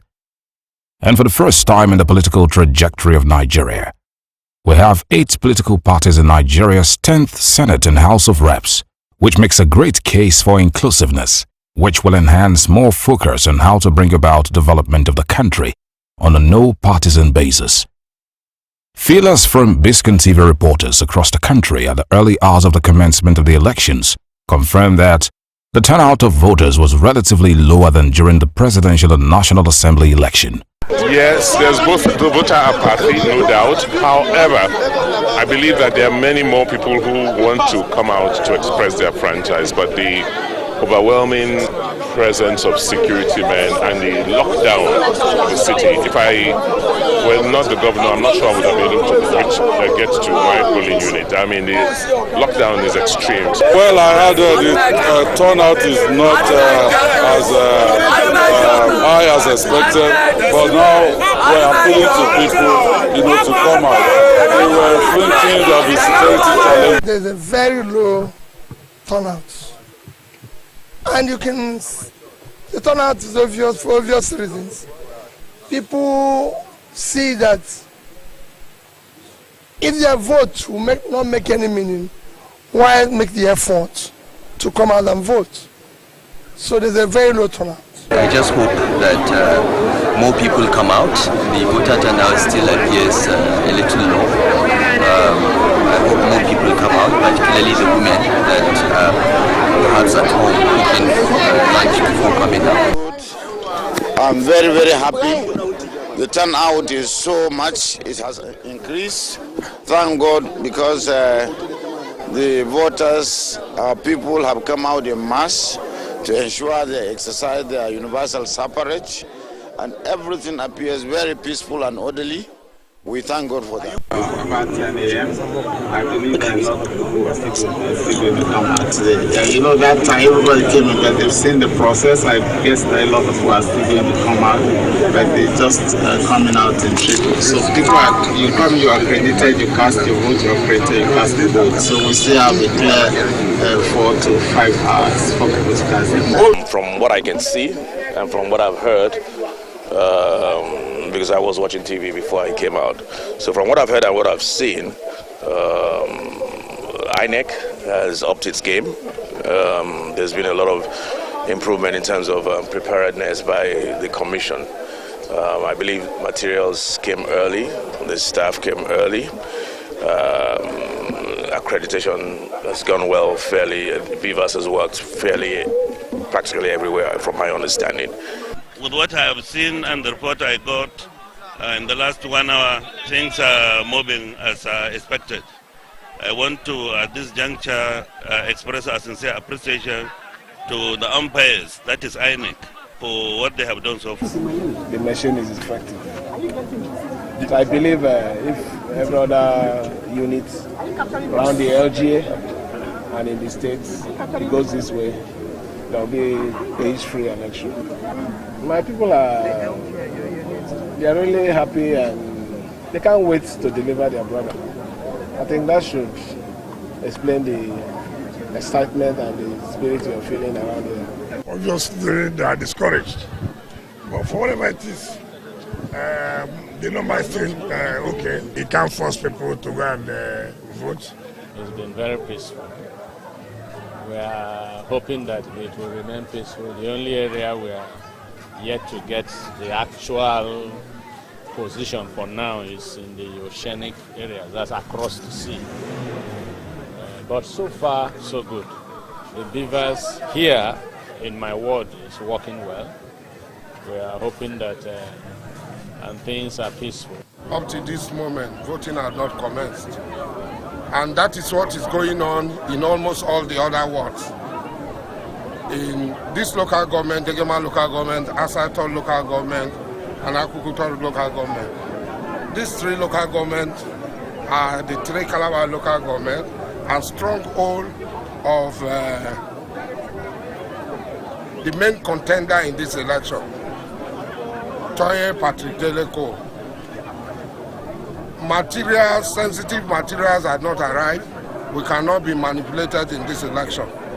We have made a resolve on where we're going and where we stand. The low turnout of eligible voters as compared to the presidential election can be ascribed, among other factors, principally to the not too impressive and far below performance of the Independent National Electoral Commission, INEC, who had been highly rated before the presidential election to keep its promise of delivering a credible election. It is hoped that INEC will redeem its image this time around and restore the confidence Nigerians have reposed in the Professor Mahmood Yakubu-led commission. The turnout is low, I don't know why, and that's the feeling I get even across the country because I've been monitoring since about 8:30. There are many reasons that could be adduced to this, but the important thing is that there's been a lot of free atmosphere. There's no harassment here. There's no suppression of voting or voters. And I must congratulate the people here. They did the same thing last week, and I wish to commend them for. As far as I'm concerned, I hope that the rubbish they did the last time will not reoccur, because it doesn't make any sense when you de-enfranchise a people. It's like slapping, stabbing, and reaping the hearts of people out right in front of them and in front of their own families. Conduct a proper election. Let the people of Rivers State decide who should lead them. And whoever they decide, let all of us come together and work with the person. That's how the country will move forward. That's how the state will move forward. All these kind of games that we're playing with the destiny of our people and the future of our country is unacceptable. And we should be clear about it. On the polling units across the state, most especially here in Delta Central, to destroy the votes. Since morning, we've received reports of those attacks in polling units in Eureni. We've received the same in Ugeli South. We've received the same in, I believe, in Uteri in Ugeli. And of course, there are some mischief going on since last night in Baramatu and Opraza. In Wari Southwest. And all along we've been getting the security agencies to respond, and they've been responding. But it does appear that the they are being overwhelmed because here we are out trying to protect our turf, trying to protect our votes all across the state because we have votes to protect. For them, they don't have votes to protect, so it's just attack, and attack. It's a mix. Already in certain wards in Abonima, there's been cases of ballot snatching, and that's troubling. In other cases, there have been issues of vote buying and intimidation. You still have manual recording, collation, and upload of results, and that aspect of it is still vulnerable. And that's why we are urging INEC that the technology to accredit, vote, and upload at the same time electronic voting is something that must be done. Our democracy is under siege. What we have seen is not an improvement on what we saw during the presidential election. If anything, this particular election is the worst in terms of the way and manner in which the electoral umpire INEC has conducted itself in its response to the cries of the people and the calls for the people for a more transparent and credible process. We have not seen that at all, and instead what we have seen is that clearly INEC is not ready to conduct credible elections in Rivers. With 305 billion naira at the disposal of INEC to prosecute the 2023 general election, to take care of logistics and all important components of the election, all eyes are on INEC to regain the confidence of voters and keep to its promise of delivering a free, fair and credible process where voters can vote for their preferred candidates. The huge burden of responsibility lies on the shoulders of the police and other arms of the security agencies to ensure that people can cast their votes without harassment and any form of intimidation. The allegation of compromise by security agencies, party agents and INEC officials, which was a very rife and sour point that marred the presidential election, also reared its ugly head in this election. This is indeed a very sad commentary in our political trajectory. The politicians are using money to take undue advantage of poverty that has ravaged the land to weaponize hapless Nigerians. My experience is nothing to write home about. People are buying vote openly. How can you vote and you show who you are voting for, and the APC person is capturing you to go and give you money? Is that the society we are trying to change? They are not saying anything. Even the police are not saying it. They are watching and they are not doing anything. When we're in a democracy and people will come out with canes and flog you to vote in a particular direction, that's not a democracy. When you're a democracy, yesterday we were all at the police office to make these same complaints to the police. They refuse to listen to us. Why would they refuse to listen to us? We're citizens, we're key stakeholders in the election, and we were saying something that was visible to the entire world, and nothing was done about it.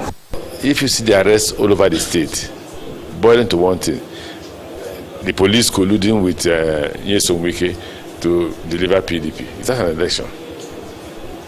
And they have no shame. To worsen matter, the INEC chairman is worse. Having worked under BK as his executive secretary for Third Fund, he has just collapsed the River State. He said the reason for which he cancelled the election, stopped the election the last time in 2019 was violence. Now there is predominantly heavy violence, heavy shooting. Natives are not, non-indigenous are not allowed to vote. People are being flogged up and down. Why has he not stopped the election? It's just simply because he has an interest. And I don't know why for the past two elections, the chairman of INEC influences the appointment of PDP card-carrying members as returning officers and SPOs and POs. He influences the appointment of REC, Resident Electoral Commissioner, and so they just come here to do election, which is between the other parties and INEC.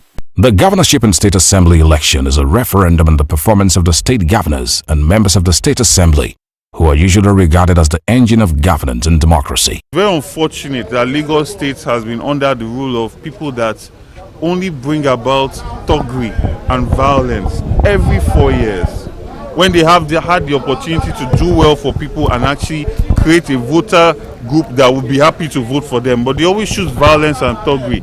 I think it's a time for us as a people to see and to understand that this process is not meant to be a process of violence.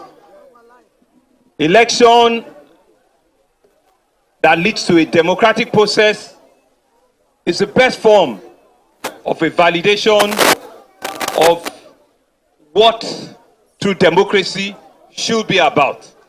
And so I want to reiterate again that this contest is about peace, it's about progress, it's about prosperity for our state and our country at large.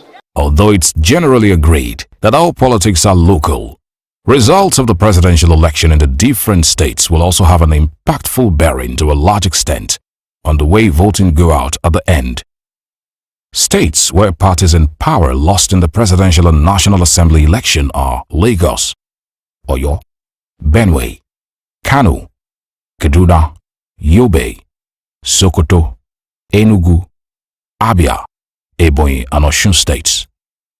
The spoils were shared between the APC and the PDP, the two most established parties with very firm roots in the 774 local government areas across all the 6 geopolitical zones of the country. There are 9 incumbent governors from the PDP seeking re-election, while for the APC there are 4 incumbent governors seeking a second term in office. As for the states where incumbent governors are term limited, APC has 10, while 9 states where incumbents are term limited are 8 from the PDP. No matter what is said about the lapses of INEC, what will remain the ultimate game changer for it is the magical BVAS, which has helped to practically kill and bury multiple registration of voters. As a matter of fact, the PVC, about 6 million plus of them, yet unclaimed by those who have them, were as a result of multiple registration.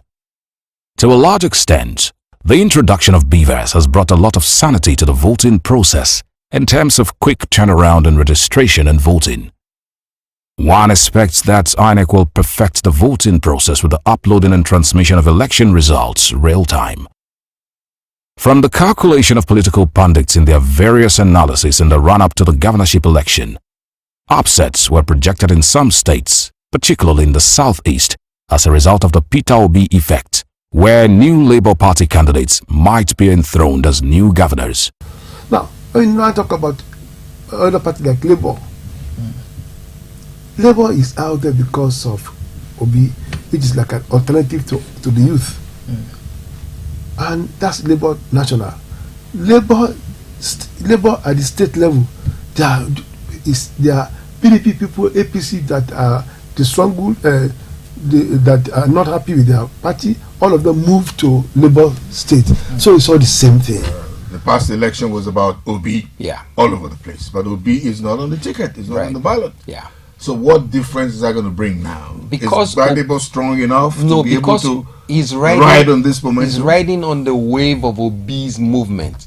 And Obi's movement is colored by ethnic coloration, is colored by the angst of the youth who are the promoters of EndSARS, and it is also limited to areas where people are going to accept a person who is not known in politics but who want to be able to express themselves against the current establishment. That's where his support base is limited to. In the southeast, Abia State's Labour Party candidate Dr. Alex Oti must step in after having contested for governorship of Abia State 3 times. Enugu State may also go that way with Chijioke Edogan. Ebonyi State in the southeastern part of Nigeria has been governed by the PDP since the emergence of democracy, before the recent disruption of the defection by Governor Dave Umahi from the PDP to the APC because of the attraction of the center. As the incumbent governor who contested and won his senatorial election, Governor Dave Umahi has indeed demonstrated beyond any reasonable doubt that he has unprecedented influence in all parts of the state with which his anointed candidate can climb to power. Governor Dave Umahi's anointed candidate is Right Honorable Francis Nwifuru. The PDP candidate, Mr. Ifeanyi Maodi, has vowed to leverage on the long-term popularity of the PDP in Ebonyi State to win the governorship election. You can only give what you have. You can never give what you don't have. You can teach people what you know how to do. You can't teach them what you don't know how to do. Alright, Bonnie, the time is now. The time to take our destinies by ourselves, and now time to bring happiness, peace, and unity among us is now. The time to rewrite our history. The time to change our narratives from what it used to be to the future that all of us desired for.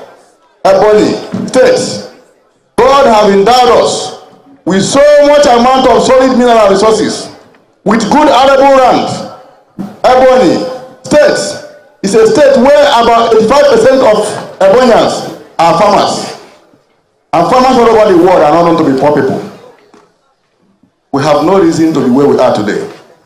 Our forefathers, they live in unity. They live in peace. But today, hardly for you to go to any zone without having brothers fighting against brothers, community against community, even kindred against kindred.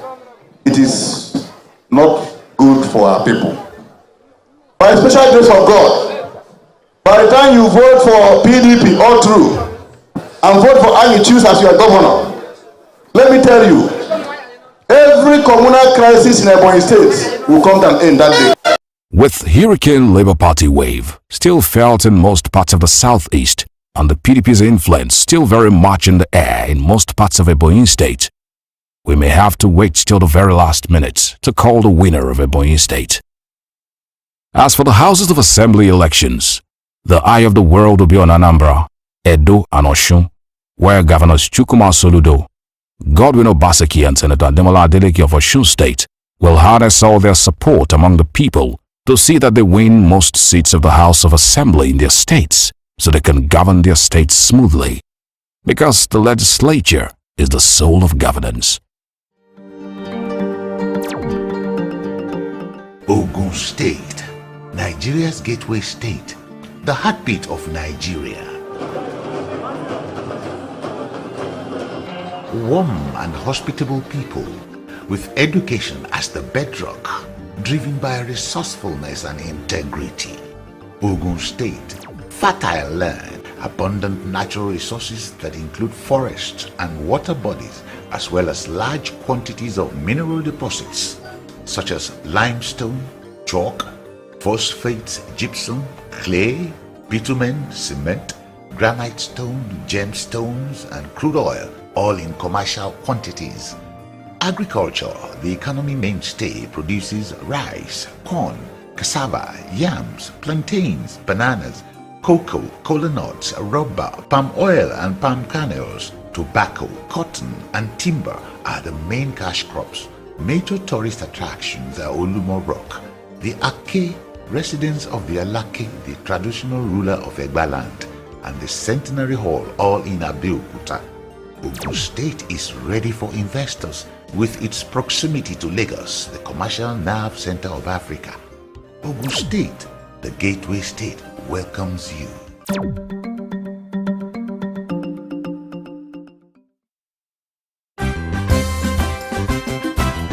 Nigeria, a land blessed with human and natural resources. Nigeria is naturally endowed with resources. Many are lying there then undiscovered. Nigeria, a land with a rich ethnic diversity, yet with one destiny. From the north to the south, straight to the east, down to the west, we share a common bond. Why then do we fight ourselves? Why do we kill ourselves? Let's embrace our diversity. Stop the hate. Stop the violence. Together, we can do it. We all dream of a better Nigeria, where lives and properties will be protected. We all dream of a Nigeria where our children will inherit a nation of peace and prosperity. But how can we achieve this dream when all we do is destroy ourselves through civil strife and ethnic carnage? We better live in peace as brothers and sisters. Think about it.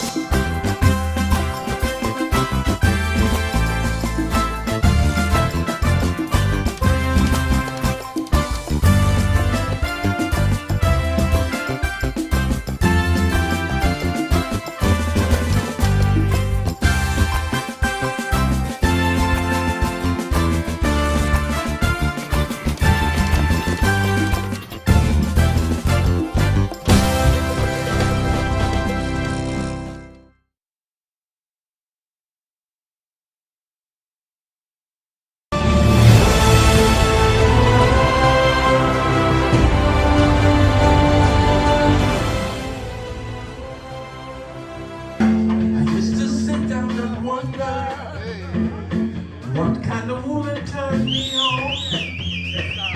I was too young to know that. Well, I did. Some women. The Creative Industry Group, CIG, held its industry night in honor of singer, songwriter, television presenter, actor, activist and producer Charles Chukwuemeka Oputa, also known as Charlie Boy, and veteran Nigerian theme maker and producer Zebejiro on Friday, the 25th of August 2023 at the Culture Yard, Ikeja, Lagos.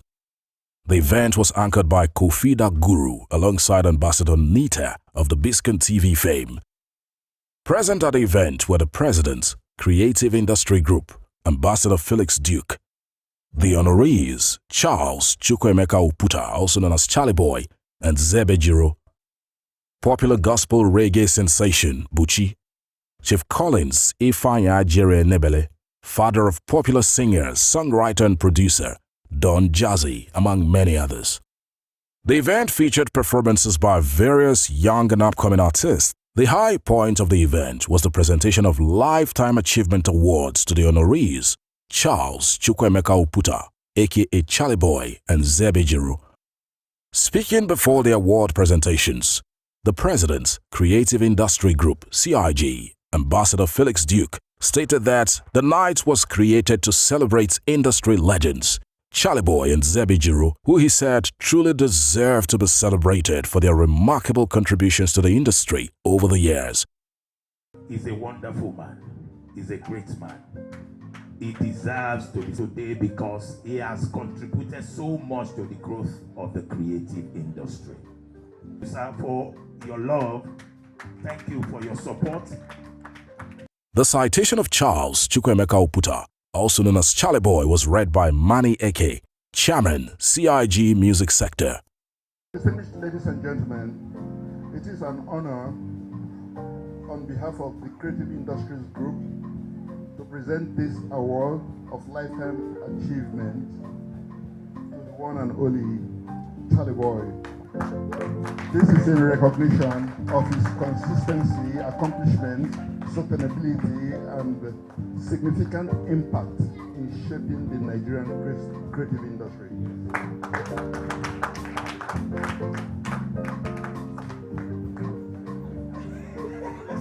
In his response, Charlie Boy expressed gratitude for the honor given to him, adding that the journey was never an easy one. He posited that the survival of Nigeria lies in the hands of its teeming youth. Well, I'm glad and honored to be receiving this from you. The bane of pioneers, those who started a particular trend, their bane is that the fact that people don't remember, people can't remember, and as the world, they hustle, they go. Now new things will start yesterday. Now where people, they remember past. Us, Ben, how this thing takes start. If a lot of people trace the history of the alternative lifestyle, then get where it starts. Then get who start the craze. Fela own craze was for the lyrical content and fighting the establishment. Charlie Boy own craze was the fact. And that was why when Charlie Boy show started, parents were telling their children, don't watch the Charlie Boy show. Why? Because I've always told young people that don't let anybody kill your dream, or whether na your papa or your mama, or don't let anybody kill your dream. Because if you have a dream, you chase it with gusto. And why do I keep saying that? Because I believe I've learned from Nigerian youths. I've met exceptional Nigerian youths who I've learned from, who have taught me so much. And me, I don't fit old though, because I know those youths. I know how they ginger me. I know how they improve on my mental capacity. I'm where I am today because of those exceptional youths. And that is why I say that the survival of Nigeria lies in the hands of its exceptional youths.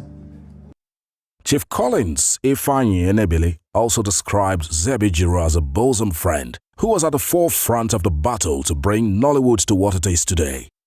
He said the honoree, Zebijiro, is referred to as the sheikh of the industry today. Well, my brother here, my bosom friend, with whom we have come a very long way in our pursuit to see that our creative industry does excel.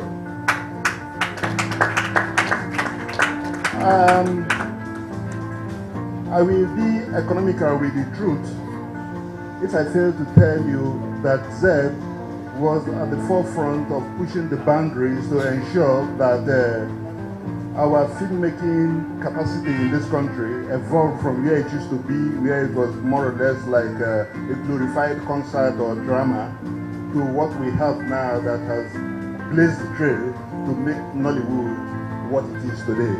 And that is why those of us who are associated with the industry refer to him as the sheikh of the industry. Gospel music sensation Buchi appreciated Zebijiro for his immense contributions to the entertainment industry in Nigeria and Africa as a whole.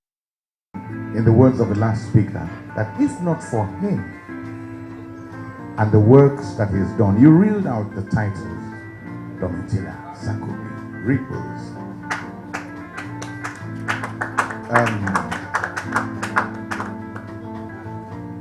I don't know why we sing that song only when people have passed. You will be remembered by the works we have done. I'm glad that you are living, and today we are gathered here to say thank you for the contribution, immense contribution that you have made to the entertainment industry. Thank you. And we know it's not over. You look like you're cooking up some more things, yeah? They will go well. They will be well received in Jesus' name. On behalf of the Creative Industries Group, I am privileged and honored to be presenting this Lifetime Achievement Award to you, Zebijiro Sheikh, in recognition of your consistency, accomplishment, sustainability, and significant impact in shaping the Nigerian creative industry. Thank you so much for all you have done, and may God bless you abundantly. Thank you, sir. Thank you, sir. In his response, the legendary Nollywood actor and producer Zebijiro appreciated the creative industry group for the honor, adding that they all started small. He urged young people to pursue their dreams regardless of where they start from. You know, this is why I'm saying thank you so much. You know, when your colleagues, people that you're in the same industry with, when they honor you, it is special. Because they know the workload. They know the workload we put into this industry. Okay? Like my brother here, you know, said, we started from nothing. In a Jegule. You say AJ. You know, when you say AJ looks too glamorized, there's too polished. We started in a Jegule. You too? Oh my God! You know, I'm proud to say we started in a Jegule. You know why I'm saying that? I want to give people hope. So it doesn't matter where you come from. It doesn't matter your background. Whether you come from Ikoyi, Ajegule, Munshi, wherever you come from.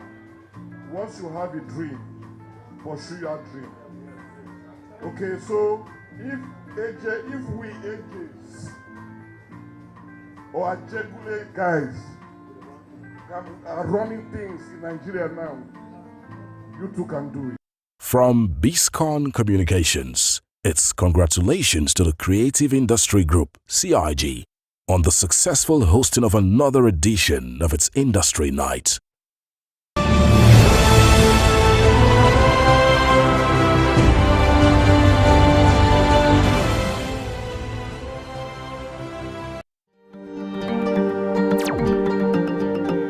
Ogun State, Nigeria's gateway state, the heartbeat of Nigeria. Warm and hospitable people with education as the bedrock, driven by resourcefulness and integrity. Ogun State, fertile land, abundant natural resources that include forests and water bodies, as well as large quantities of mineral deposits such as limestone, chalk, phosphate, gypsum, clay, bitumen, cement, granite stone, gemstones, and crude oil, all in commercial quantities. Agriculture, the economy mainstay, produces rice, corn, cassava, yams, plantains, bananas, cocoa, kola nuts, rubber, palm oil and palm kernels. Tobacco, cotton, and timber are the main cash crops. Major tourist attractions are Olumo Rock, the Ake, residence of the Alake, the traditional ruler of Egba land, and the Centenary Hall, all in Abeokuta. Ogun State is ready for investors with its proximity to Lagos, the commercial nerve center of Africa. Ogun State, the gateway state, welcomes you.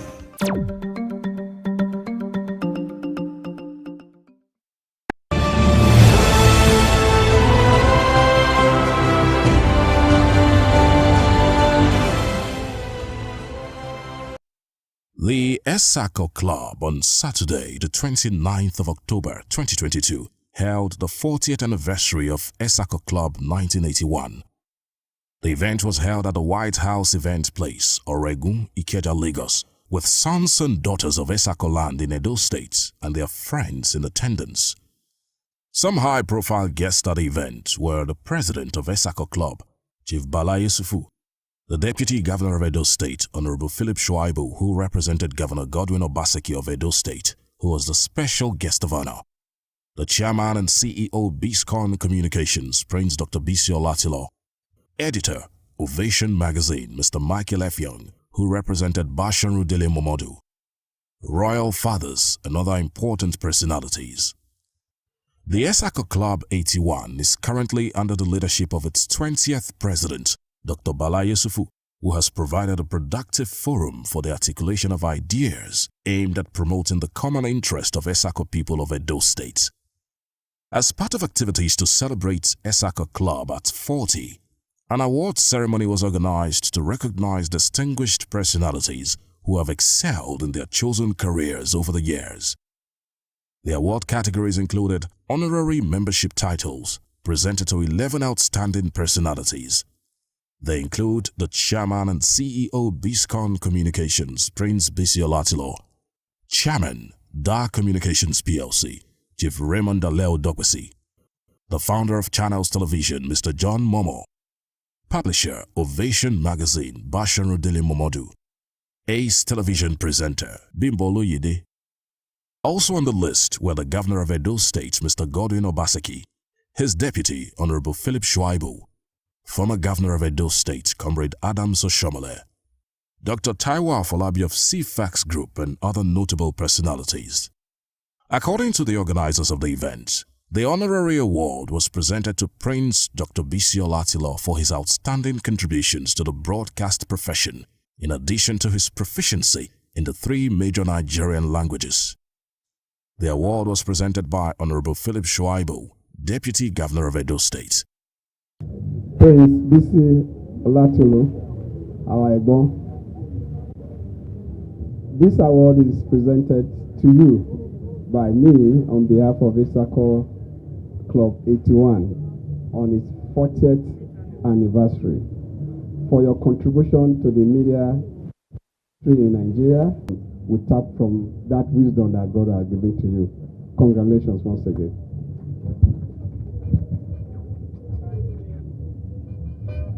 In his acceptance speech, Prince Bisi Olatilo appreciated the organizers of the award for the recognition, adding that it serves as a reminder to him not to rest on his oars. Thank you very much for the honor you've done my younger friend here, who actually said if I had 10 events today, I must cancel them for his sake. And I'm happy about what he has done. Please put your hands together for Bala Yusufu, my very good friend, and he's done so much.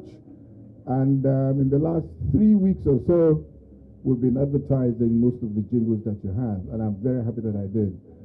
And I would do something, but I would discuss with them.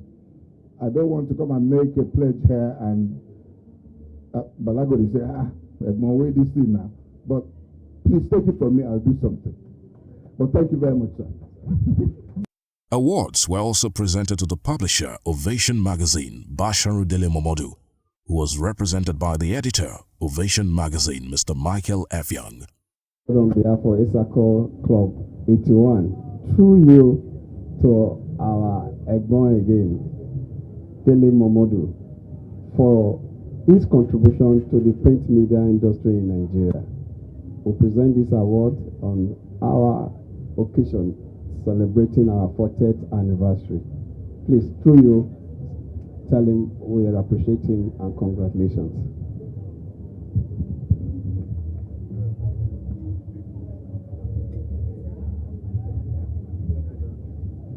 And because he's a proud son of Afemai, the company that I'm representing, Ovation International, will do $250,000 for the project. Thank you very much. Renowned lawyer Chief Mike Ezekume, SEN, who was represented by his son, was also presented a Merit Award alongside other personalities. Dr. Mike Ezekume, SANCON.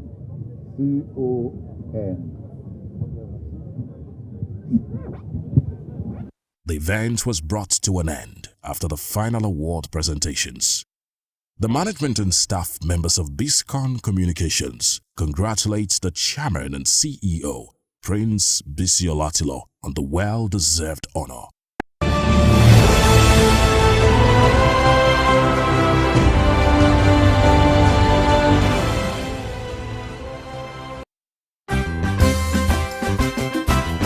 Nigeria, a land blessed with human and natural resources. Nigeria is naturally endowed with resources. Many are lying there then undiscovered. Nigeria, a land with a rich ethnic diversity, yet with one destiny. From the north to the south, straight to the east, down to the west, we share a common bond. Why then do we fight ourselves? Why do we kill ourselves? Let's embrace our diversity. Stop the hate. Stop the violence. Together, we can do it. We all dream of a better Nigeria, where lives and properties will be protected. We all dream of a Nigeria where our children will inherit a nation of peace and prosperity. But how can we achieve this dream when all we do is destroy ourselves through civil strife and ethnic carnage? We better live in peace as brothers and sisters. Think about it.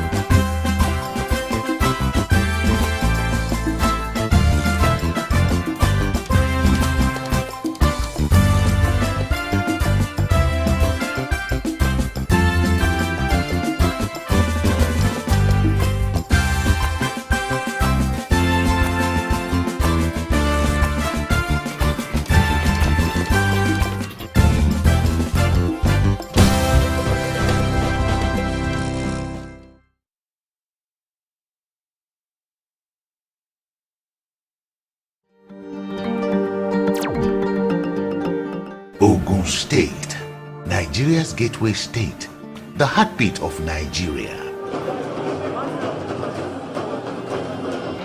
Warm and hospitable people, with education as the bedrock, driven by resourcefulness and integrity. Ogun State, fertile land, abundant natural resources that include forests and water bodies, as well as large quantities of mineral deposits such as limestone, chalk, phosphate, gypsum, clay, bitumen, cement, granite stone, gemstones, and crude oil, all in commercial quantities.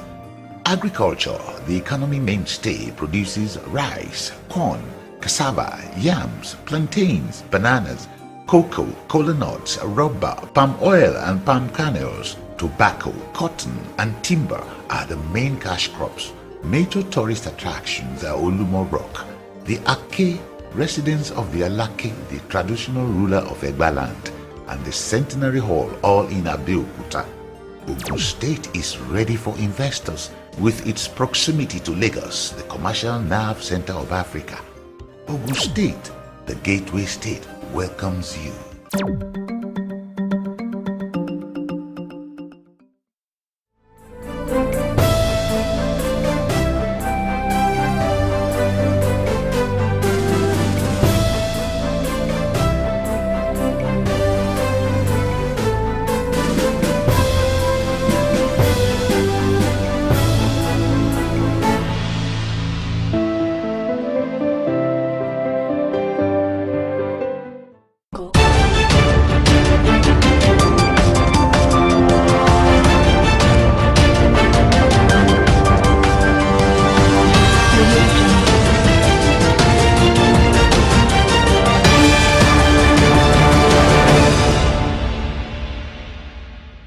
Many thanks for joining us again on the News Hour on Biscon Television.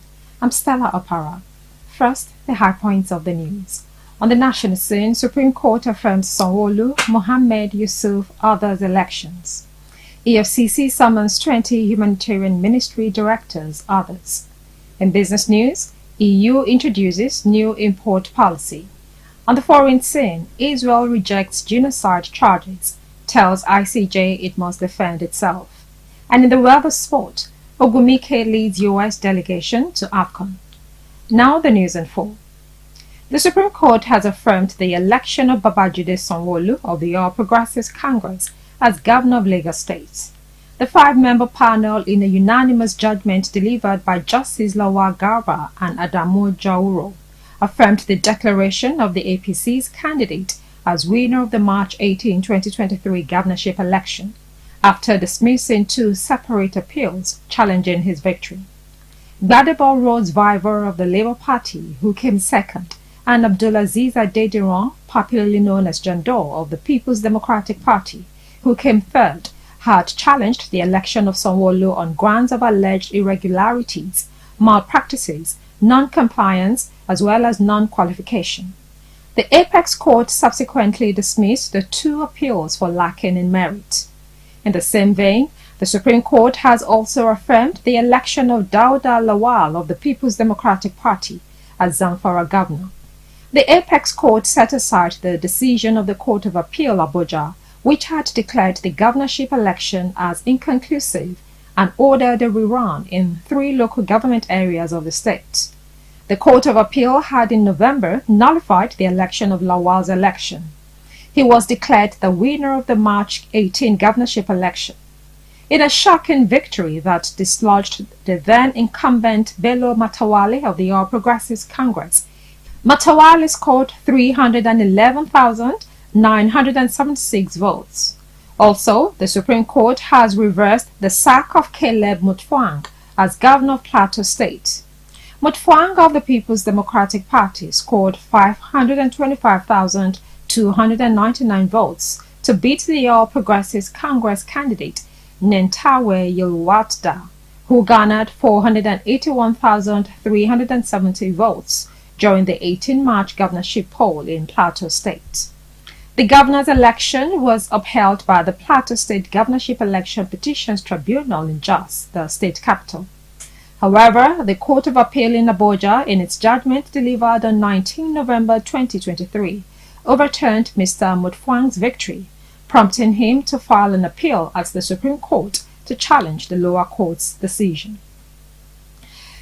Similarly, the Supreme Court has upheld the election of Abba Yusuf as governor of Kano State, reversing the decision of the Court of Appeal and the Governorship Election Petitions Tribunal, which sacked the governor.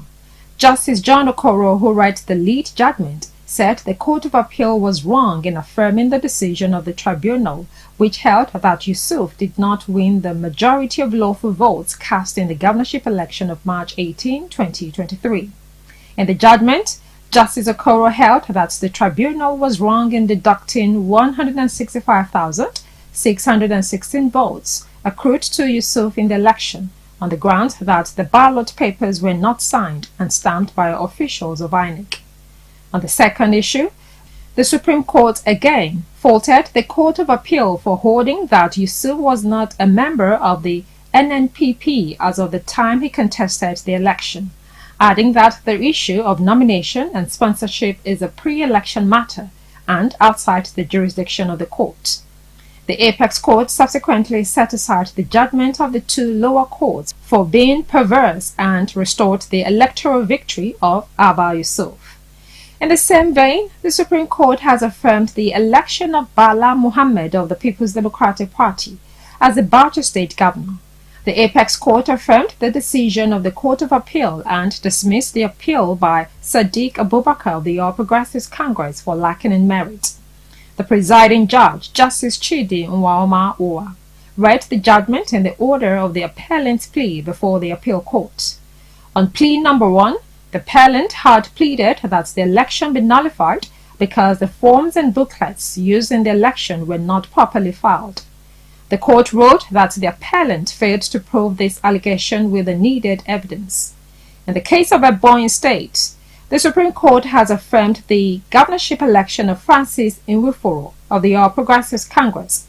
The Apex Court affirmed the decision of the Court of Appeal, Lagos, dismissing the appeal of Chukwuma Odi of the People's Democratic Party for lacking in merit. Now, as a follow-up to the Ministry of Humanitarian Affairs and Poverty Alleviation probe, the Economic and Financial Crimes Commission has summoned 20 senior directors and officials of the ministry. Newsmen reported that some of the officials were questioned by investigators at the EFCC headquarters on Thursday. The latest development followed a detailed investigation report on the ministry and recommendations presented by the Independent Corrupt Practices and Other Related Offences Commission to the EFCC on Tuesday. A source who confided in Newsmen said the EFCC is also probing some officials in the Ministry of Humanitarian Affairs. Another source further revealed that the probe had been widened to uncover various financial improprieties that might have been carried out since the ministry was created in 2019. Findings indicate that the collaboration between the EFCC and the ICPC would expect to expose more financial misconduct and other mischief perpetrated by civil servants since the Buhari administration's period. In another development, the Registrar of Joint Admissions and Matriculation Board, JAMB, Professor Ishaq Oloyede, has commended the moves by the federal government to investigate the fake universities and certificates being awarded to Nigerians. Oloyede gave the commendation in an interview with newsmen in Ibadan. He said that though the state of education in the country was not good enough, it had been improving and would continue to improve. The JAMB registrar said that while he believed that education was improving, everybody must do his or her part to make the sector greater. Stated that JAMB would stabilize some of the innovations that were employed in the quality of the body's work. You're watching Biscon TV News. Coming up next is Business News. Stay tuned.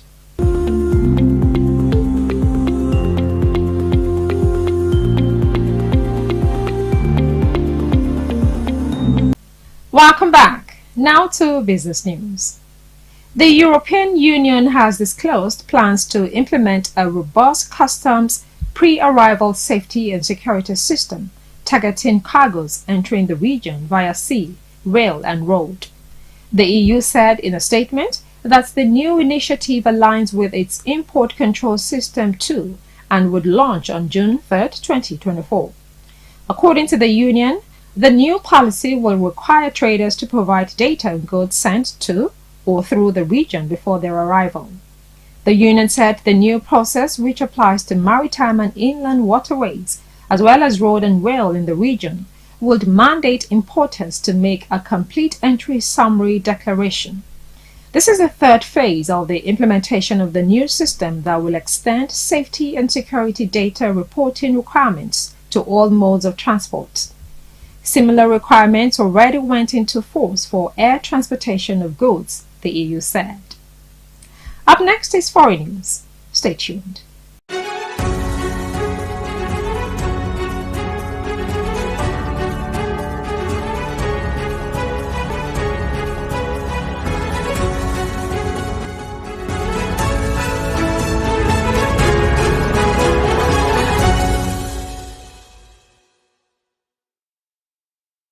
Welcome back. You're watching Biscon TV News. Now to foreign news.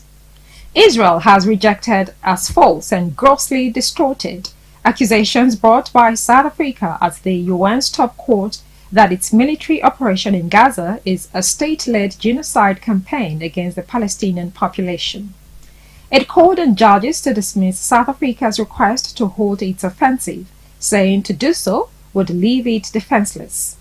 South Africa, which filed the lawsuit at the International Court of Justice in December, asked judges in The Hague on Thursday to impose emergency measures ordering Israel to immediately halt the offensive. It said Israel's aerial and ground offensive, which has laid waste to much of the enclave and killed more than 23,000 people, according to Gaza health authorities, aimed to bring about the destruction of the population of Gaza. The Israeli Foreign Ministry's legal advisor, Tal Becker, told the court that South Africa's interpretation of events was grossly distorted. The 1948 Genocide Convention, enacted in the wake of the mass murder of Jews in the Nazi Holocaust, defines genocide as acts committed with intent to destroy, in whole or in part, a national, ethnical, racial or religious group. Israel launched its war in Gaza after a cross-border rampage on October 7 by militants from Hamas, which is sworn to Israel's destruction. Israeli officials said 1,200 people were killed, mainly civilians, and 240 taken hostage back to Gaza. We take another break, and when we come back, we'll bring you sports news. Stay tuned.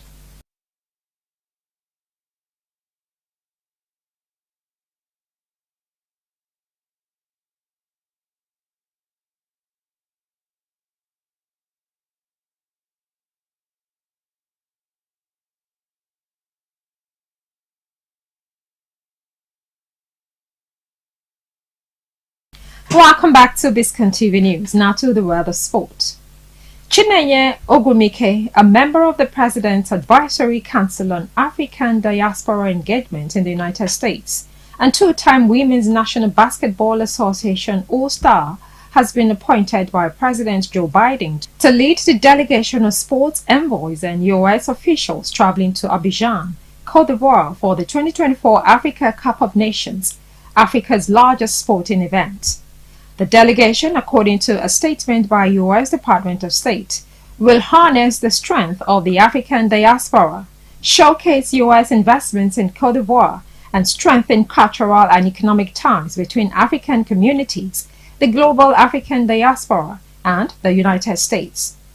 The tournament, which will start on January 13, 2024, with the opening match between the host country, Côte d'Ivoire, and Group A opponent, Guinea-Bissau, will end on February 11, 2024.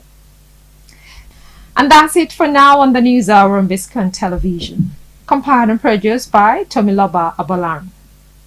Now we leave you with this quote that says, "No one gets to the top and stay prosperous without a good foundation." I'm Stella Opara. Thank you for staying with us.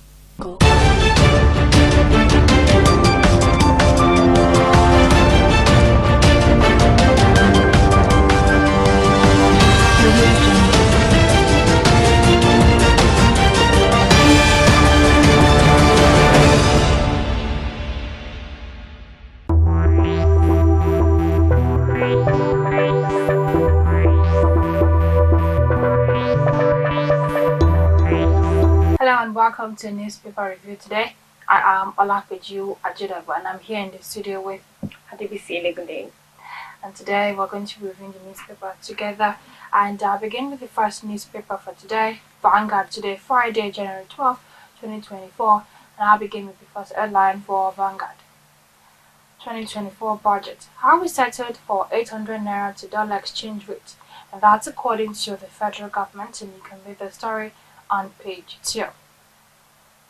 For the next headline, no grief for anybody. Lawyers fought police caution as army adopts slogan to fight insurgents. And you can read the story on page 4. Nigeria can't make progress without true federalism, and that's according to Obongata, and you can read the story on page 2. Educate. APC governors Peter Obi backed Tinubu on probe. The governors asked Nigerians to be patient, says Tinubu will take final decision after investigations. As APC professionals support a president's move to send strong signals to government officials. Don't spare anybody, Peter Obi tells Tinubu, and you can read the story on page 5. Attacks. Governor Alia bars LG chairman from leaving domains, and you can read the story on page 2. Alleged $6 billion fraud. Ex-Power Minister Aguloye gets a 50 million naira bail, and then you can read the story on page 9. Moving on to the next headline. New bank CEOs reverse confidence.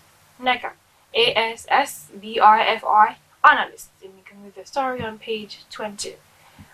32-year-old bank staff commits suicide over harsh economy. That's on page 7. Owela Kenver. They usually plan to deport Palestinians to Africa is an insane one, but so also was the pogrom before it was put into practice. And you can read the story on page 17. And for the last and final story for Vanguard newspaper, 2023 AFCON. Another injury scare for Eagles as Umar misses training. And that's on page 31 of the sports section. And that's the last headline for Vanguard. And on the Nigerian Tribune today, January 12, 2024, I'll begin with the first headline. Federal government to probe 33 billion naira Ajaokuta steel electricity debt. You can read the story on page 7. Israel committing genocide in Gaza. South Africa tells UN court. And that's on page 25 of the Tribune newspaper. 2024 budget. Why federal government choose 750 naira per dollar exchange rate. That's according to Bagudu. Now moving on to the next headline, we have CBN appoints interim management for Union, Keystone, Polaris Bank, and that's on page 6 of the newspaper. Raji retires as GMD Odua Investment. Yunusa takes over, and that's on page 6. Tinubu Fubara meets in Asorok. You can read the story on page 5. As Supreme Court decides, Zamfara, Plateau, Kano, far other governors no fate today. Governor Eno of Akwa Ibom wins. Judgment reserved in Ogun appeal, and that's on page 5. Lagos female banker kills self inside toilet. You can read the story on page 27. Now to the next headline, we have Nigerian pilgrims diverted to Rome, Greece over Israel-Hamas war. And that's on page 19. Falana decries police brutality as Lagos lawyers protest, on page 19 as well. And the last and final story for the Nigerian Tribune today says, alleged $6 billion Mambila power fraud. Court grants Agule 50 million naira bail. And that's the last headline for the Nigerian Tribune today. Moving on to The Guardian, and the first story here for The Guardian. Renewed Hope Agenda. After honeymoon, tales of war, frustration trailed Tinubu's policies, and that's a big story, and it's on pages 4 and 5. Dangote refinery to reach full capacity in June as crude demand up by 2 mbpd. That's on business, and that's on page 24. Female banker commits suicide in Ikorodu, blames economic hardship. That's on page 9. Schools, banks, others shut as Supreme Court decides Kano governor, and that's on page 29. A Sislak fought Ennington's appointment as Obi insists no sacred cows, and that's on page 6. Terrorists kill community head, 9 others abduct women in Castina, and that's on page 8. 2024 budget. Well resetted for 800 naira dollar benchmark, minister. And that's on page 6, and the last story for The Guardian. Now on the Nigerian News Direct newspaper, I'll begin with the first headline. Above the masthead, we have UBA unveils new digital offerings as chatbot clocks 6 years. And that's on page 8 of the newspaper. Lagos lawyers protest brutality, unlawful detention on page 2. Over 60 million Nigerians registered for BVN ahead of deadline on page 9. Ajaokuta steel mill. Federal government to probe 33 billion naira electricity debt. Targets fresh 35 billion naira investment on page 3. And the writer says, Tinubu approves restart of light steel section. You can read the story on page 3. Now moving on to the next headline. After 10 years of meritorious service, Raji bows out of Odua's GMD. On page 3. Adeleke banks on revival as cocoa production to boost economic fortunes of Osun. On page 8. And the last story for the Nigerian News Direct today says, Supreme Court reserves judgment in Ogun-Gubar, affirms Governor Eno's election on page 2. And that's the last headline for the Nigerian News Direct today. For the Punch, the first story here for the Punch newspaper, Humanitarian Ministry, EFCC, summons 20 directors, others. Tension in Kano as Supreme Court decides Yusuf's fate today. And that's on page 7. Farmers Industrialist Okoya clocks 84, advises federal government on economy. And you can read that on page 25. Union Polaris Keystone, CBN plans shareholder summit, compiles new directors list. Apex Bank to discuss the bank's future with stakeholders, new chairman, ADs to be named soon. And that's on page 19. Lagos NBA protesters storm police headquarters over brutality against lawyers, and that's on pages 4 and 5. Widows of soldiers killed in 1992 plane crash demand compensation, and you can read the story on page 18. Netizens mourn as female banker kills self, pens suicide note, that's on pages 4 and 5. TB Joshua made childless couples to exchange spouses with ex-worker, and that's on page 3, the last story for The Punch. Another new telegraph today. I'll begin with the first headline. National carrier. Federal government in talks with Boeing, others for cheaper leases on page 3. Federal government, while we benchmarked dollar at 800 naira in 2024 budget. You can read the story on page 8. We have Hami debunks arrest, killing of Fulani in Kaduna forest. Says terrorists, commanders are walking dead. And that's on pages 2 and 29 of the newspaper. Tinubu meets Rivers governor in Aso. It's a private meeting, says Fubara, on page 2. Alleged $6 billion fraud. Court admits ex-minister Agunloye to 50 million naira bail on page 26. Federal government. Kano dry port will decongest Lagos. Oil prices rise as Middle East tensions eat up. And that's on pages 7 and 28 of the New Telegraph newspaper. Moving on to the 2023 Guba poll. We have 8 governors no faith today as Supreme Court delivers final verdicts on appeals challenging Kano, Bauchi, Nasarawa, Cross River, Plateau, Delta, Lagos, Abia elections. Reserves judgment in suit seeking to nullify Governor Abiodun's election. Affirms Eno as Akwa Ibom governor. Police warn against violence in Kano. Ogun governors aid go spiritual. You can read that on pages 2, 4, 6, and 26 of the New Telegraph newspaper. Now moving on to the next headline. Supreme Court judgment. Kano disbands medical legal teams. Secures services of ex-AGF on page 3 of the new newspaper. Current hardship demands 60% cut in governance court. No travels, says Obi. Says there shouldn't be sacred cows in Edugate. Donates 75 million naira to hospital. You can read that on pages 3, 6, and 26. Nigerian artisans best world over, says ITF-DG on page 2.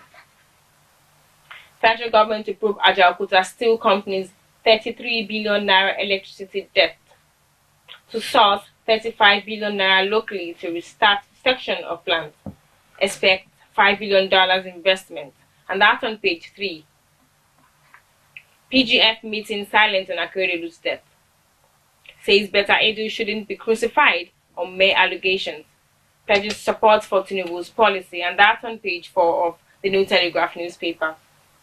And lastly, on the New Telegraph newspaper today is the study links forever chemicals to disease risk in unborn children, and that's on page 26. And for Daily Trust, I'll begin with the first headline for Daily Trust. Village Ed, son, 8 others killed in Castina, and that's on page 21. Army denies allegation of poor feeding of troops, and you can read the story on page 31. Bandits abduct 23 in FCT, and that's on page 12. Security beefed up as Kano Plateau, 6 other governors no fit today. CP says others call for calm. Winners appellant upbeat. The issues at stake, that's on page 4. Worry over 50% TSA deductions from aviation agencies, that's on page 23. Educate. Don't spare anybody, Obi tells Tinubu, and that's on page 14. Man arrested for stealing 20 cartons of Quran. Audits in Kwara, and that's on page 21 for the last story here. ICJ hearing. South Africa wants Israel held accountable for genocide in Gaza, and that's on page 10. This day is about today, January 12, 2024. I begin with the first headline. $800 million trapped fund. Foreign airlines miffed with federal government over $61 million paid, says it's insignificant. Threatens to review operations in Nigeria, and that's on page 5. Tinubu receives briefing on $10 billion investment in nation's steel sector, and that's on page 5 as well.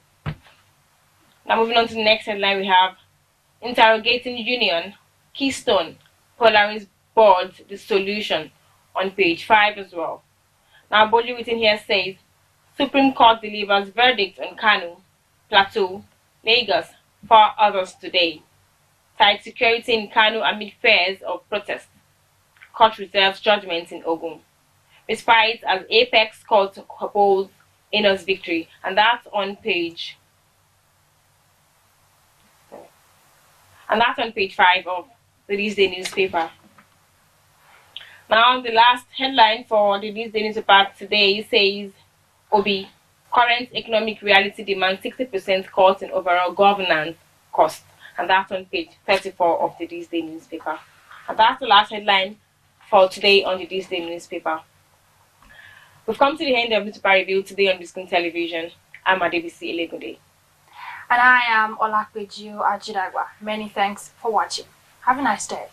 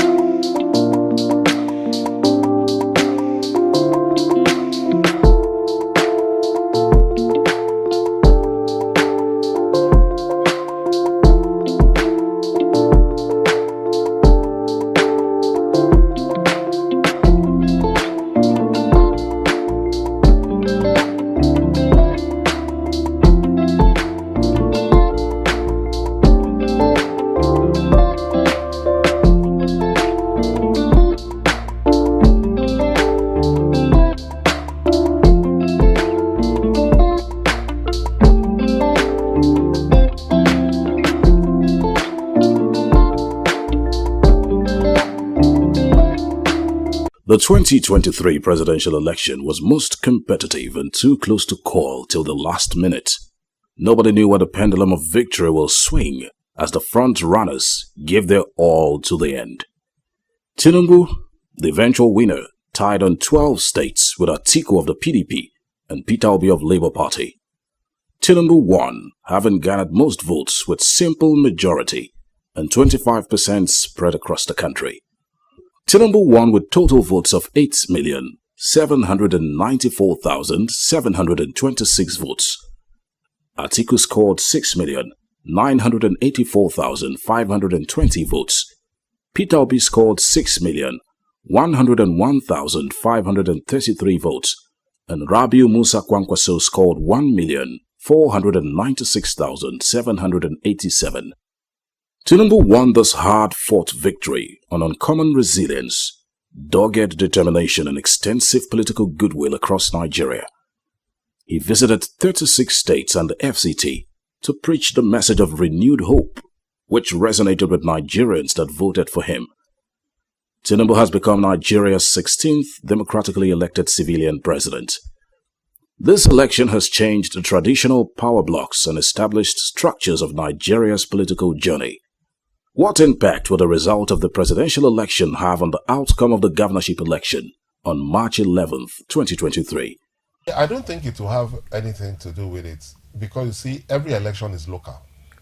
So there are different variables for the presidential election and the local election. If you remember very well, 4 years ago, the PDP, the margin between PDP and APC in Lagos, I think was about 100,000 votes. Because if I remember vividly that after the presidential election, Bola Ahmed Tinubu called a meeting of APC leaders at their secretariat and he lambasted them that only Mushin local government delivered without problem, that it was too close in all the other 19 local governments. So during the presidential election, the variables are different. For example, this time when it comes to governorship election, Obi is not on the ballot. And because Obi is not on the ballot, the loyalty, for example, of the Igbo-speaking voters in Lagos, the loyalty will not be as 100% to Obi as it will be to Vivian. Despite the fact that Vivian had an Igbo wife.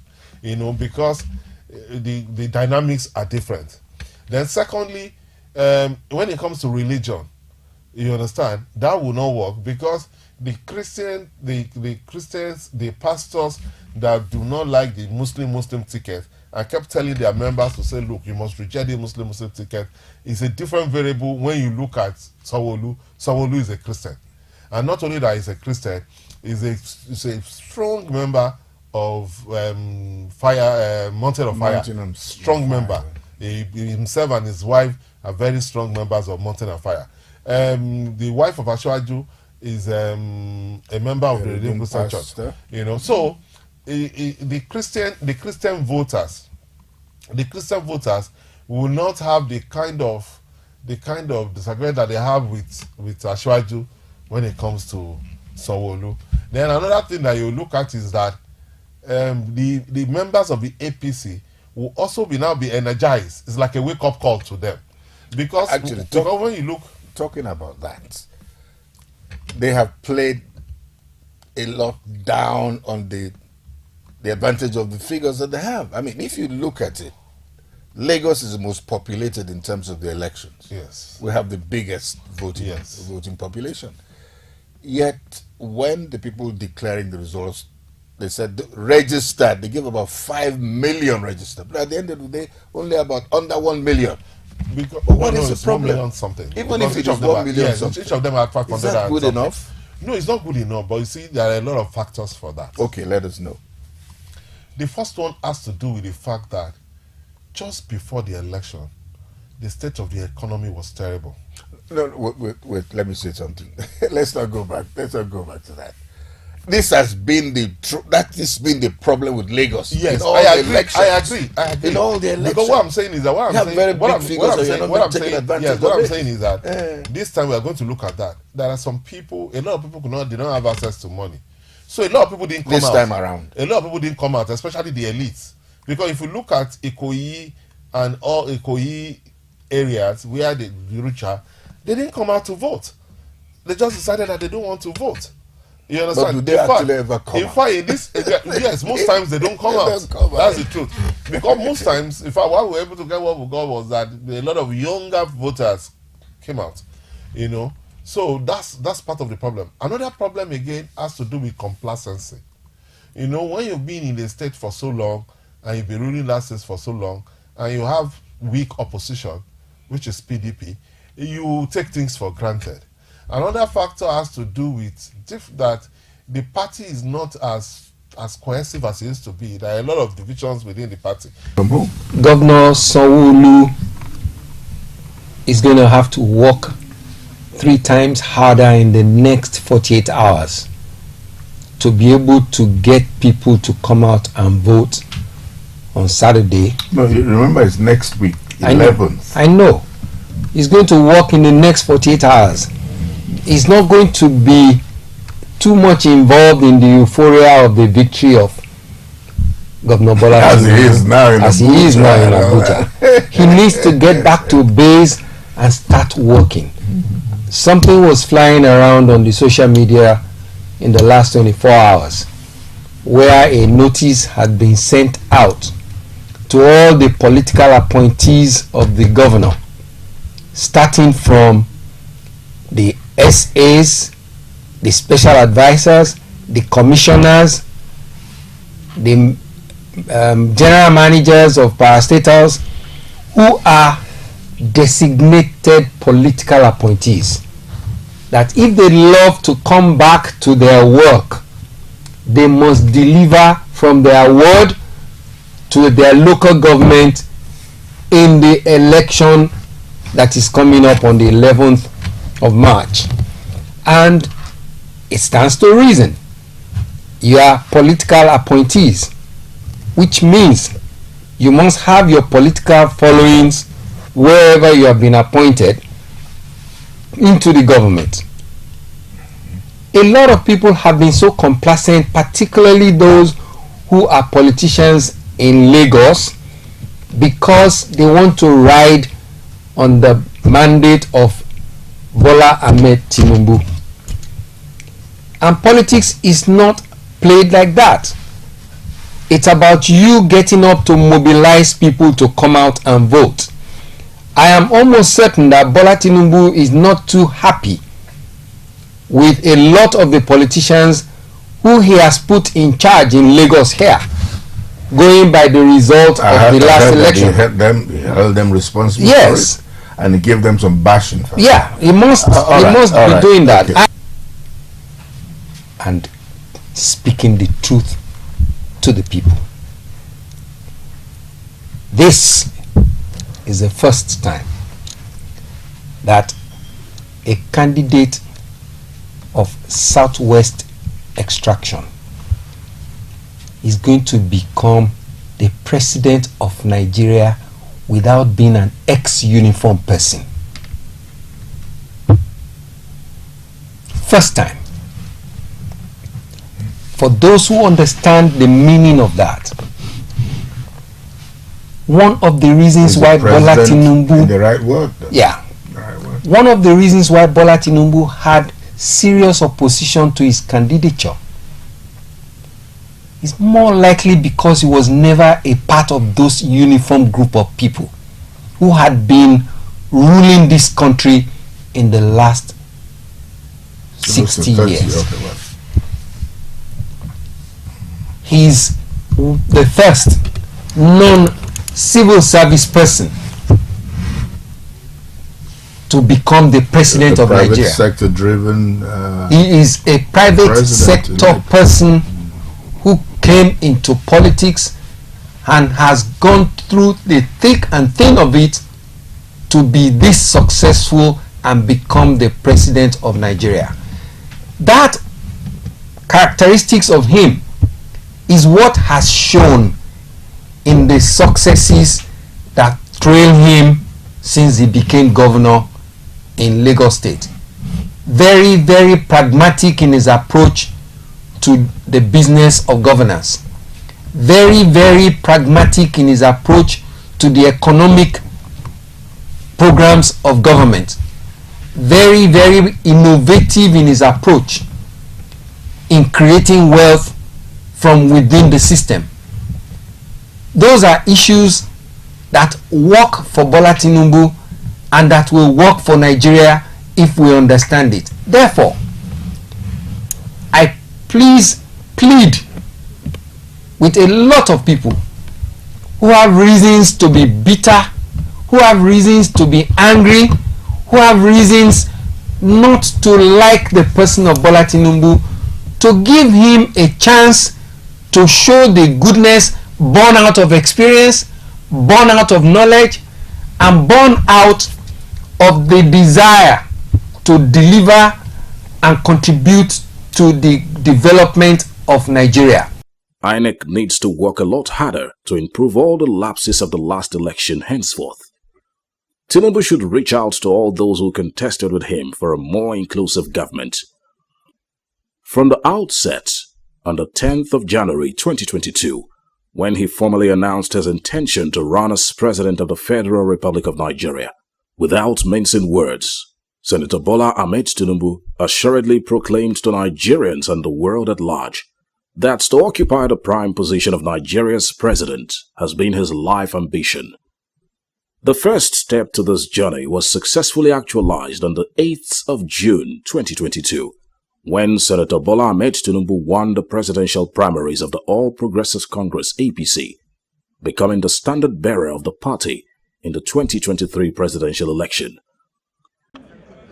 I commend my fellow aspirants.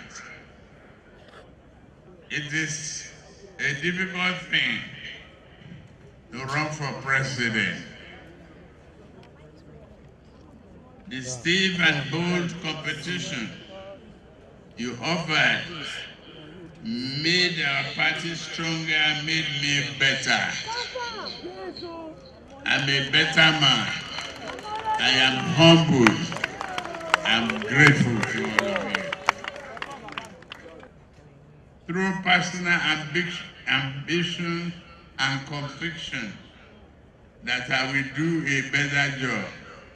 Not because you denigrate yourself, but you trust my brain, that I'm a thinker and I am a doer.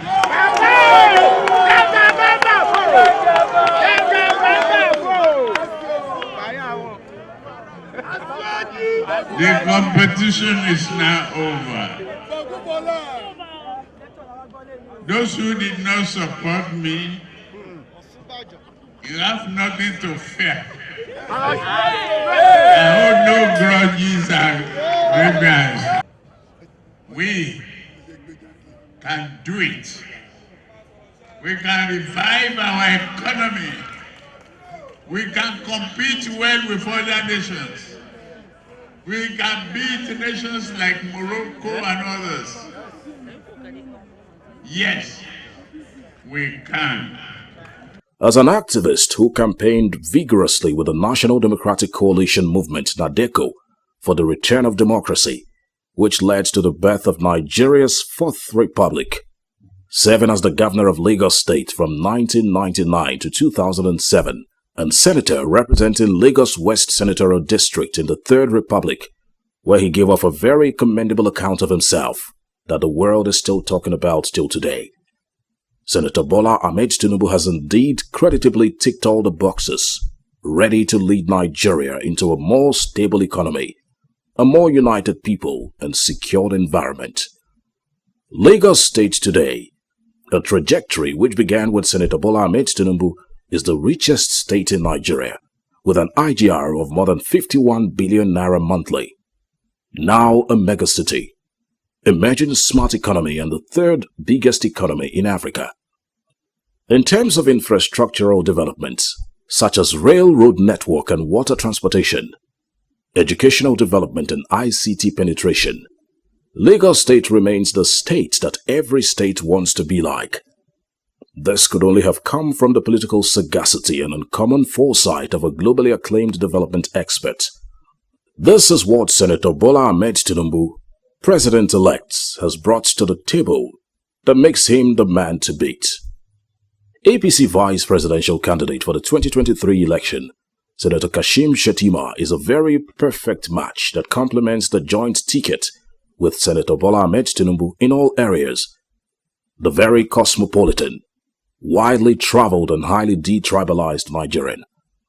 Senator Kashim Shettima, who was governor of Borno State from 2011 to 2019, also served as senator representing Borno Central constituency. A seasoned banker, administrator and politician of note, Senator Kashim Shettima has registered enduring legacies of good governance, education and infrastructural development in all parts of Borno State. Senator Kashim Shettima turned around Maiduguri metropolis from a war-ravaged zone during the heat of the Boko Haram insurgency into a new city with good road network, electricity and employment for indigents of the state. Senator Kashim Shettima, who was re-nominated for the second term, withdrew from the nomination to become Senator Ahmed Tinubu's running mate in the 2023 presidential election.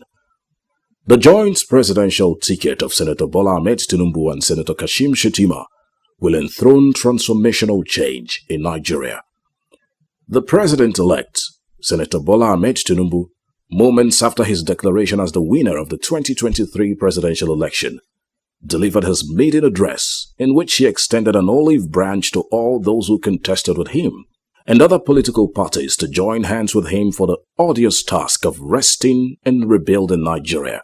Really thank you. I say whether you are batified or articulated, obedient, kwankwasia, or have any other political affiliation, you voted and struggled for a better Nigeria, more hopeful nation, and I thank you for your participation and dedication to our democracy. You decided to place your trust in the democratic vision of a Nigeria founded on a shared prosperity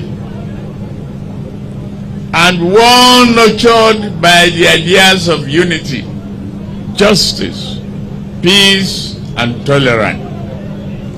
Renewed hope has dawned and landed in Nigeria.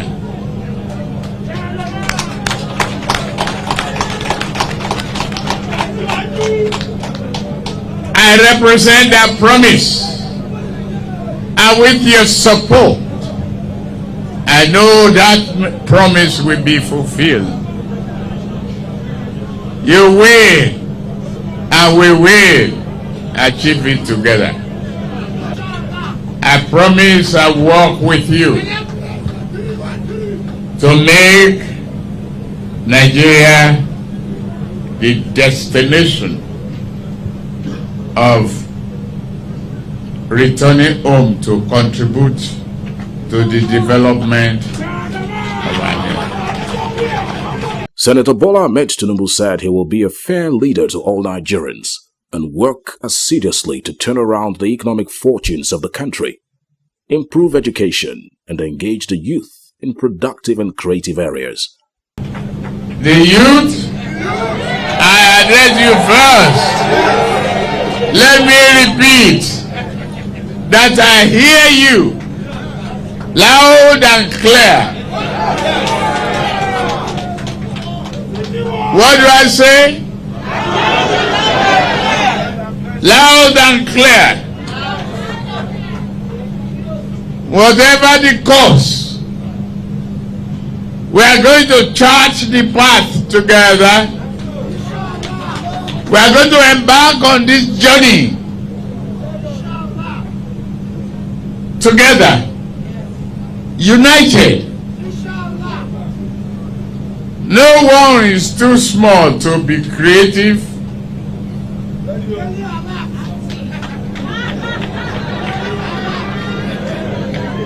Inshallah,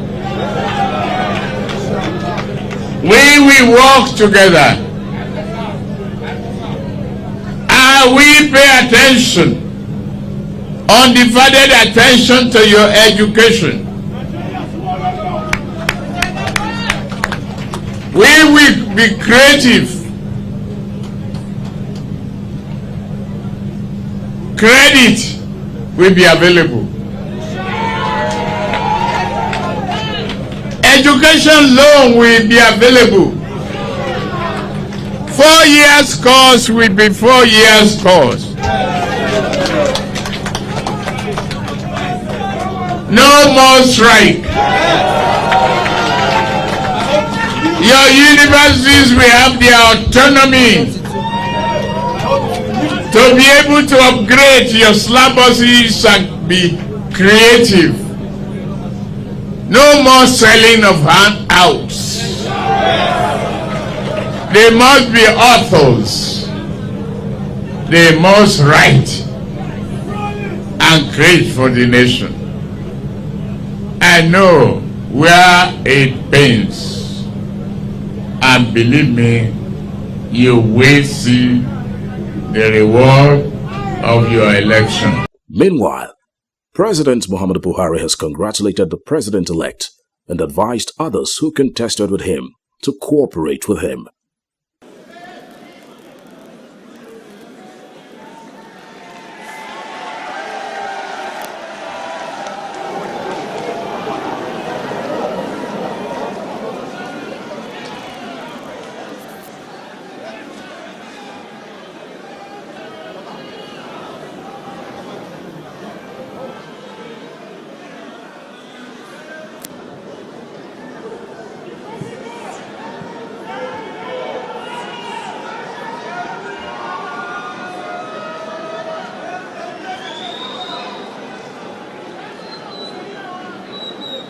Biscon Communications congratulates Asiwaju Bola Ahmed Tinubu and other contestants for a successful outcome.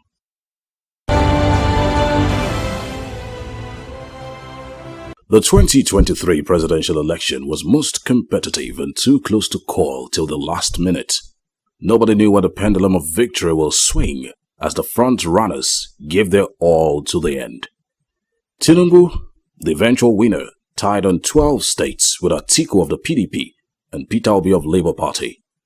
Tinubu won, having garnered most votes with simple majority and 25% spread across the country. Tinubu won with total votes of 8,794,726 votes. Atiku scored 6,984,520 votes.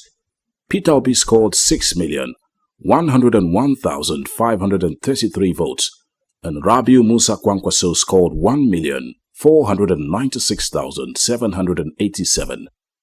Tinubu won this hard-fought victory on uncommon resilience, dogged determination and extensive political goodwill across Nigeria. He visited 36 states and the FCT to preach the message of renewed hope, which resonated with Nigerians that voted for him. Tinubu has become Nigeria's 16th democratically elected civilian president. This election has changed the traditional power blocks and established structures of Nigeria's political journey. INEC needs to work a lot harder to improve all the lapses of the last election henceforth. Tinubu should reach out to all those who contested with him for a more inclusive government. From the outset, on the 10th of January 2022, when he formally announced his intention to run as President of the Federal Republic of Nigeria, without mincing words, Senator Bola Ahmed Tinubu assuredly proclaimed to Nigerians and the world at large that to occupy the prime position of Nigeria's president has been his life ambition. The first step to this journey was successfully actualized on the 8th of June 2022, when Senator Bola Ahmed Tinubu won the presidential primaries of the All Progressives Congress APC, becoming the standard bearer of the party in the 2023 presidential election. I commend my fellow aspirants. It is a difficult thing to run for president.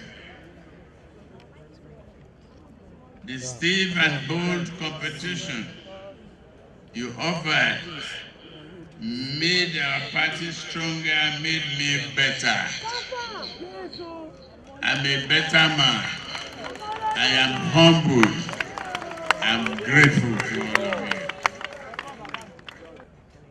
Through personal ambition and conviction that I will do a better job.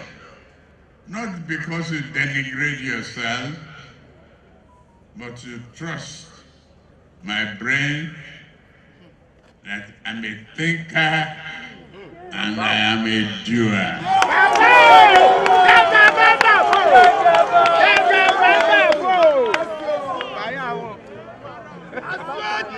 The competition is now over. Those who did not support me, you have nothing to fear. I hold no grudges and grievances.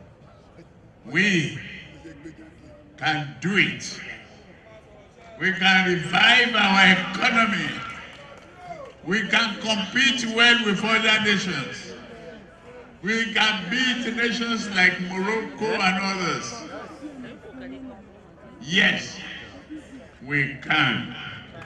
As an activist who campaigned vigorously with the National Democratic Coalition movement, NADECO, for the return of democracy, which led to the birth of Nigeria's Fourth Republic, serving as the governor of Lagos State from 1999 to 2007, and senator representing Lagos West Senatorial District in the Third Republic, where he gave off a very commendable account of himself that the world is still talking about till today.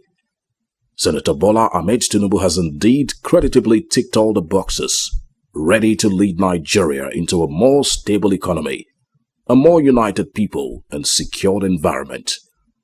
Lagos State today, a trajectory which began with Senator Bola Ahmed Tinubu, is the richest state in Nigeria, with an IGR of more than 51 billion naira monthly.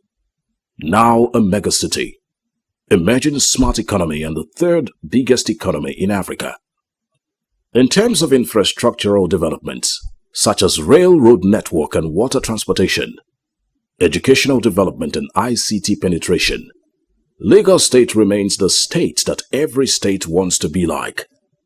This could only have come from the political sagacity and uncommon foresight of a globally acclaimed development expert. This is what Senator Bola Ahmed Tinubu, President-elect, has brought to the table that makes him the man to beat. APC vice presidential candidate for the 2023 election, Senator Kashim Shettima, is a very perfect match that complements the joint ticket with Senator Bola Ahmed Tinubu in all areas. The very cosmopolitan, widely traveled and highly detribalized Nigerian.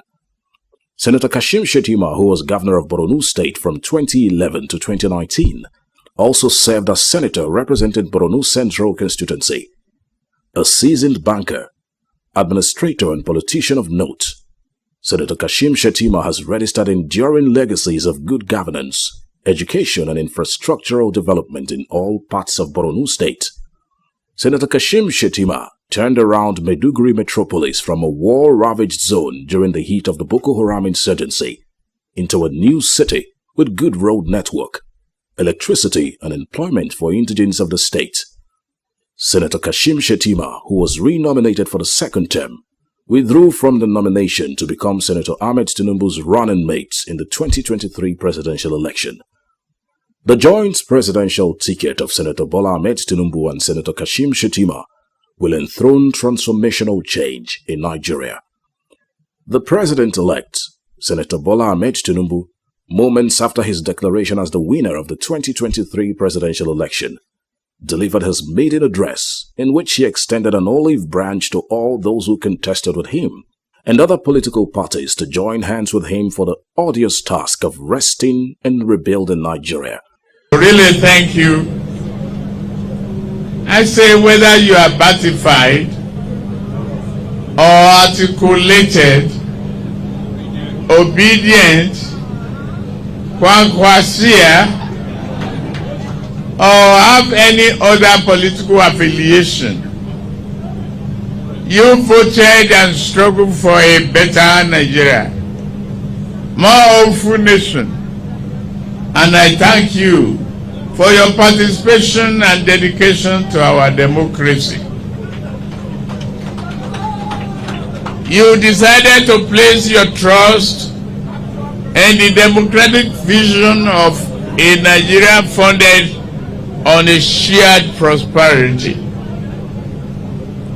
and one nurtured by the ideas of unity, justice, peace, and tolerance. Renewed hope has dawned and landed in Nigeria.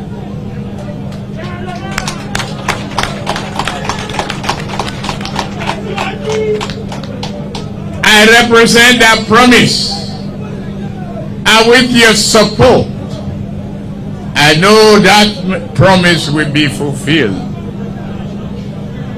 You will, and we will achieve it together. I promise I'll work with you to make Nigeria the destination of returning home to contribute to the development of our nation. Senator Bola Ahmed Tinubu said he will be a fair leader to all Nigerians and work assiduously to turn around the economic fortunes of the country, improve education, and engage the youth in productive and creative areas. The youth, I address you first. Let me repeat that I hear you loud and clear. What do I say? Loud and clear. Whatever the cause, we are going to chart the path together. We are going to embark on this journey together, united. No one is too small to be creative.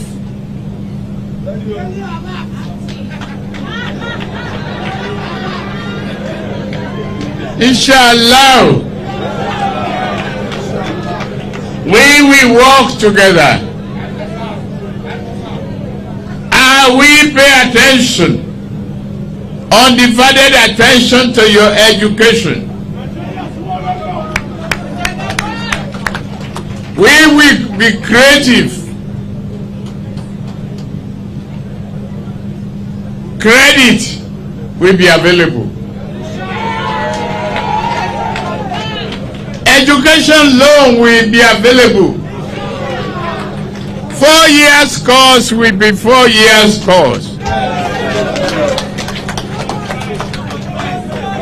No more strike. Your universities will have their autonomy to be able to upgrade your syllabuses and be creative. No more selling of handouts. They must be authors. They must write and create for the nation. I know where it pains, and believe me, you will see the reward of your election. Meanwhile, President Muhammadu Buhari has congratulated the president-elect and advised others who contested with him to cooperate with him.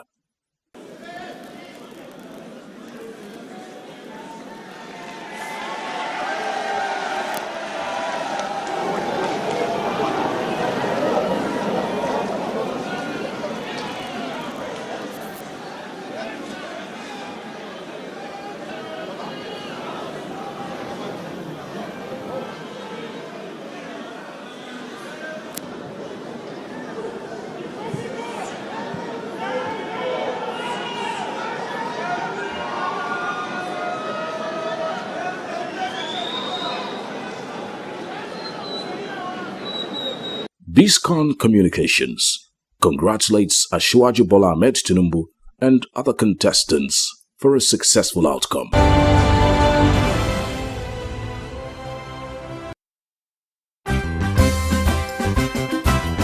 Nigeria, a land blessed with human and natural resources.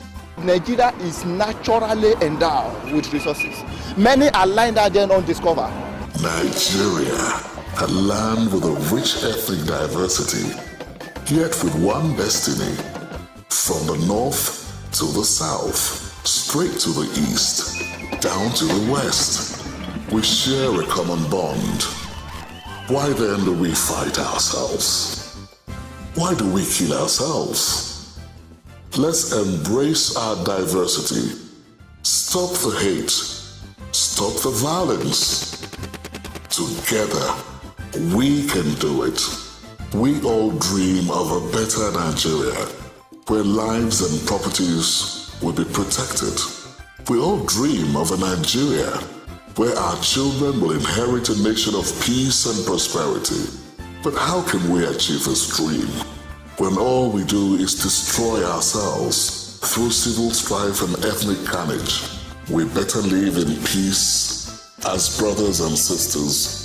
Think about it.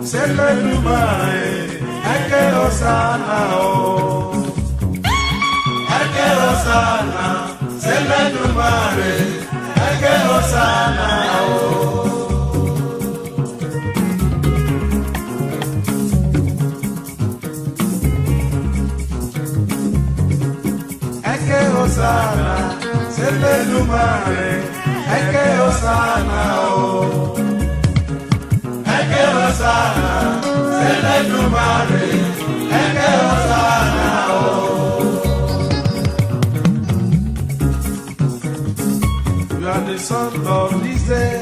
Congratulations. Happy birthday to you. You are the son of this day. Congratulations. Happy birthday to you.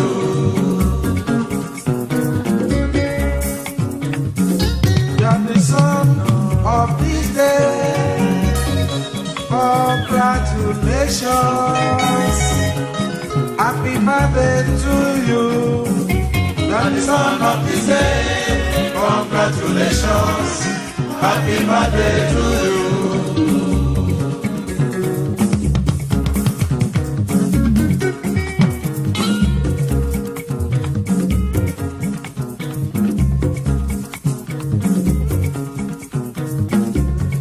Lọ́jọ́ ìbí ẹ, ẹ kú àṣeyẹ, ẹ̀mí aṣọ pọ̀ ẹ. Ìní lọ́jọ́ ìbí ẹ, ẹ kú àṣeyẹ, ẹ̀mí aṣọ pọ̀ ẹ.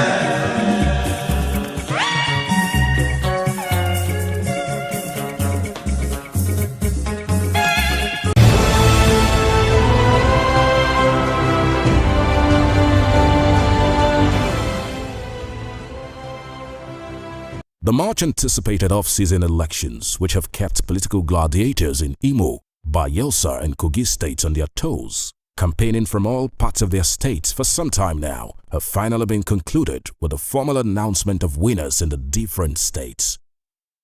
To a very large extent, the success of the election, which is the first time an off-season election will be held in 3 states simultaneously the same day, can be attributed to well-coordinated planning and synergy between INEC, the police, the military and other security agencies.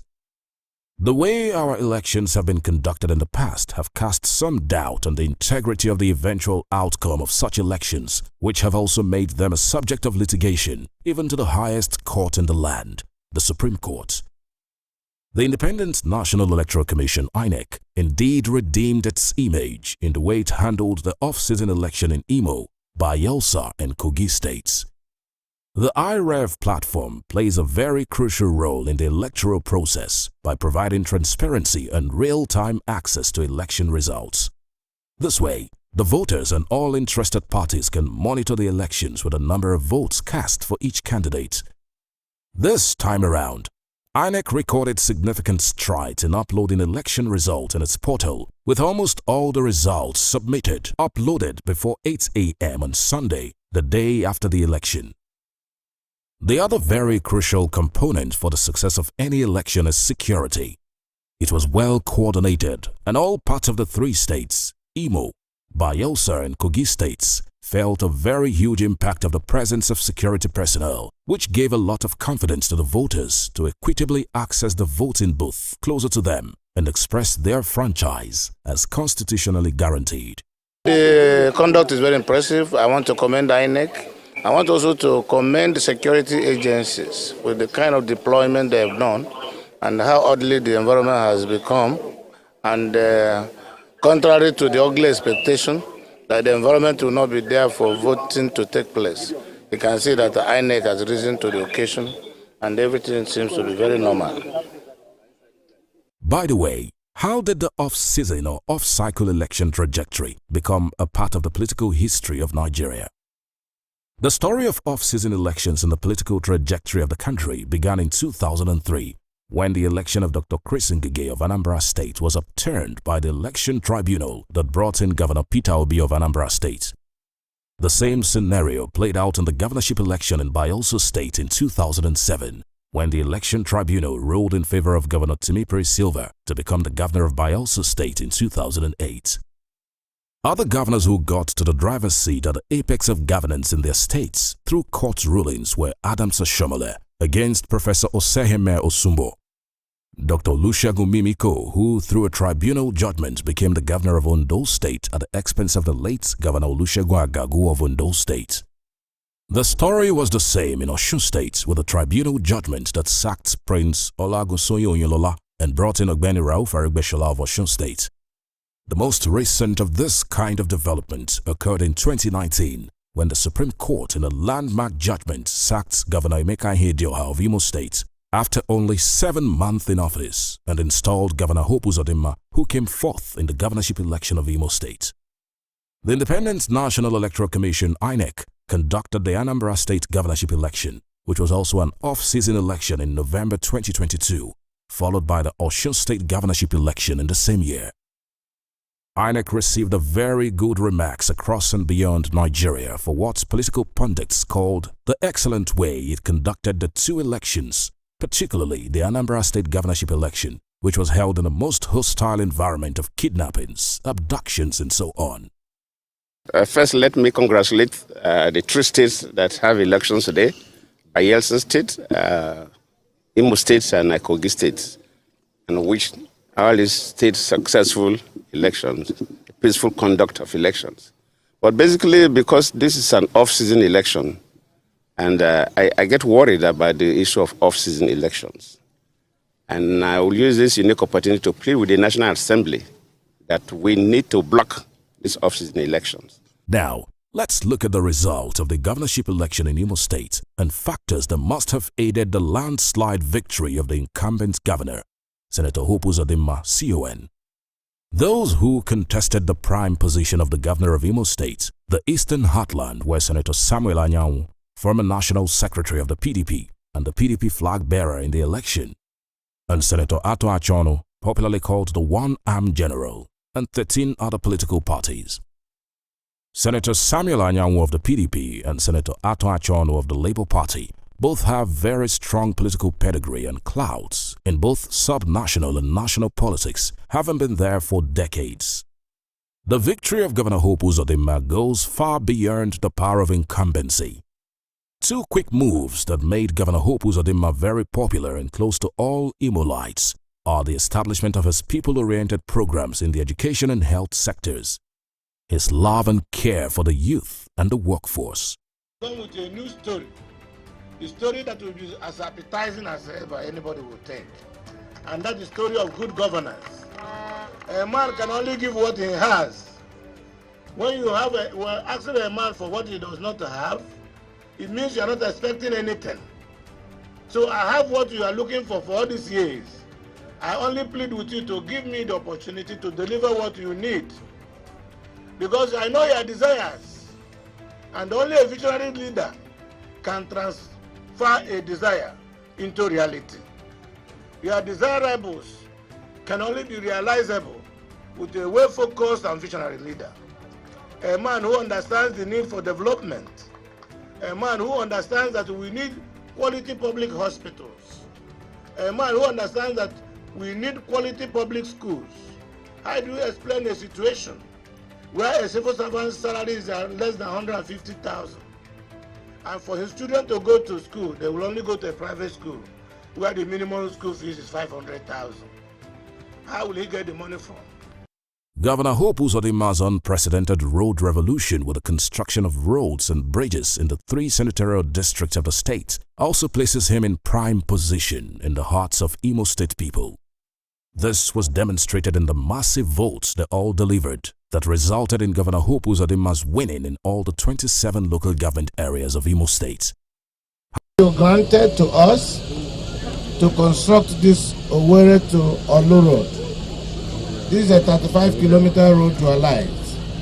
It is with your express permission, sir, that the government of Imo State constructed this road to make life easy for our people, to boost commerce and trade, and allow economic activities to be stimulated. It is my pleasure and honor to invite you, Mr. President, on behalf of the government and people of Imo State, to commission this road for use by our citizens. May God bless you, sir. Thank you. Well, Your Excellency, I stand by the protocol we have already established. Ladies and gentlemen, I'm pleased to come and do this job here in Imo State. I've stayed with the governor in my vehicle, and he kept on briefing me throughout the drive. I'm very pleased this access road will allow you to do your businesses more effectively, in the sense that heavy vehicles with all sorts of stores can come and go before it wouldn't have been possible. So I'm congratulating you for your governor's economic sense, for allowing this road to be built during this time. And I think this is more than any book work, because it is an infrastructure that will last. I congratulate you for being ready to be part of this ceremony. Thank you very much. Thank you, sir.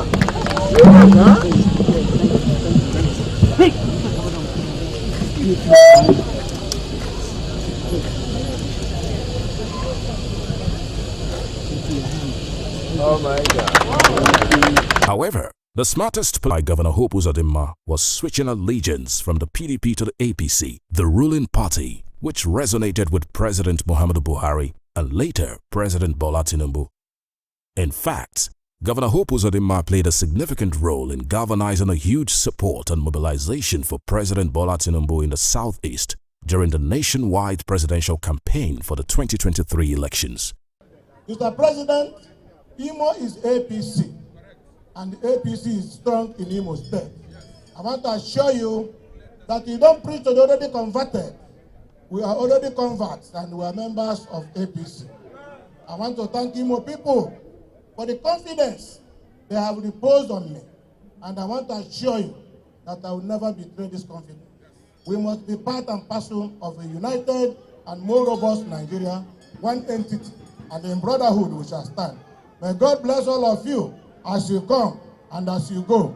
Indeed, in Jesus' name. Amen. In what might be called a well-deserved payback for Governor Hope Uzodimma, Nigeria's First Lady, Senator Oluremi Tinubu, was in Owerri, Imo State, to campaign for the re-election of Governor Hope Uzodinma of Imo State. You women said you want a female deputy governor, and he has given you. I want to thank the outgoing deputy governor.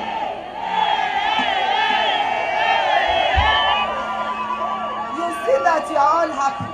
I want to thank the outgoing deputy governor and his wife for being so mature about this. And this is what democracy is all about. When you have a listening governor and you can see you have a listening president, once you tell him, he's ready to do it. You see that when the Labour wanted to strike, he listened to them. He's listening to us and he will listen to Nigeria. Hope Uzodinma is ready to listen to us. I didn't know why my husband was saying, Hope is here, Hope is here. I said, now Hope catch my husband like this. Let that hope flow. It will flow to the entire Southeast. In the name of Jesus.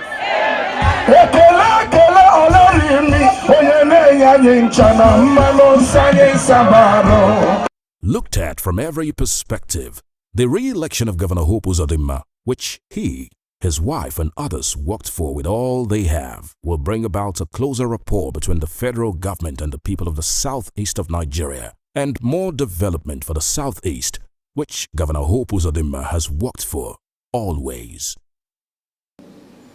I think it will be necessary to also use this auspicious moment to acknowledge before the church, the house of God, how happy we are today, Sunday, 12th of November, 2023, very historical date going forward. I want to thank God that we prayed, we asked, He answered us and granted our prayers.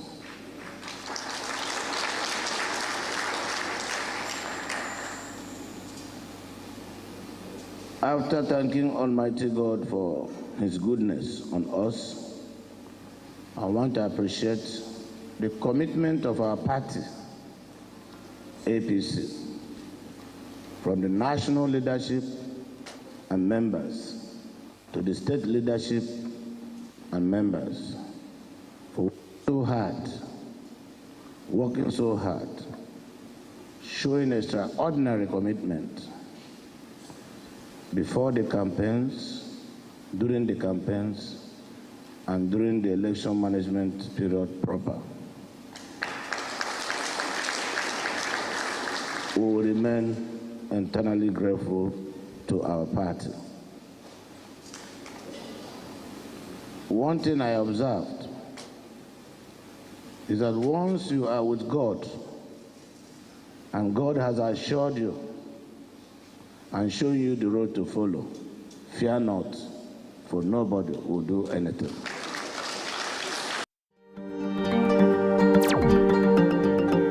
Ogun State, Nigeria's gateway state, the heartbeat of Nigeria.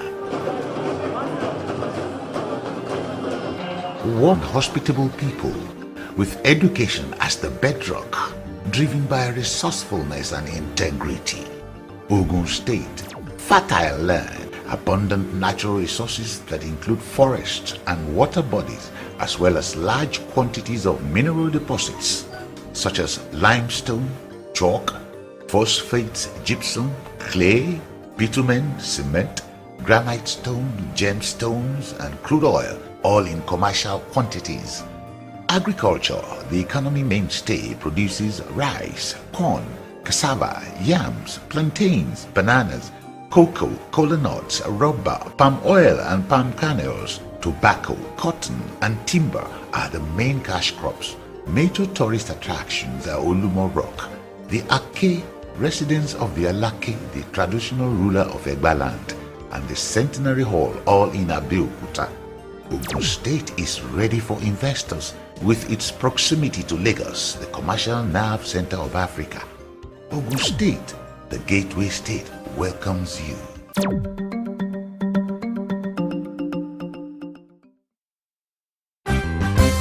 Nigeria, a land blessed with human and natural resources. Nigeria is naturally endowed with resources. And with a rich ethnic diversity, yet with one destiny. From the north to the straight to the east, down to the west, we share a common bond. Why then do we fight ourselves? Why do we have peace and prosperity? But how can we achieve this dream when all we do is destroy ourselves through civil strife and ethnic carnage? We better live in peace as brothers and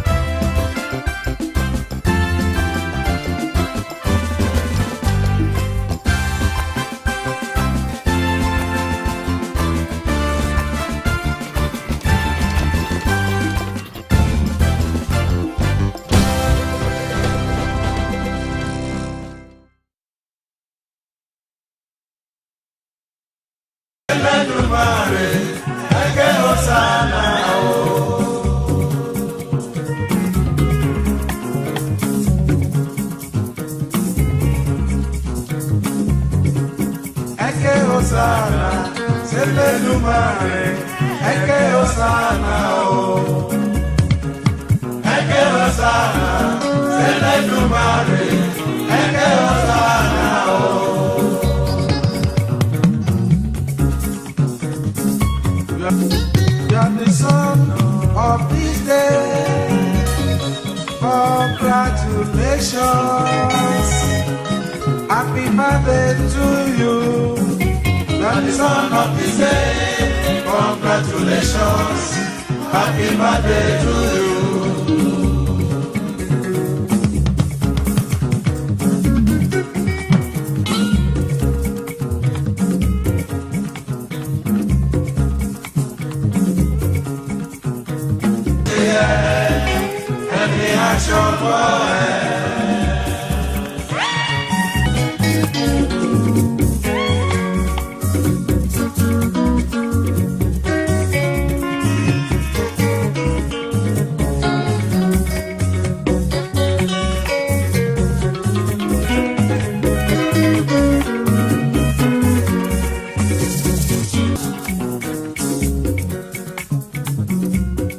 Son of the day, congratulations, happy birthday to you.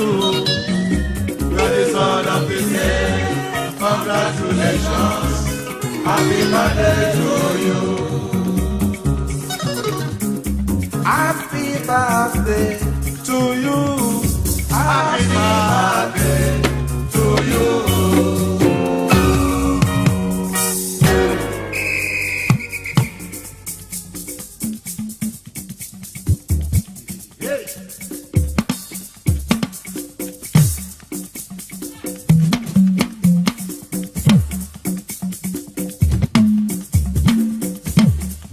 Long life and prosperity, happy birthday to you. Happy birthday to you.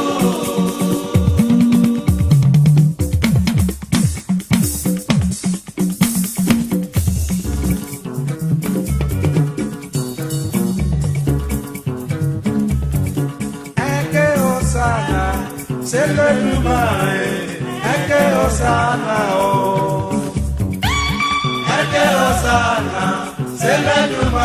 Well, for me, I wish him more healthy lives. He is a philanthropist. He has been taking care of a lot of people.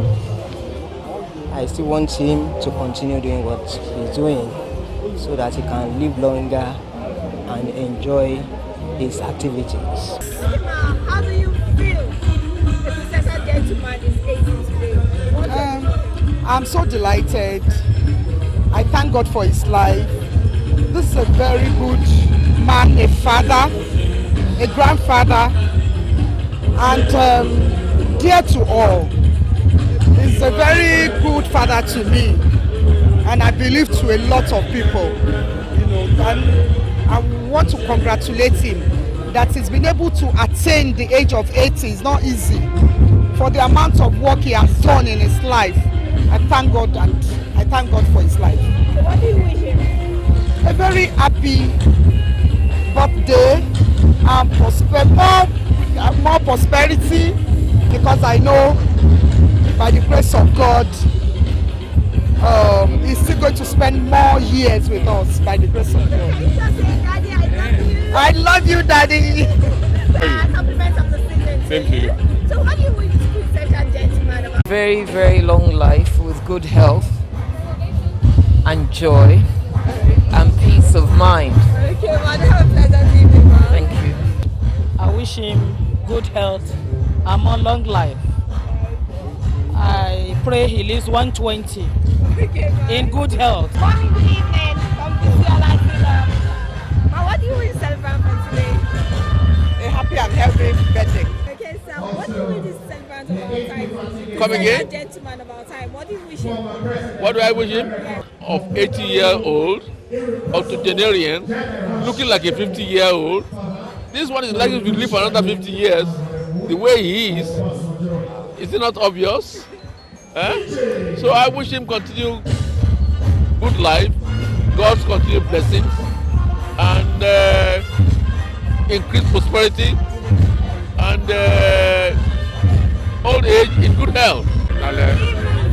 Good evening, Happy New Year. Same to you, sir. Yeah. What do you wish this quintessential gentleman about time?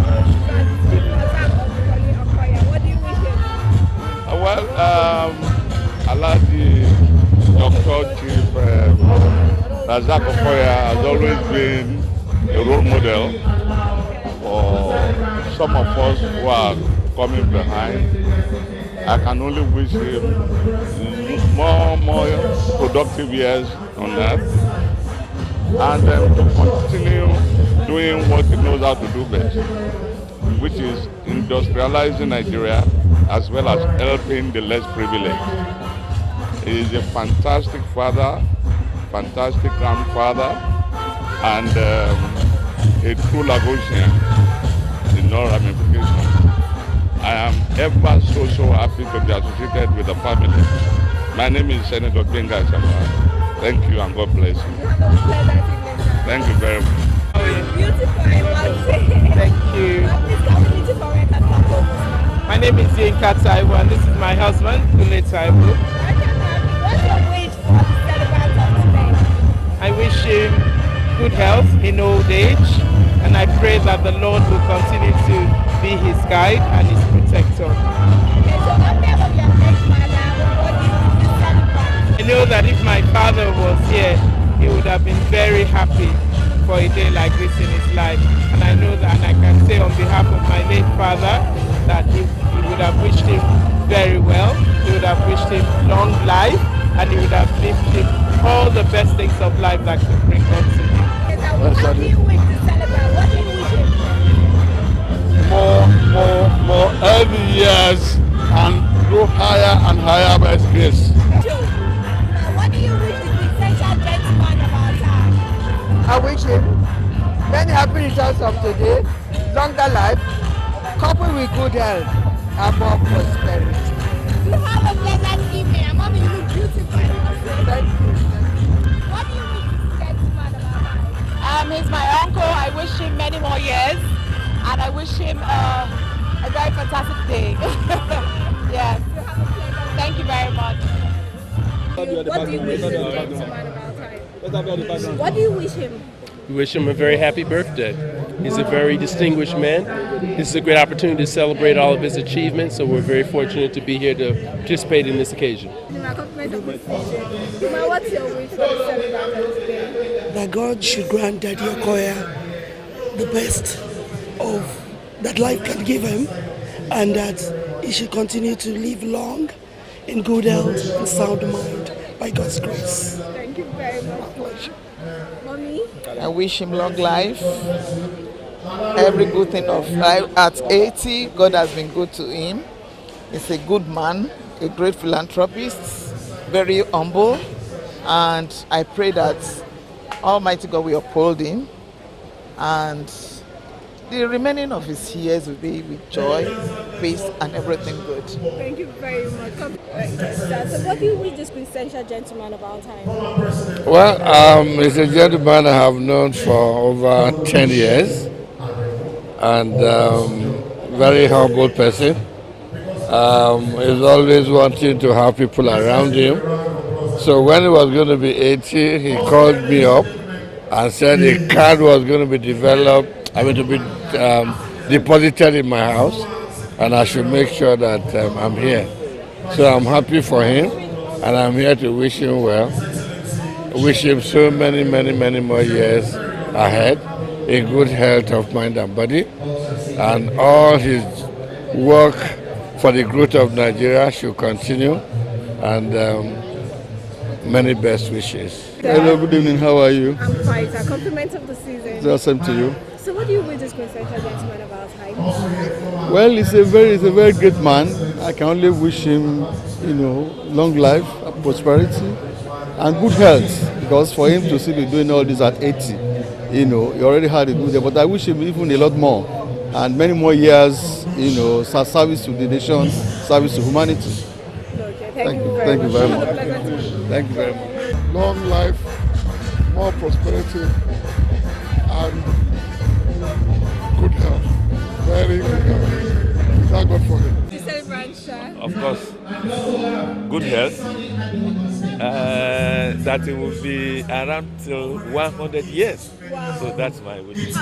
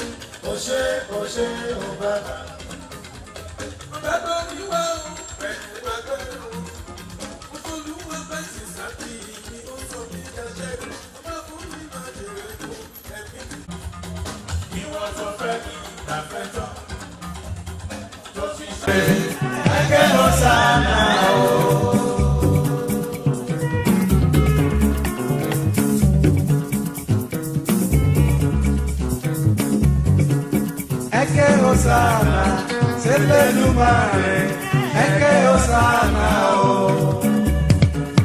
Eke Hosanna, Selenumare, Eke Hosanna,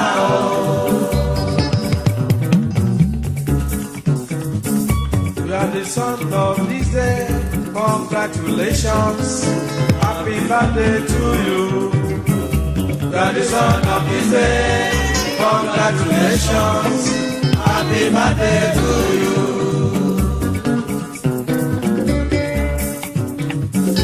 You are the son of this day. Congratulations, happy birthday to you. You are the son of this day. Congratulations, happy birthday to you.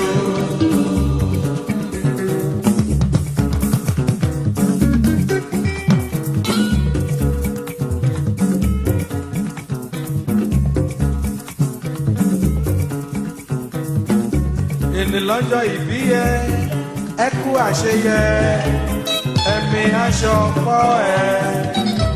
Èdè lọ́jọ́ ìbí ẹ, ẹ kú àṣeyẹ, ẹ̀mí aṣọ pọ̀ ẹ.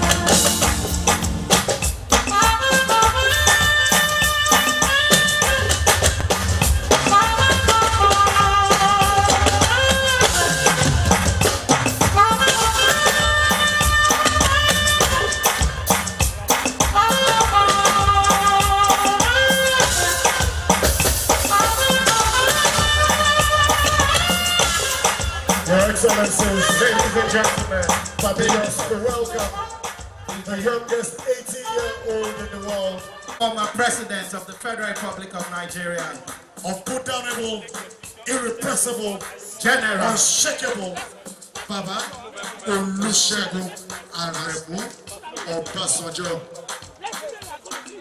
PJ.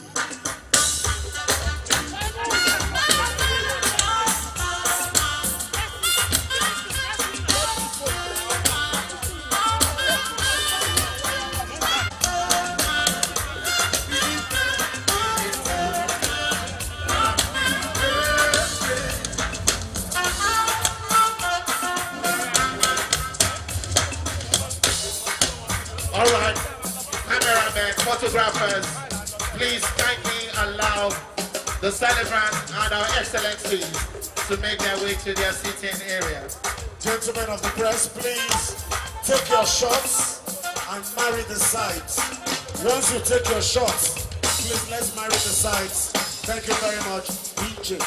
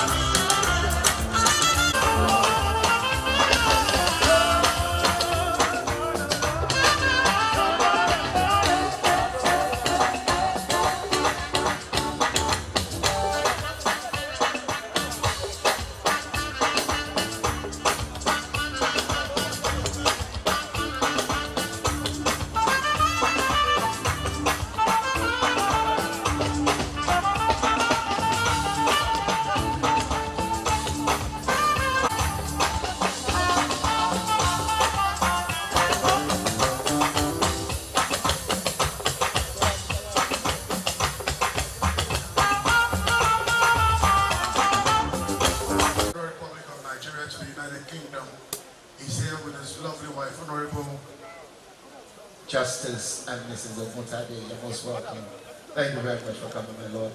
Also seated beside him is a bosom friend, brother, colleague. We've been together with the celebrants, the chairman, for as far back as I know them. When, a little backstory later, I did chairman's 60th birthday. I also did chairman's 70th birthday. You are old. I know, chairman caught me young.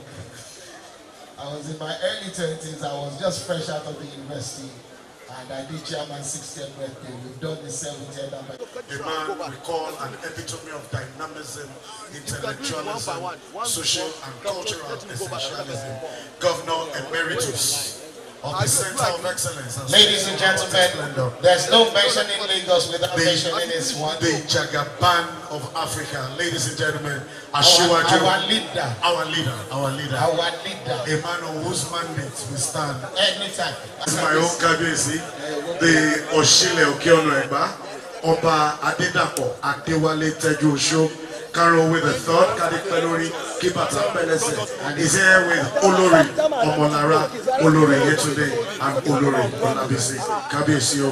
I'd like to welcome the Aro of the universe, Chief Alex Dudu Yemi.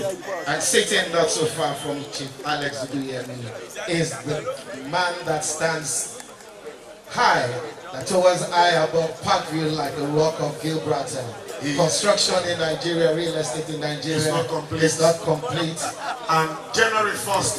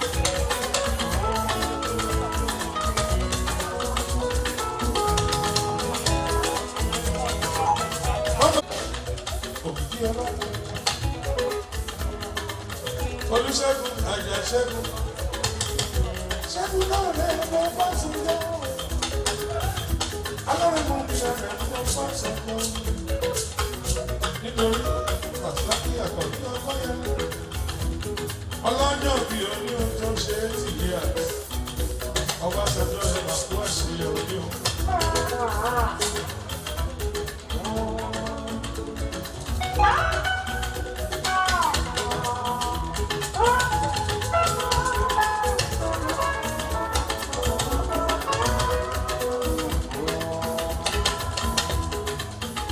Vice President, Your Excellency,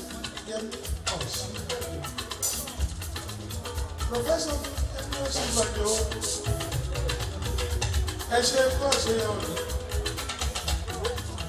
Vice President,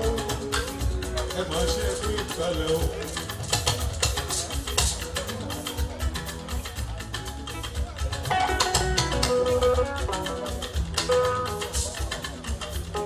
Aṣíwájú Bọ́lá Ahmed Tinubu Yàgàbá tó tó mọ́tò wà nípasẹ̀.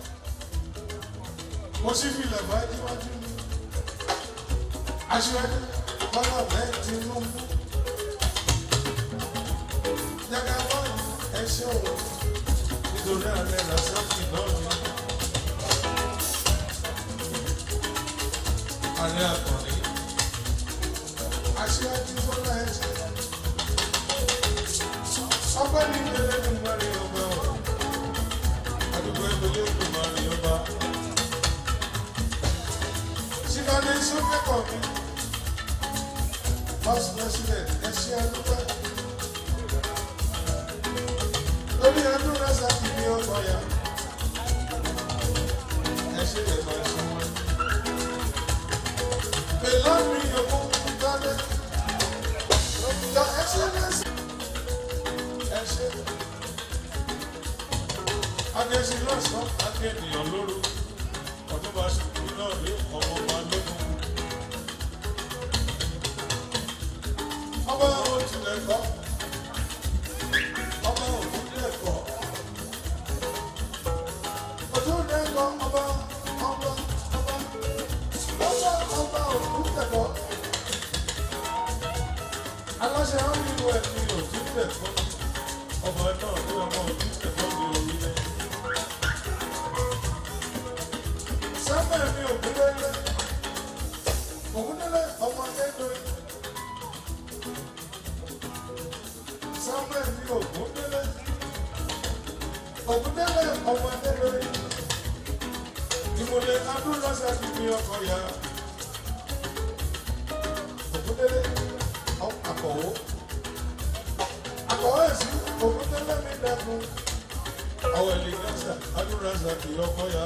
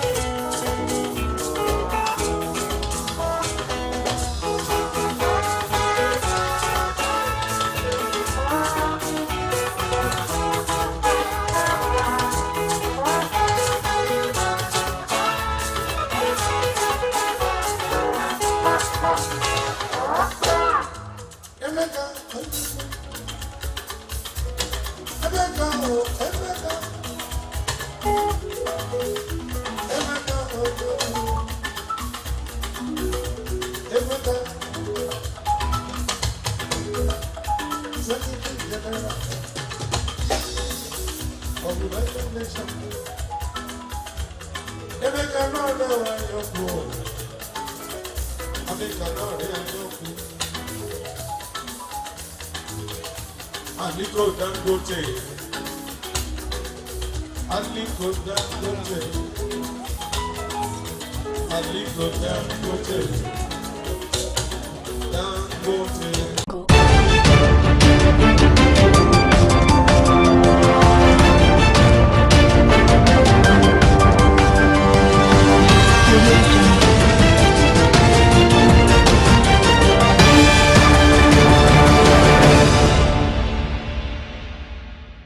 Many thanks for joining us again on the News Hour on Biscon Television. I'm Stella Opara. First, the high points of the news. On the national scene, Supreme Court affirms Sanwo-Olu, Mohammed Yusuf, others' elections. EFCC summons 20 humanitarian ministry directors, others. In business news, EU introduces new import policy. On the foreign scene, Israel rejects genocide charges, tells ICJ it must defend itself. And in the world of sport, Ogumike leads U.S. delegation to AFCON. Now the news in full. The Supreme Court has affirmed the election of Babajide Sanwo-Olu of the All Progressives Congress as Governor of Lagos State. The five-member panel, in a unanimous judgment delivered by Justice Lawal Garba and Adamu Jauro, affirmed the declaration of the APC's candidate as winner of the March 18, 2023 governorship election, after dismissing two separate appeals challenging his victory. Gbadebo Road's Viver of the Labour Party, who came second, and Abdulaziz Adediran, popularly known as Jandor of the People's Democratic Party, who came third, had challenged the election of Sanwo-Olu on grounds of alleged irregularities, malpractices, non-compliance, as well as non-qualification. The Apex Court subsequently dismissed the two appeals for lacking in merit. In the same vein, the Supreme Court has also affirmed the election of Dauda Lawal of the People's Democratic Party as Zamfara governor. The Apex Court set aside the decision of the Court of Appeal Abuja, which had declared the governorship election as inconclusive and ordered a rerun in 3 local government areas of the state. The Court of Appeal had in November nullified the election of Lawal's election. He was declared the winner of the March 18 governorship election. In a shocking victory that dislodged the then-incumbent Bello Matawale of the All Progressives Congress, Matawale scored 311,976 votes. Also, the Supreme Court has reversed the sack of Caleb Mutfwang as governor of Plateau State. Mutfwang of the People's Democratic Party scored 525,299 votes to beat the All Progressives Congress candidate Nentawe Yilwatda, who garnered 481,370 votes during the 18 March governorship poll in Plateau State. The governor's election was upheld by the Plateau State Governorship Election Petitions Tribunal in Jos, the state capital. However, the Court of Appeal in Abuja, in its judgment delivered on 19 November 2023, overturned Mr. Mutfwang's victory, prompting him to file an appeal at the Supreme Court to challenge the lower court's decision. Similarly, the Supreme Court has upheld the election of Abba Yusuf as governor of Kano State, reversing the decision of the Court of Appeal and the Governorship Election Petitions Tribunal, which sacked the governor. Justice John Okoro, who read the lead judgment, said the Court of Appeal was wrong in affirming the decision of the tribunal, which held that Yusuf did not win the majority of lawful votes cast in the governorship election of March 18, 2023. In the judgment, Justice Okoro held that the tribunal was wrong in deducting 165,616 votes accrued to Yusuf in the election on the grounds that the ballot papers were not signed and stamped by officials of INEC.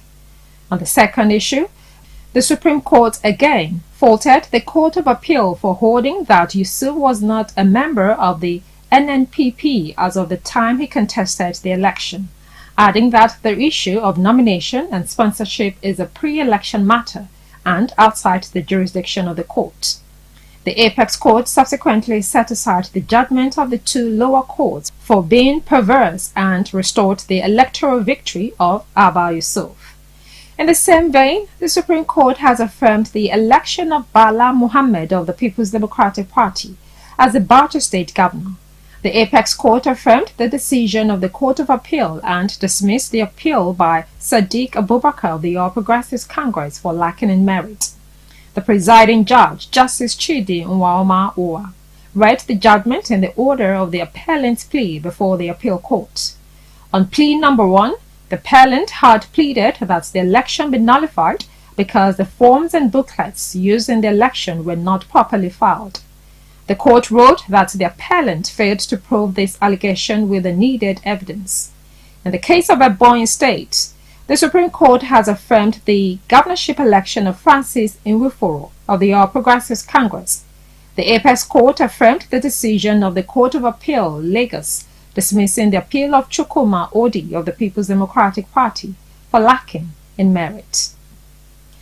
Now, as a follow-up to the Ministry of Humanitarian Affairs and Poverty Alleviation probe, the Economic and Financial Crimes Commission has summoned 20 senior directors and officials of the ministry. Newsmen reported that some of the officials were questioned by investigators at the EFCC headquarters on Thursday. The latest development followed a detailed investigation report on the ministry and recommendations presented by the Independent Corrupt Practices and Other Related Offences Commission to the EFCC on Tuesday. A source who confided in Newsmen said the EFCC is also probing some officials in the Ministry of Humanitarian Affairs. Another source further revealed that the probe had been widened to uncover various financial improprieties that might have been carried out since the ministry was created in 2019. Findings indicate that the collaboration between the EFCC and the ICPC would expect to expose more financial misconduct and other mischief perpetrated by civil servants since the Buhari administration's period. In another development, the Registrar of Joint Admissions and Matriculation Board, JAMB, Professor Ishak Oloyede, has commended the moves by the federal government to investigate the fake universities and certificates being awarded to Nigerians. Oloyede gave the commendation in an interview with newsmen in Nevada. He said that though the state of education in the country was not good enough, it had been improving and would continue to improve. The JAMB registrar said that while he believed that education was improving, everybody must do his or her part to make the sector greater. Stated that JAMB would stabilize some of the innovations that were employed in the quality of the body's work. You're watching Biscon TV News. Coming up next is Business News. Stay tuned.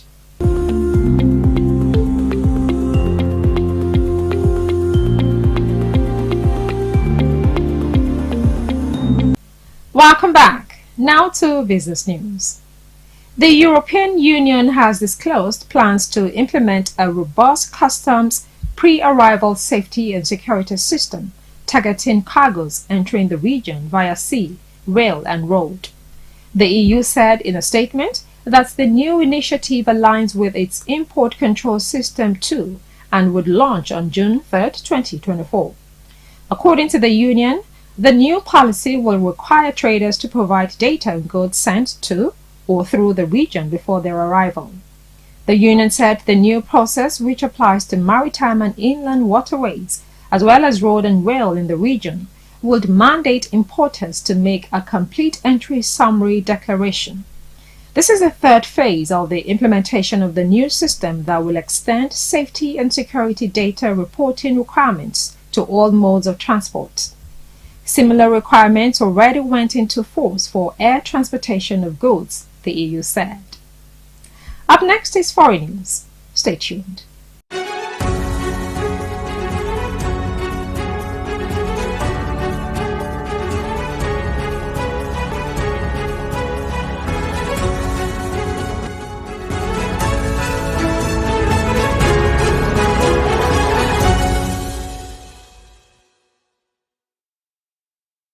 Welcome back. You're watching Biscon TV News. Now to foreign news. Israel has rejected as false and grossly distorted accusations brought by South Africa at the UN's top court that its military operation in Gaza is a state-led genocide campaign against the Palestinian population. It called on judges to dismiss South Africa's request to halt its offensive, saying to do so would leave it defenseless. South Africa, which filed the lawsuit at the International Court of Justice in December, asked judges in The Hague on Thursday to impose emergency measures ordering Israel to immediately halt the offensive. It said Israel's aerial and ground offensive, which has laid waste to much of the enclave and killed more than 23,000 people, according to Gaza health authorities, aimed to bring about the destruction of the population of Gaza. The Israeli Foreign Ministry's legal advisor, Tal Becker, told the court that South Africa's interpretation of events was grossly distorted. The 1948 Genocide Convention, enacted in the wake of the mass murder of Jews in the Nazi Holocaust, defines genocide as acts committed with intent to destroy, in whole or in part, a national, ethnical, racial, or religious group. Israel launched its war in Gaza after a cross-border rampage on October 7 by militants from Hamas, which is sworn to Israel's destruction. Israeli officials said 1,200 people were killed, mainly civilians, and 240 taken hostage back to Gaza. We take another break, and when we come back, we'll bring you sports news. Stay tuned.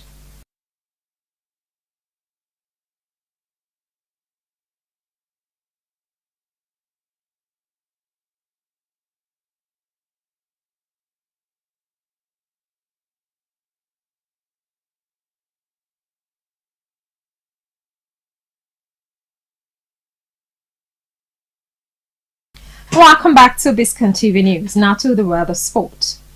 Chinenye Ogumike, a member of the President's Advisory Council on African Diaspora Engagement in the United States and two-time Women's National Basketball Association All-Star, has been appointed by President Joe Biden to lead the delegation of sports envoys and U.S. officials traveling to Abidjan, Côte d'Ivoire for the 2024 Africa Cup of Nations, Africa's largest sporting event.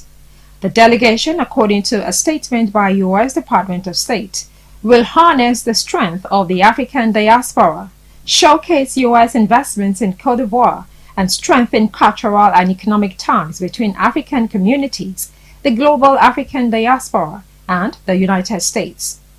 The tournament, which will start on January 13, 2024, with the opening match between the host country, Côte d'Ivoire, and Group A opponent, Guinea-Bissau, will end on February 11, 2024. And that's it for now on the News Hour on Biscon Television. Compiled and produced by Tomiloba Abalaran. Now we leave you with this quote that says, "No one gets to the top and stay prosperous without a good foundation." I'm Stella Opara. Thank you for staying with us.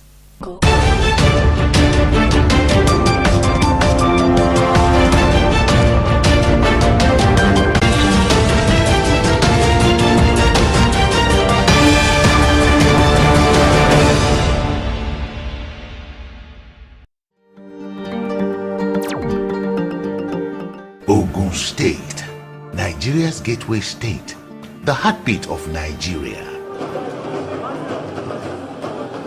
Resourcefulness and integrity. Ogun State, fat large quantities of mineral deposits, such as economy mainstay produces rice, corn, main cash crops. Major tourist attractions are Olumo Rock. The Ake, Ogun State, the gateway state, welcomes you.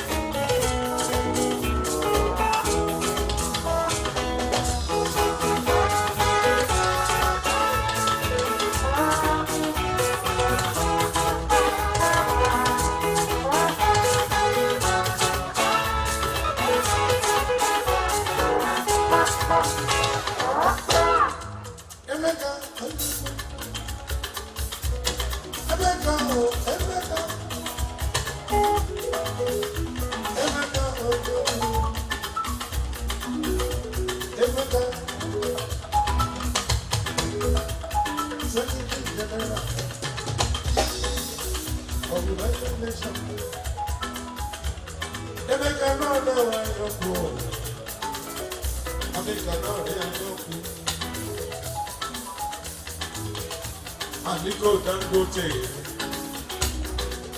Aliko Dangote, Aliko Dangote, Dangote.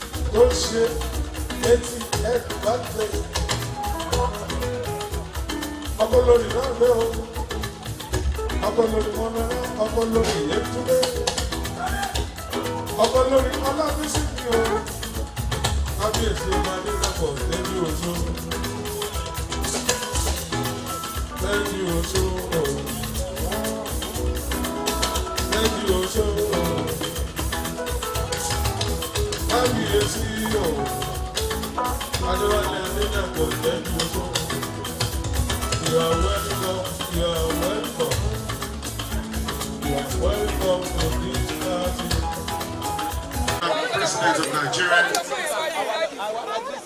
Excellency Baba Olusegun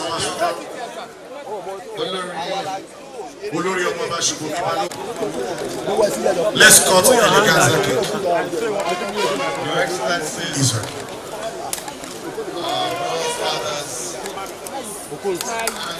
Nobody part this place, man. Nobody part here. It's a very special honor and privilege to superintend over the cutting of the cake. Yeah. To cover as many hectares as possible, so that we can demonstrate just how versatile and just how prolific our dear father Alhaji Razak Okoya has been in the business world. And we want to say before he cuts the cake that the Lord God Almighty, who has preserved you for this many years, will preserve you even longer. You will live to see your 90th birthday, to see your 100th birthday.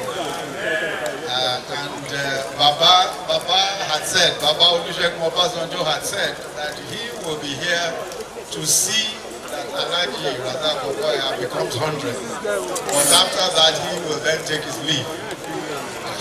But we have said that at that point, Alhaji Razak Okoya will not be afraid anymore. After the age of 100. So we pray that the Almighty God will preserve you, and that He will keep you well, in good health, and that you will do even greater things. This year is only the beginning of the best years of your life. We are going to just say the words long life, longer life. When after the count of 3, we just shout, longer life, Alhaji Razak Okoya. Amen. Longer life, Alhaji Razak Okoya. Amen. Thank you very much.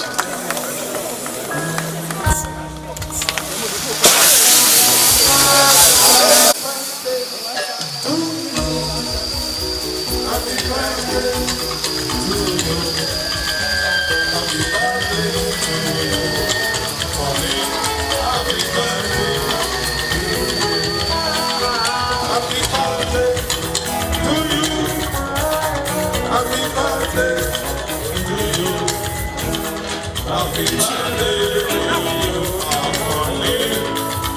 All right, thank you very much. Come on.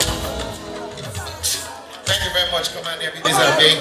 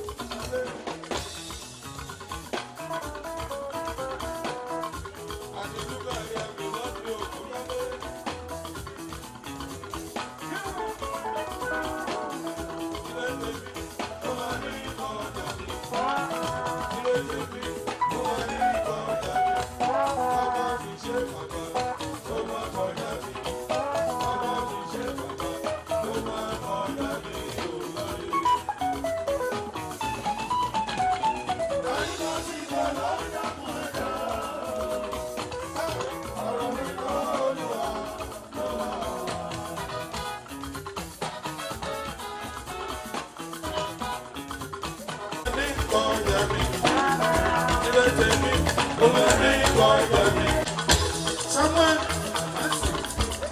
always, I don't know. My people say, "Oh, America, sometimes, my.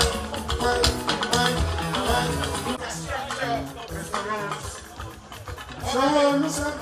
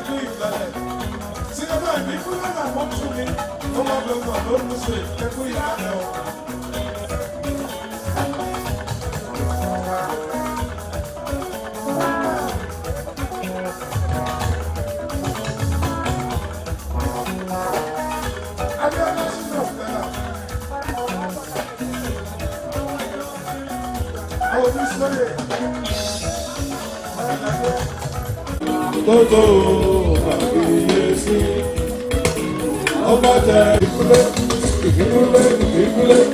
ọba gbèsè ọba jẹ́ bí oṣù òṣùpá yọ lọ fẹ̀rẹ̀ lẹ́yìn ọmọ ìmọ́lẹ̀ òṣùpá yọ lọ ọmọ ìmọ́lẹ̀.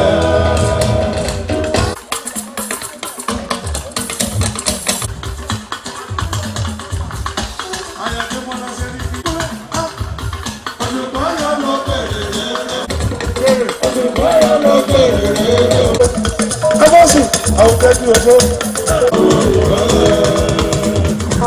Àwọn olùwàlẹ̀ tẹ́jú oṣó. Kábíyèsí ọba Adédàpọ̀ Adéwálé tẹ́jú oṣó. Àbíyamọ Abiyamo.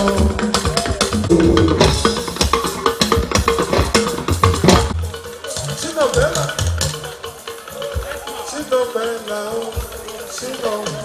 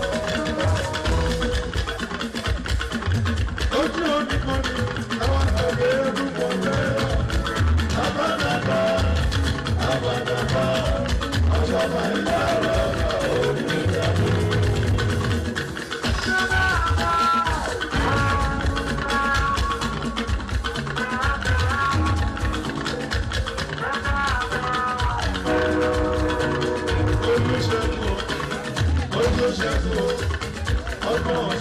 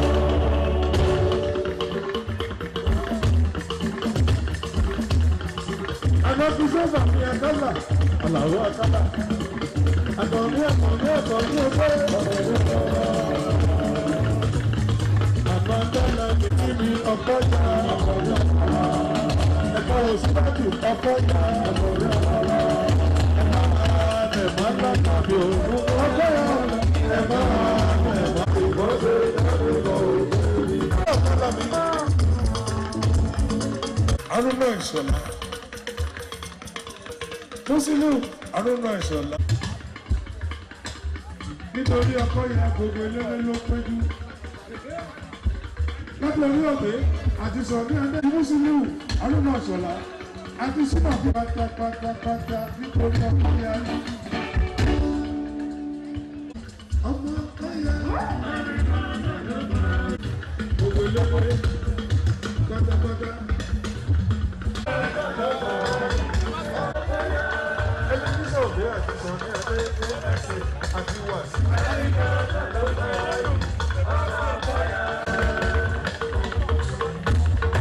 Àbíbí ṣe ọlọ́dún.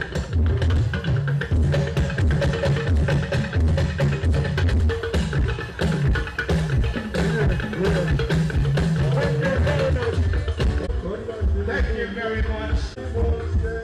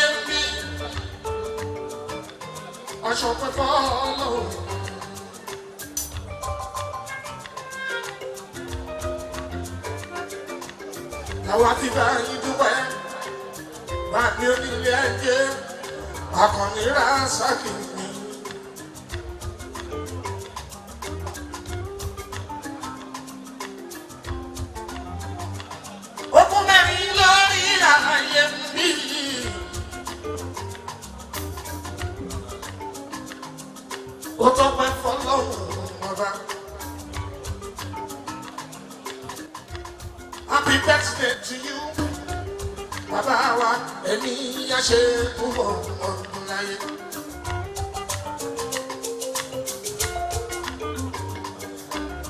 Àárí pẹ́pẹ́pẹ́pẹ́pẹ́, a ò ní tètè mọ yìí, Àkànní Rásákì ni ó. Ìbà Ọlọ́run ìbà ènìyàn. Ìbà fún gbogbo ẹ̀yin àgbàgbà tó ń bẹ lórí ilẹ̀. Àkànbí à ń ṣíwájú. Ọmọ olódò rẹ̀ ẹkú àdúgbò ti gbà mí. Your Excellency, Gọ́dùnú Babájídé Olúṣọlá, ọmọ Sanwó-Olú, ẹkú àdúgbò ti gbà mí. Your Excellency, High Commissioner, Nigeria ní UK. Happy Adéṣọlá, mo kí yín, ọmọ tòun tẹ́lẹ̀, ẹkú àdúró tí o.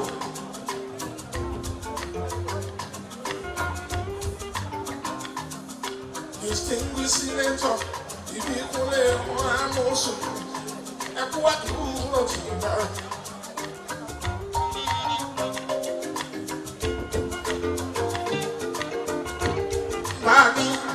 ọba òtú lẹ́kọ̀ọ́ ẹ máa kú ẹ̀dúró tì ó.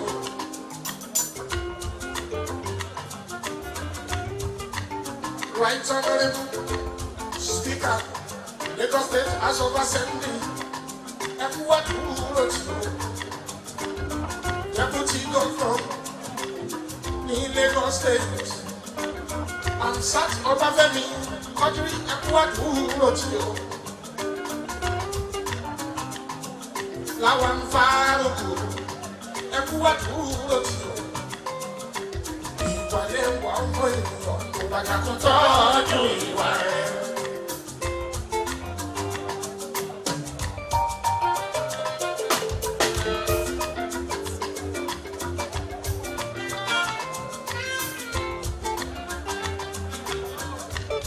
Wà mí bàbá làgbà mú. Chief Samuel Adégoyí ẹ kú àdúró tì ó. Ọlámúsọ̀yẹ bá mi ọmọọba tó mìíràn nílẹ̀ tí gbogbo lẹ́mí títí. Ọmọọba tí ń fàṣẹ́nu mi ẹ kú àdúró tì ó. Ọmọ Oyinlọ́lá olókùkù. Ọtún bàbá mi gbé gbòòrò Your Excellency.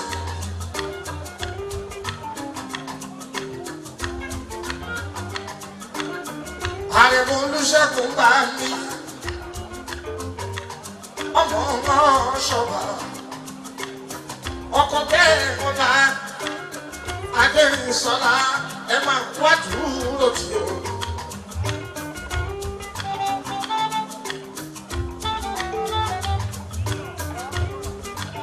Bàmí Àrẹ̀mú ọmọ fábíyì yóò ẹni lẹ́kún wọn láṣùkọ̀ ẹ máa kú àdúró tì í bá mi. Kábíyèsí ọba kìlọ̀ ẹ̀ ti dání. Ojúmú láṣẹ mi ó. Ẹ kú àdúró tì ó. Kábíyèsí ọba Adébọ́lá olówó Ìkàtẹ́ ó. Ẹ kú àdúró tì ó.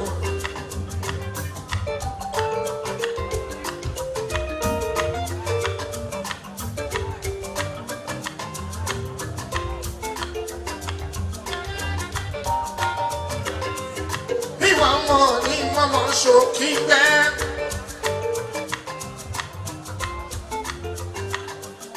Ẹ kọ́ ọdún ẹ̀ dáadáa.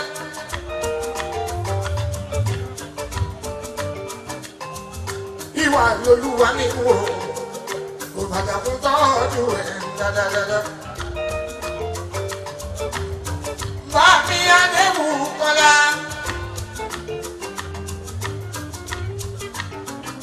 Adéwù Kọ́lá Adéwù Jù. Ọ̀dọ́lé ẹ̀kú àdúró tí ó. Àkọ́ni Gbàgbéra Sàkì. Kábíyèsí. Onírìṣà, ojú òrìṣà, ojú ọlọ́run ọba. Ẹ máa kú àdúró tì í.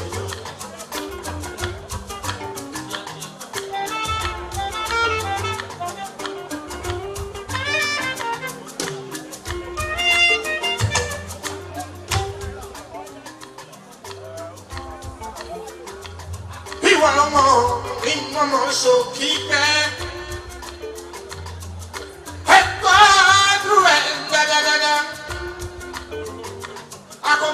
Ìwà yìí lọ sọ̀wọ́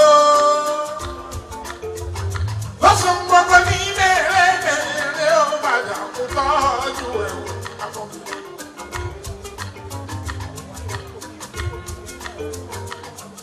Ìwà ló ní wá níwọ̀ bí ó bá ti sẹ́yìn ìkọ́ni mọ́.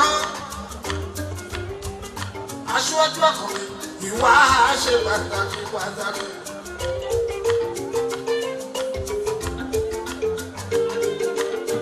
Adélébárè àrìnàkórè, Adélébárè,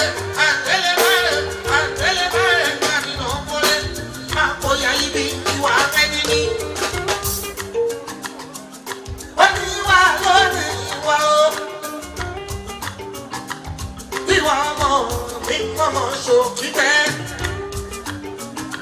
Tọ́bàdàkùn tọ́jú ẹ̀ dáadáa. Ìwà lẹ́wà ọmọ ènìyàn. Tọ́bàdàkùn tọ́jú ìwà rẹ̀. Dr. Wálé, ọmọ bàbá Alákin, ẹkú àdúró tí o.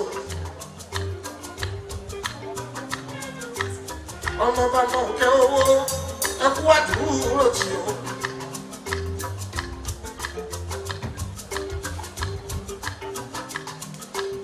Olùkọ́ àsáàkì, àyíkájídá sọ́jídọ́mọ ènìyàn, ẹkú àdúró tí o. Alára, ó máa kú àdúró tí o.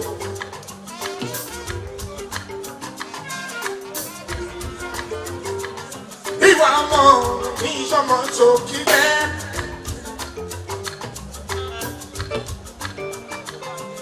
Children Martin school yẹ, àbí ẹkú àdúró tí o. Yèyé Kẹ́mi lẹ́sìn mi, èsì dájú náà. Ẹ máa kú àdúró tì í. Àkànní ọmọ ọmọ aláìsàdé ọkọ̀ àdíjà kúrò àbá mi.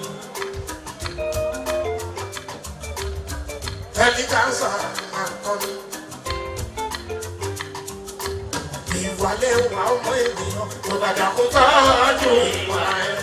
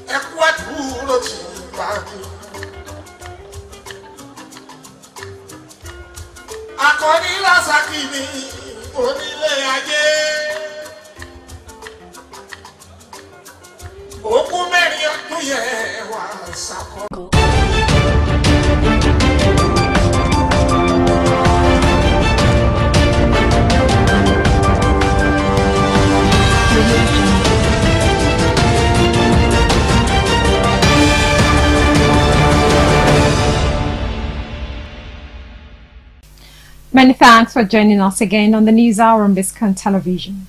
I'm Stella Opara. First, the high points of the news.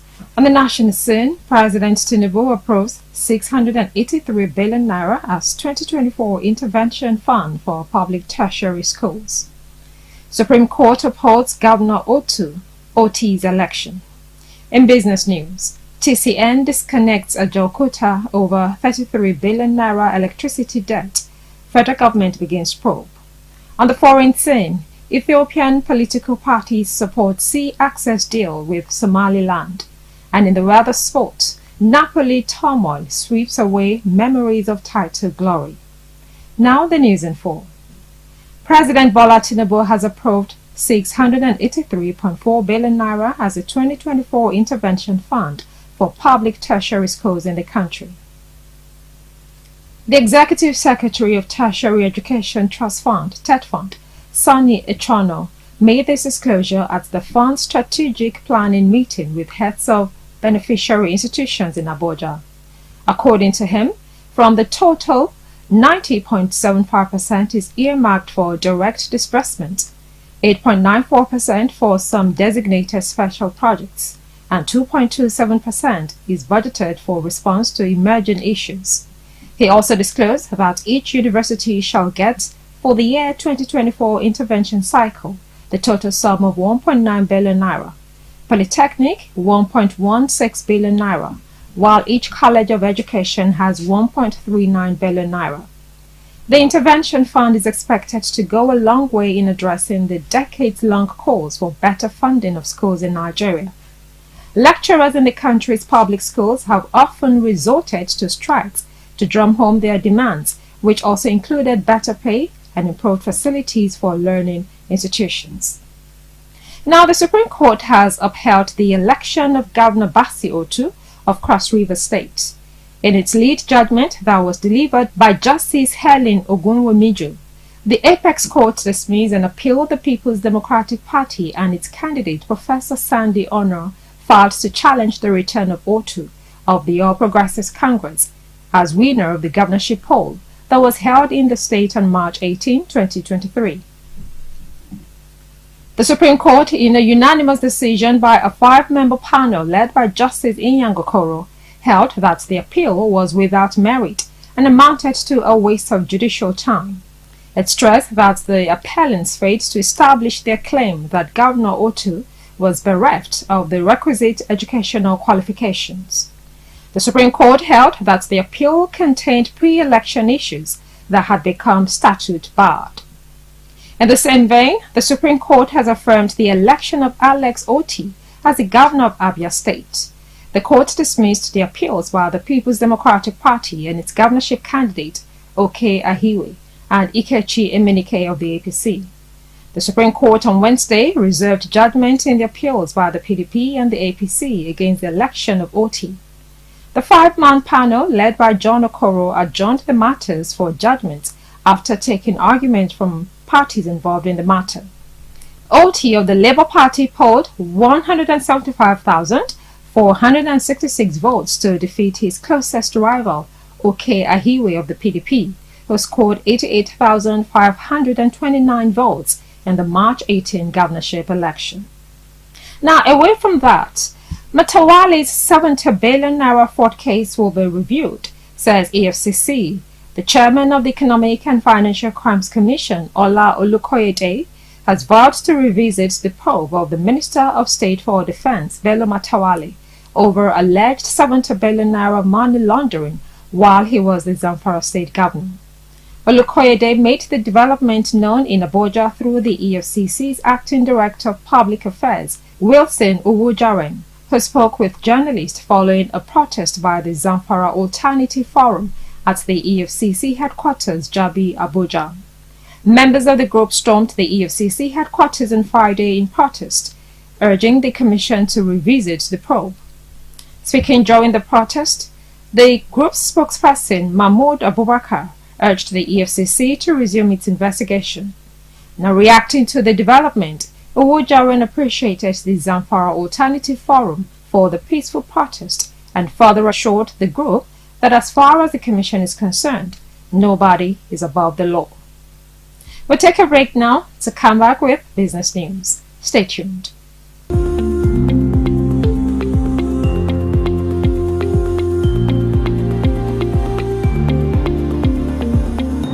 Welcome back to Biscon TV News. Now to business news. The federal government has said it would investigate how the non-functioning Ajokuta Steel Company Limited accrued 33 billion naira in electricity debt, which prompted the Transmission Company of Nigeria to disconnect the company from the national grid. The Minister of Steel Development, Shuaibu Audu, revealed this to State House correspondents after meeting President Bola Tinubu at the Aso Rock Villa, Abuja. Newsmen reported that the TCN disconnected Ajokuta Steel Company Limited from the national as the moribund company failed to clear a debt of 33 billion naira owed to the NBET and service providers. The 33 billion naira comprises 30.85 billion naira for energy and capacity delivered by NBET and 2.22 billion naira owed to service providers. Addressing correspondents, the minister vowed to consider the matter. He marveled at how the company accumulated such debt in electricity consumption when it had not been in full operation. Shuaibu also said the federal government would not allow its agency, NBET, to hinder the efforts to revive the steel company, which has been out of operation for about 45 years. one of the things I spoke to the MD of Ajokuta today, and this was one of the questions I asked, and we're going to get to the bottom of it. Why consumption of so much electricity in a place that is not operating at full capacity? Part of what we also need to do is that we're trying to revive Ajokuta in a collegiate system, in piecemeal. So we may not have the capacity to be able to pay all those outstanding amounts immediately. Part of what the MD of Ajokuta told me is that most of that money is in interest payments, and NBET and the electricity company that has disconnected it is also a government agency. So if we as a government ministry, government agency are trying to revive Ajokuta and working hard to do that, we should not have another hand within the same government making things very difficult for us. So part of what we plan to do is to sit down on the table in the next few days as quickly as possible to be able to come up with a plan so that they can put it back on the grid and put things back in order. It's a gradual process. Ajokuta cannot be revived overnight. This is an institution. This is a plan that has not been working for 45 years. It's a difficult task to try and get it back on track. So we need the support of the entire government apparatus. We need support of stakeholders. We need support of everyone to be able to do this difficult job. Up next is Foreign News. We'll bring you details shortly.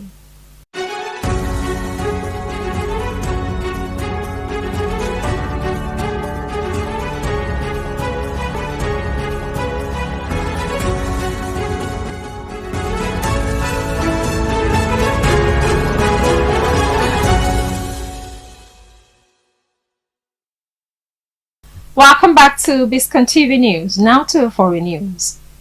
Ethiopia's political parties on Thursday unanimously supported the country's maritime access deal with Somalia's breakaway province of Somaliland.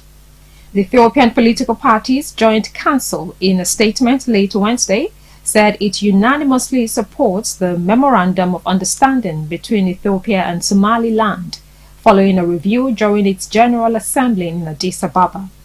The Council said it had discussed the framework of the agreement, detailed content, and the opportunities and threats associated with the agreement, and confirmed its unanimous support for the agreement. The Council called on the government, political parties, and the general public to play a positive role in implementing the agreement with Somaliland. Ethiopia has been working to strengthen its relationship with the Horn of Africa countries to ensure that over 120 million citizens have access to the sea. Somalia has rejected Ethiopia's Red Sea port deal with Somaliland, calling it illegitimate, a threat to good neighborliness, and a violation of its sovereignty. It also recalled its ambassador to Ethiopia after the deal was signed on January 1st. The Ethiopian government has defended its decision to sign the deal and said the agreement with Somaliland will affect no party or country. The deal allows Ethiopia to obtain a permanent and reliable naval base and commercial maritime service in the Gulf of Aden. Ethiopia lost its Red Sea ports in the early 1990s after the Eritrean War of Independence, which lasted from 1961 to 1991. In 1991, Eritrea gained independence from Ethiopia, leading to the establishment of two separate nations. The separation resulted in Ethiopia losing direct access to the Red Sea key ports. Up next is sports news. Stay tuned.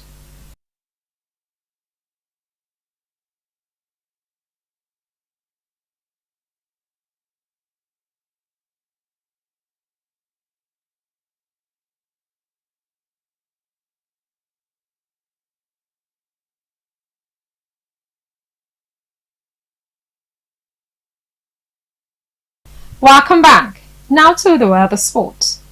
Napoli are deep in crisis as they prepare to host rock-bottom Salernitana on Saturday, with the Serie A title defense in tatters and tensions flaring behind the scenes. A full 20 points behind leaders Inter Milan, who are at Monza on Saturday.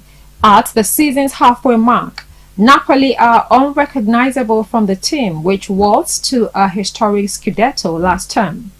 Walter Mazzari's side have scored just 4 times in their last 8 matches in all competitions, losing 6 of those fixtures, and have tumbled all the way down to 9th in Italy's top flight. Mazzari was hired in November to clean up the mess left by his predecessor Rudy Garcia, but if anything, Napoli have got worse under his command, with serious disciplinary problems and player spats adding to a toxic mix. Last weekend's 3-goal showing at Torino wasn't even the season's worst defeat. That honor goes to the 4-0 Italian Cup thumping at the hands of Frosinone, but was the 3rd straight match Napoli had at least one player sent off. You're watching Biscon TV News. Up next is entertainment news. Stay tuned.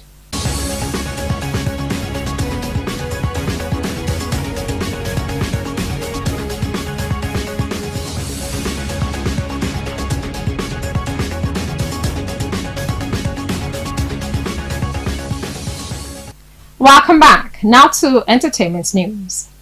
Kora Obidi, a Nigerian dancer, took to social media to share that her first daughter, June, went missing from school unexpectedly. Kora revealed a sad revelation in a recent live video on her Facebook. She described coming to pick up her daughter from school only to find that she was missing. Frustrated, she allegedly quizzed the professors for information, only to learn that someone had swooped in and whisked her away. The dancer declared June missing, accusing her ex-husband of being the major suspect. She vented her rage, accusing him of kidnapping their daughter in the middle of the school day at her new school. And that's it for now on the News Hour on Biscon Television, compiled and produced by Tomiloba Abolari. We leave you with this quote: "Be careful how you think. Your life is shaped by your thoughts." I'm Stella Opara. Thank you for staying with us.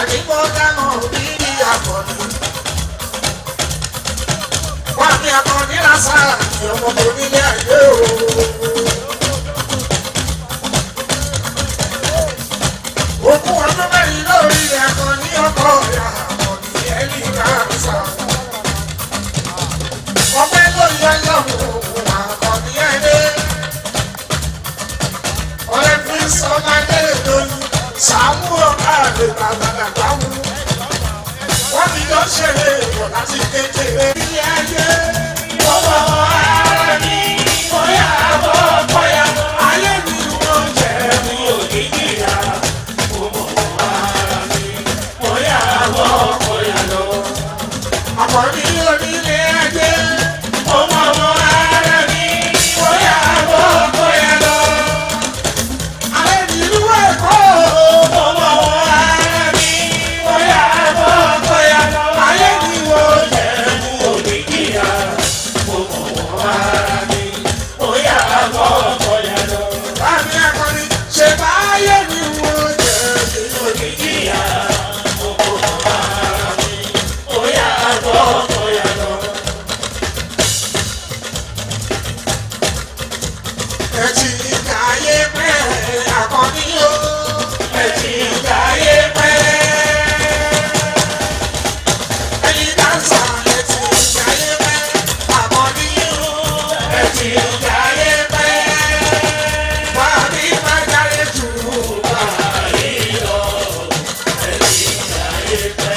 Ṣàlò ṣàgídí ṣàgídí ṣàgídí ọ̀rọ̀. Ṣàlò ṣàgídí ṣàgídí ṣàgídí ọ̀rọ̀. Ẹ lọ́ra níjẹ̀ níjẹ̀ níjẹ̀ ọ̀kẹ́ bàjẹ́. Onílé ajé rè akọni onílé ajé rè ọkọ̀ yà ti jẹ́ àṣàkì rè yọ. Onílé ajé rè akọni onílé ajé rè. Sẹ́nọ̀tọ̀ Dúró ní Tinubu ayé aṣíwájú lórí ìyẹn. Ọ̀dọ́ yẹ bàbá Ìjẹ̀bú Adébútú lórí kí wọ́n. Ọ̀dọ́ lè gbogbo ìsọ́sì òun lórí kí wọ́n. Akọnira sáàkì. Akọnira sáàkì. Aṣíwájú aṣọ wàdà olè wọ́n máa ń wá o. Ẹni bá lórúkọ bó ṣẹlẹ̀ lọ.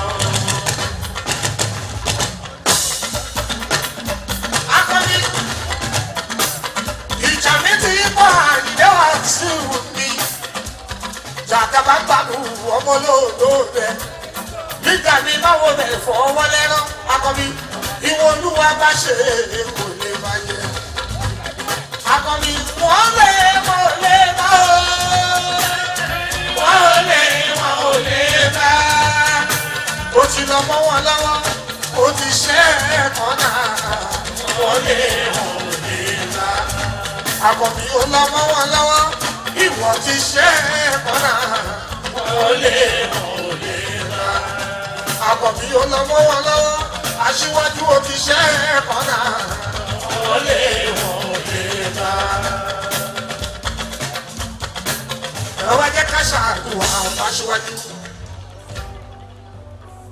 Bẹ́ẹ̀ ló bá ní òun ṣe ló fi yàn gan.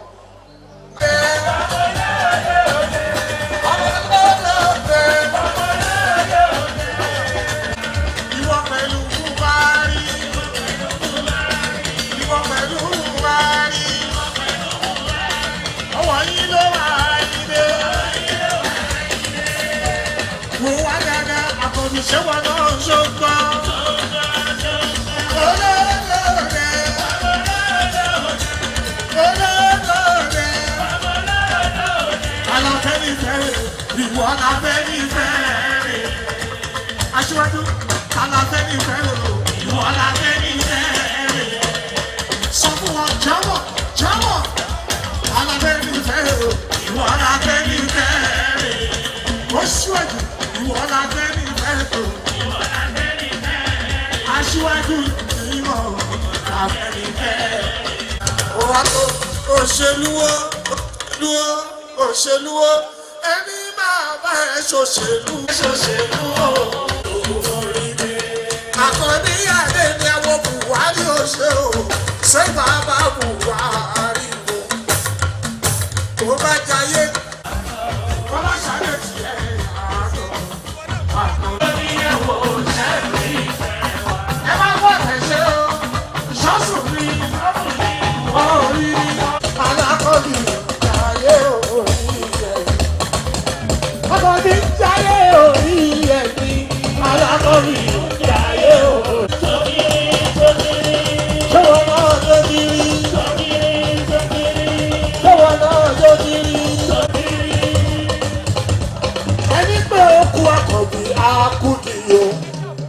àfọwọ́fọ̀nà àfọwọ́fọ̀nà kí. ọ̀rẹ́ lọ́rẹ́ àwa ó ṣíwájú àkọ́kọ́ àṣàkì ẹ̀yìn àṣàkì onílé àjò onílé.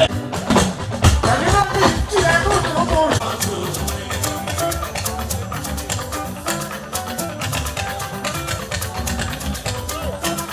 transformer tó tanná ọ̀pọ̀ yà àkọ́bí ọ̀pọ̀ yà ọ̀yà àkọ́bí ọ̀pọ̀ yà ó.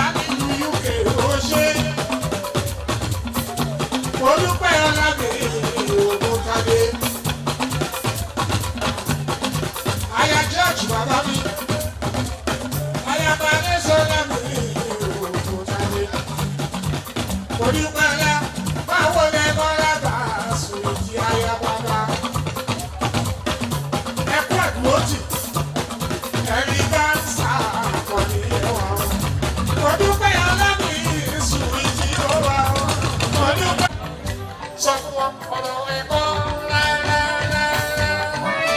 ọ̀rọ̀ ẹ̀kọ́ rárá.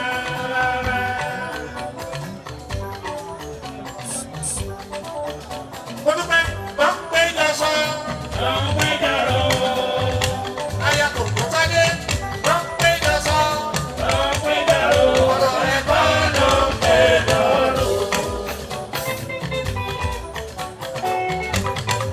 Ẹ̀kọ́ àgbòjì Afọláṣadé transformer tó tọ́lọ́ ọkọ ya o Ṣadé ló ń tọ́lọ́ ọkọ ya Ṣadé ọmọ ní ọgbọ́dọ̀ rí ẹ fi ẹ̀wà náà gbọ́dọ̀ rí ẹ fi o. Létí inú. Ladies and gentlemen, and on that note we start the countdown. 10, 9, 8, 7, 6, 5, 4, 3, 2, 1. Happy birthday to you. Happy birthday to you, Akoni. Happy birthday to you. Happy birthday to you. Happy birthday to you. Happy birthday to you, Akoni. Happy birthday to you. Akoni Ade, báàmí o. Ìrìn àjò tuntun ṣẹ̀ṣẹ̀ tún bẹ̀rẹ̀. Ìrìn àjò tuntun ló bẹ̀rẹ̀ báyìí. Lápapọ̀ lọ́wọ́ bá o. Àwọn àgbàgbẹ́bí ṣe 80, ẹ̀ ṣe 90, ẹ̀ ṣe 100. Wàá mi lápapọ̀ lọ́wọ́ bá o. Lápapọ̀ lọ́wọ́ bá.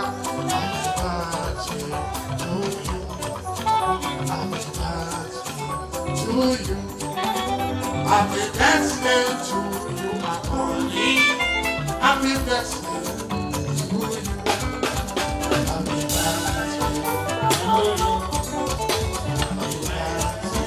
to you. Happy birthday to you, Akoni. Happy birthday to you. Ẹ̀kúrí àti ọ̀pẹ wọlé. Ọmọ ọlọ́jọ́ mi yé mi tàbí Akoni mi rà sábì. Ẹ̀kúrí ayọ̀ mi wọlé.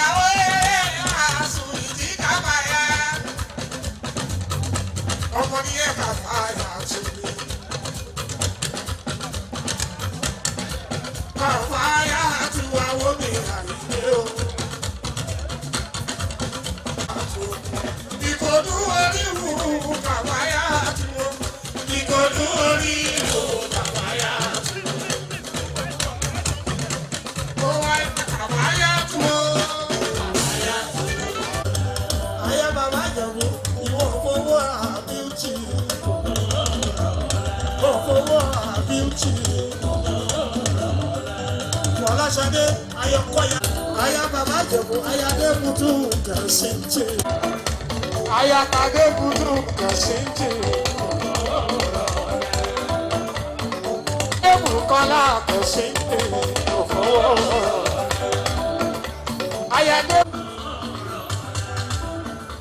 Ayade Bukola kò sí ojú wọn lọ tẹ́lẹ̀ tẹ́lẹ̀ ṣe ojú ìwọ̀n. Kẹ́mi náà ìyàwó dáàbò. Máṣàlú bẹ̀rẹ̀ ọmọdún bí. Ọmọ ọ̀dọ́ bá mi lọ.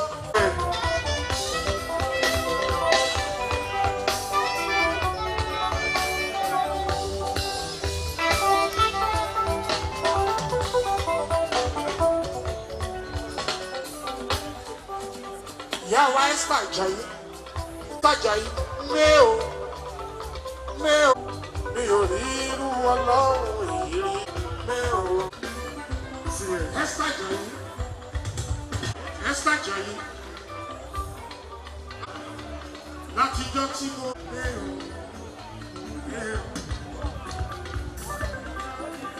Sákẹ́rù lọ́sí dájúwà ọ̀ṣẹ́kẹ́rù ọ̀ṣẹ́kẹ́rù.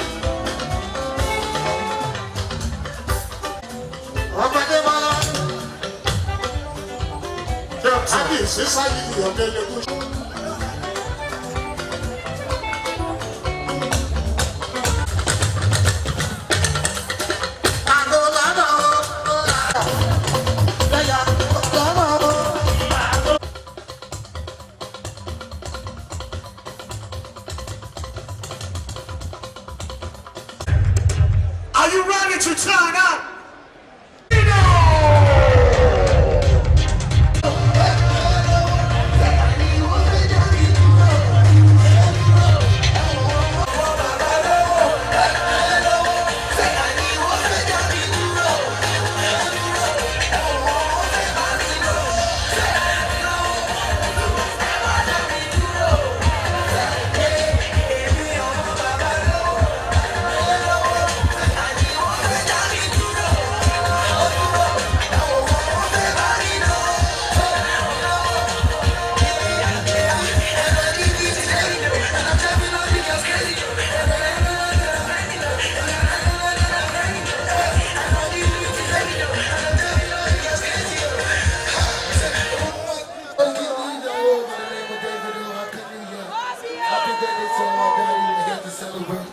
Let's go.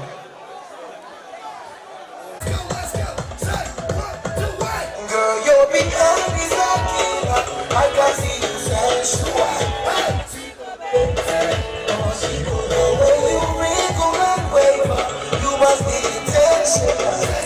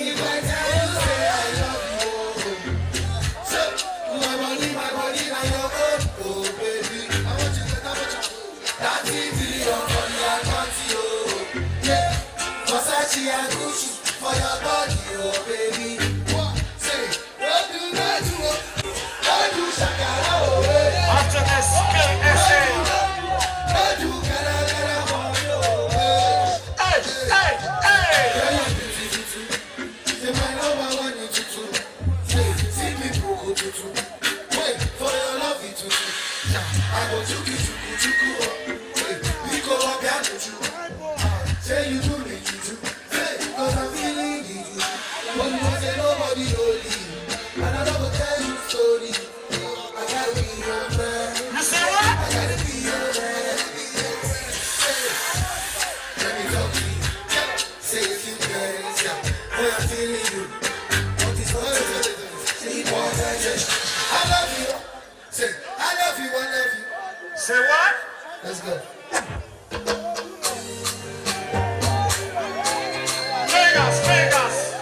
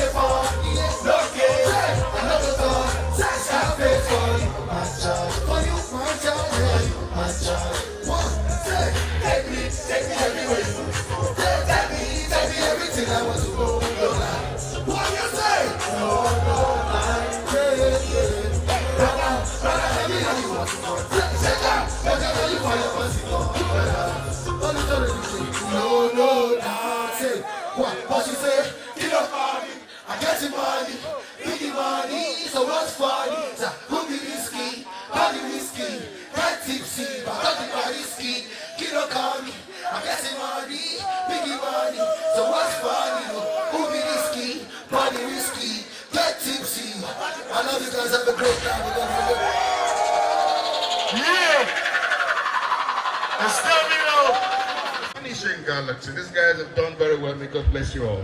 As you heard him say, I was master of ceremonies when I returned 70, and may God bless his soul. Chief Molade Okur Thomas officiated when we cut the cake. And of course, Chief Femi Adeni Williams was chairman of Ireland Club at the time. Ireland Club did a special thing for this wonderful man who has been a member for a long time. They've asked me to please plead with you, ladies and gentlemen, at the right time. These are the masters of ceremonies. Yeah. Our chairman, Prince Philip Kola Bumere, has said they want to honor this man who has honored them all over the place. If you agree with me, your hands together, ladies and gentlemen, for Ireland Club members.